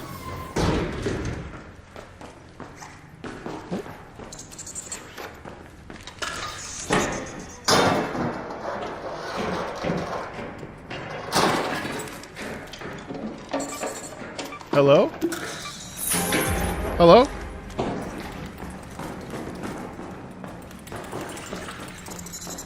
What the fuck was that?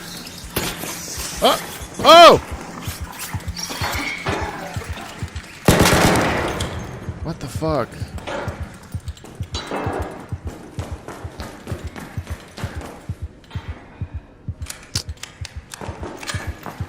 Damn, man, can't let me rest in peace. I gotta like, fucking.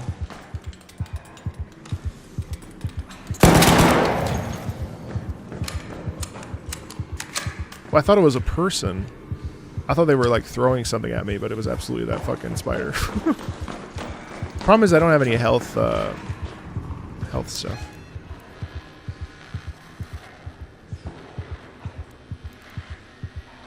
I don't like the heartbeat thing. Really like stresses me out though. Raider hatch key. Well, I guess we'll just keep exploring this. I have 11 minutes. Suppose I'm gonna die here soon anyway, as much as I don't want to.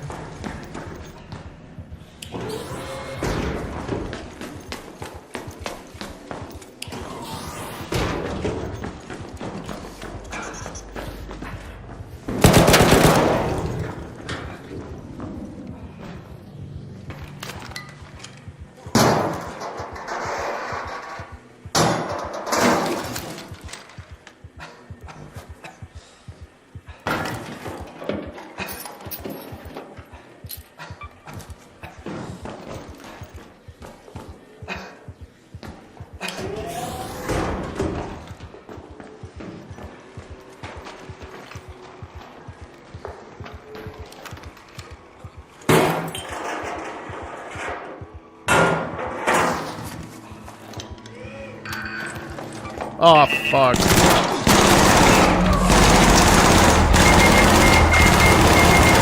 Oh, it was chilling right there. Oh, I got tripped up. I mean, I also think that playing these with solo is kind of challenging. I'm sure there's like some item you could use to res yourself.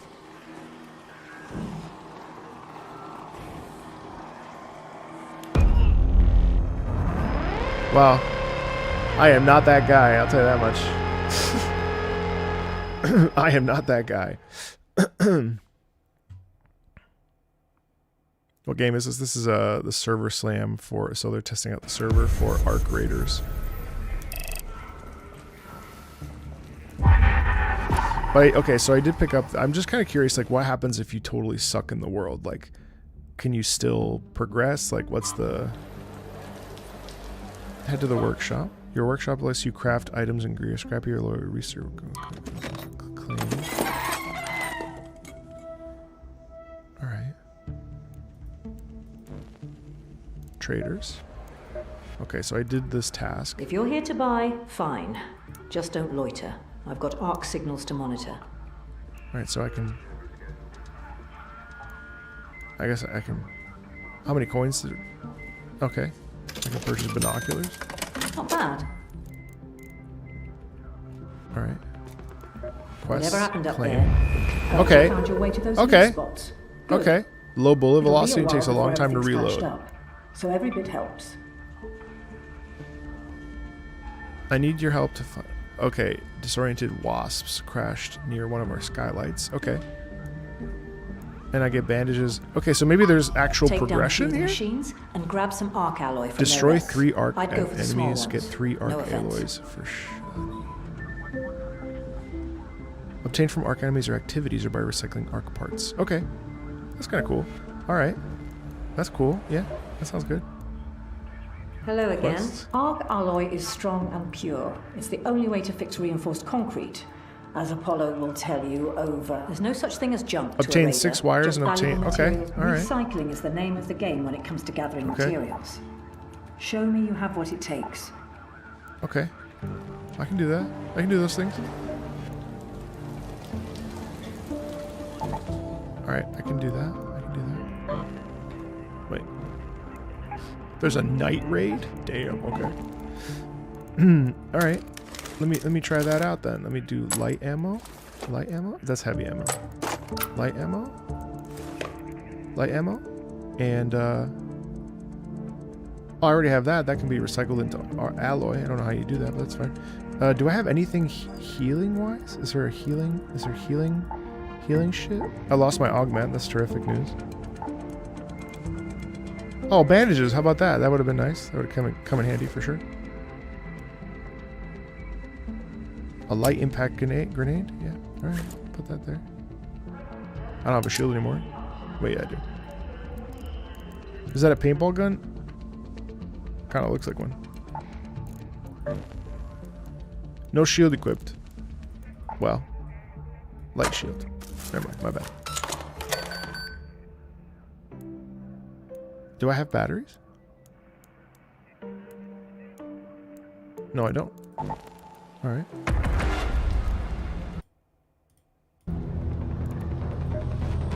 You can recycle loot while topside. 6.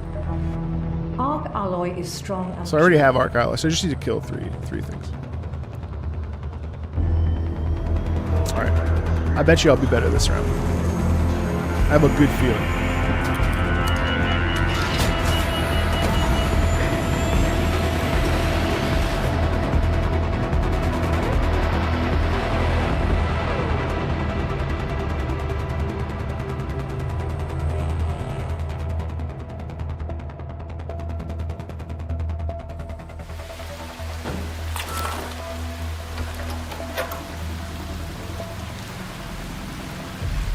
Wow, what a mood. Go to the testing annex. This is Shani. Remember, Raider, you can wander around until you stumble upon what you need, or you can learn how to recycle and take matters into your own hands.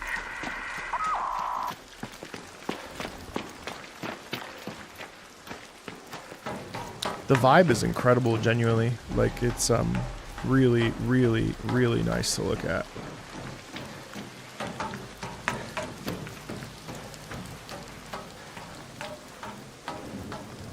Okay, so I need to kill 3 arcs. Well, let's try to stay alive a little longer this time, shall we?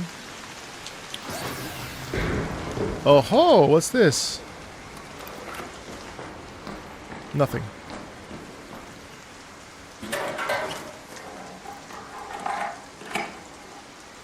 Tagging grenade, rubber parts, assorted seeds.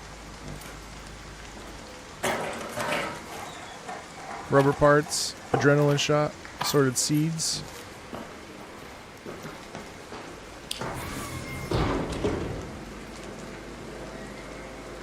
Oh, we got like 2 big boys there.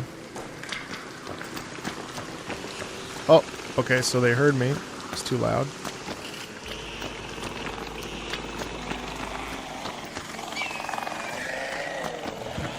This definitely looks like Italy. Oh my...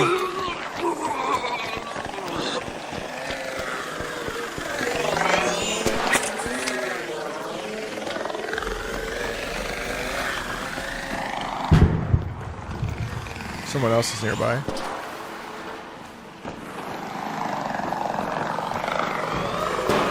Yeah.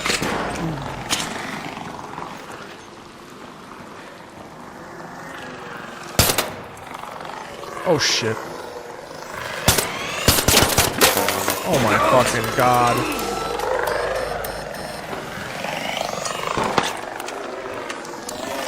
Oh, you fucker.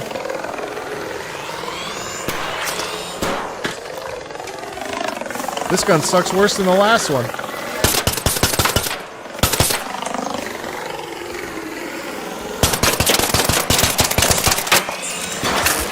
Jesus. Yeah, I am ass at this.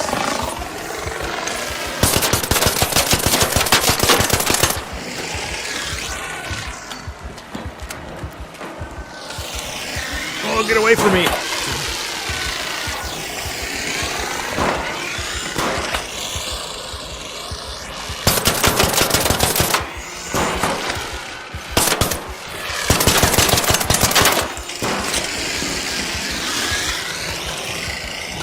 Did you just die?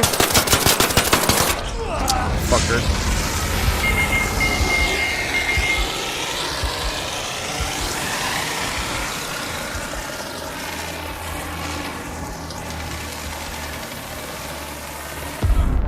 Okay. I like it, but it's like frustrating, you know. After a while, it's kind of like, okay, and what am I doing with my time? But part of it's, I think there's a learning curve for sure. I think I'm not a natural.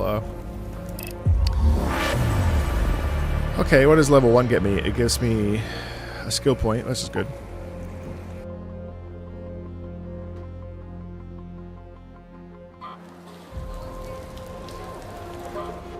Your workshop comes with a workbench. Use it to craft essentials like ammo. Oh, wait, what? Oh. Oh. Okay, but I have to go and get the parts. Do I want to tip against the drones? Sure.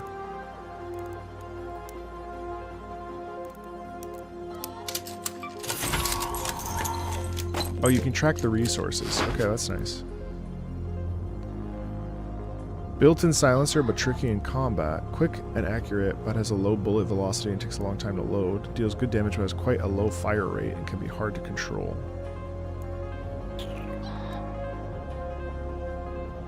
You can shoot against their rotors and they fall off. Oh. Alright, noted.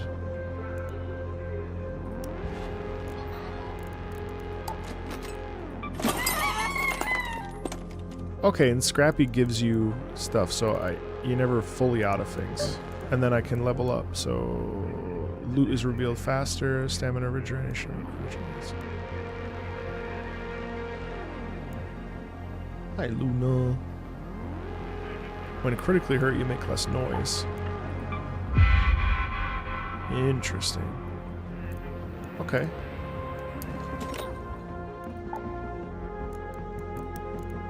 Not enough resources. Well, actually, I do have enough resources because...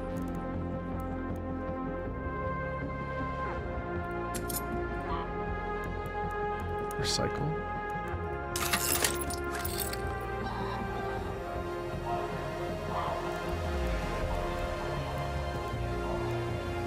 You can sell quite easily too, which is cool. I mean, the aesthetic is really something. Bloated can of tuna, I would not want to eat that. But you can, wow, 1,000. Wasp driver.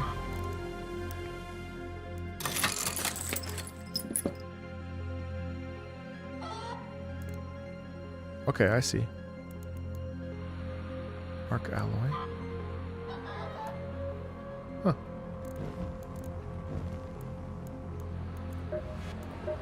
So what did Don't she, make any strange what did moves. she You can need? She recycle needed loot while topside, or build a more efficient recycler in your work. 3 arc alloy alloy. is strong I only and have pure. 1. It's the only way to fix reinforced concrete, as Apollo will tell you over. Okay.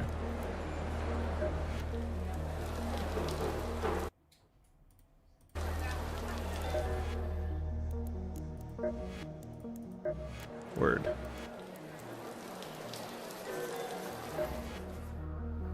Oh, I see. So you get this stuff. Interesting. Oh, and that's how you get, that's a new haircut. Oh, cool. Okay. Okay, cool. Alrighty, guys, I'm gonna pop off. I'm feeling a little tired. I'm gonna go take a nap. I hope you guys had a great time today. I will be finishing up Fate Zero this weekend, between tomorrow and Sunday, over on Patreon.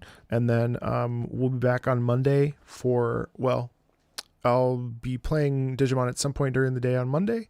Next week we'll be finishing Digimon Time Stranger, I believe. And yeah, starting up Twilight Princess soonish. Alright guys, take care of yourselves, be well, and I'll see you later.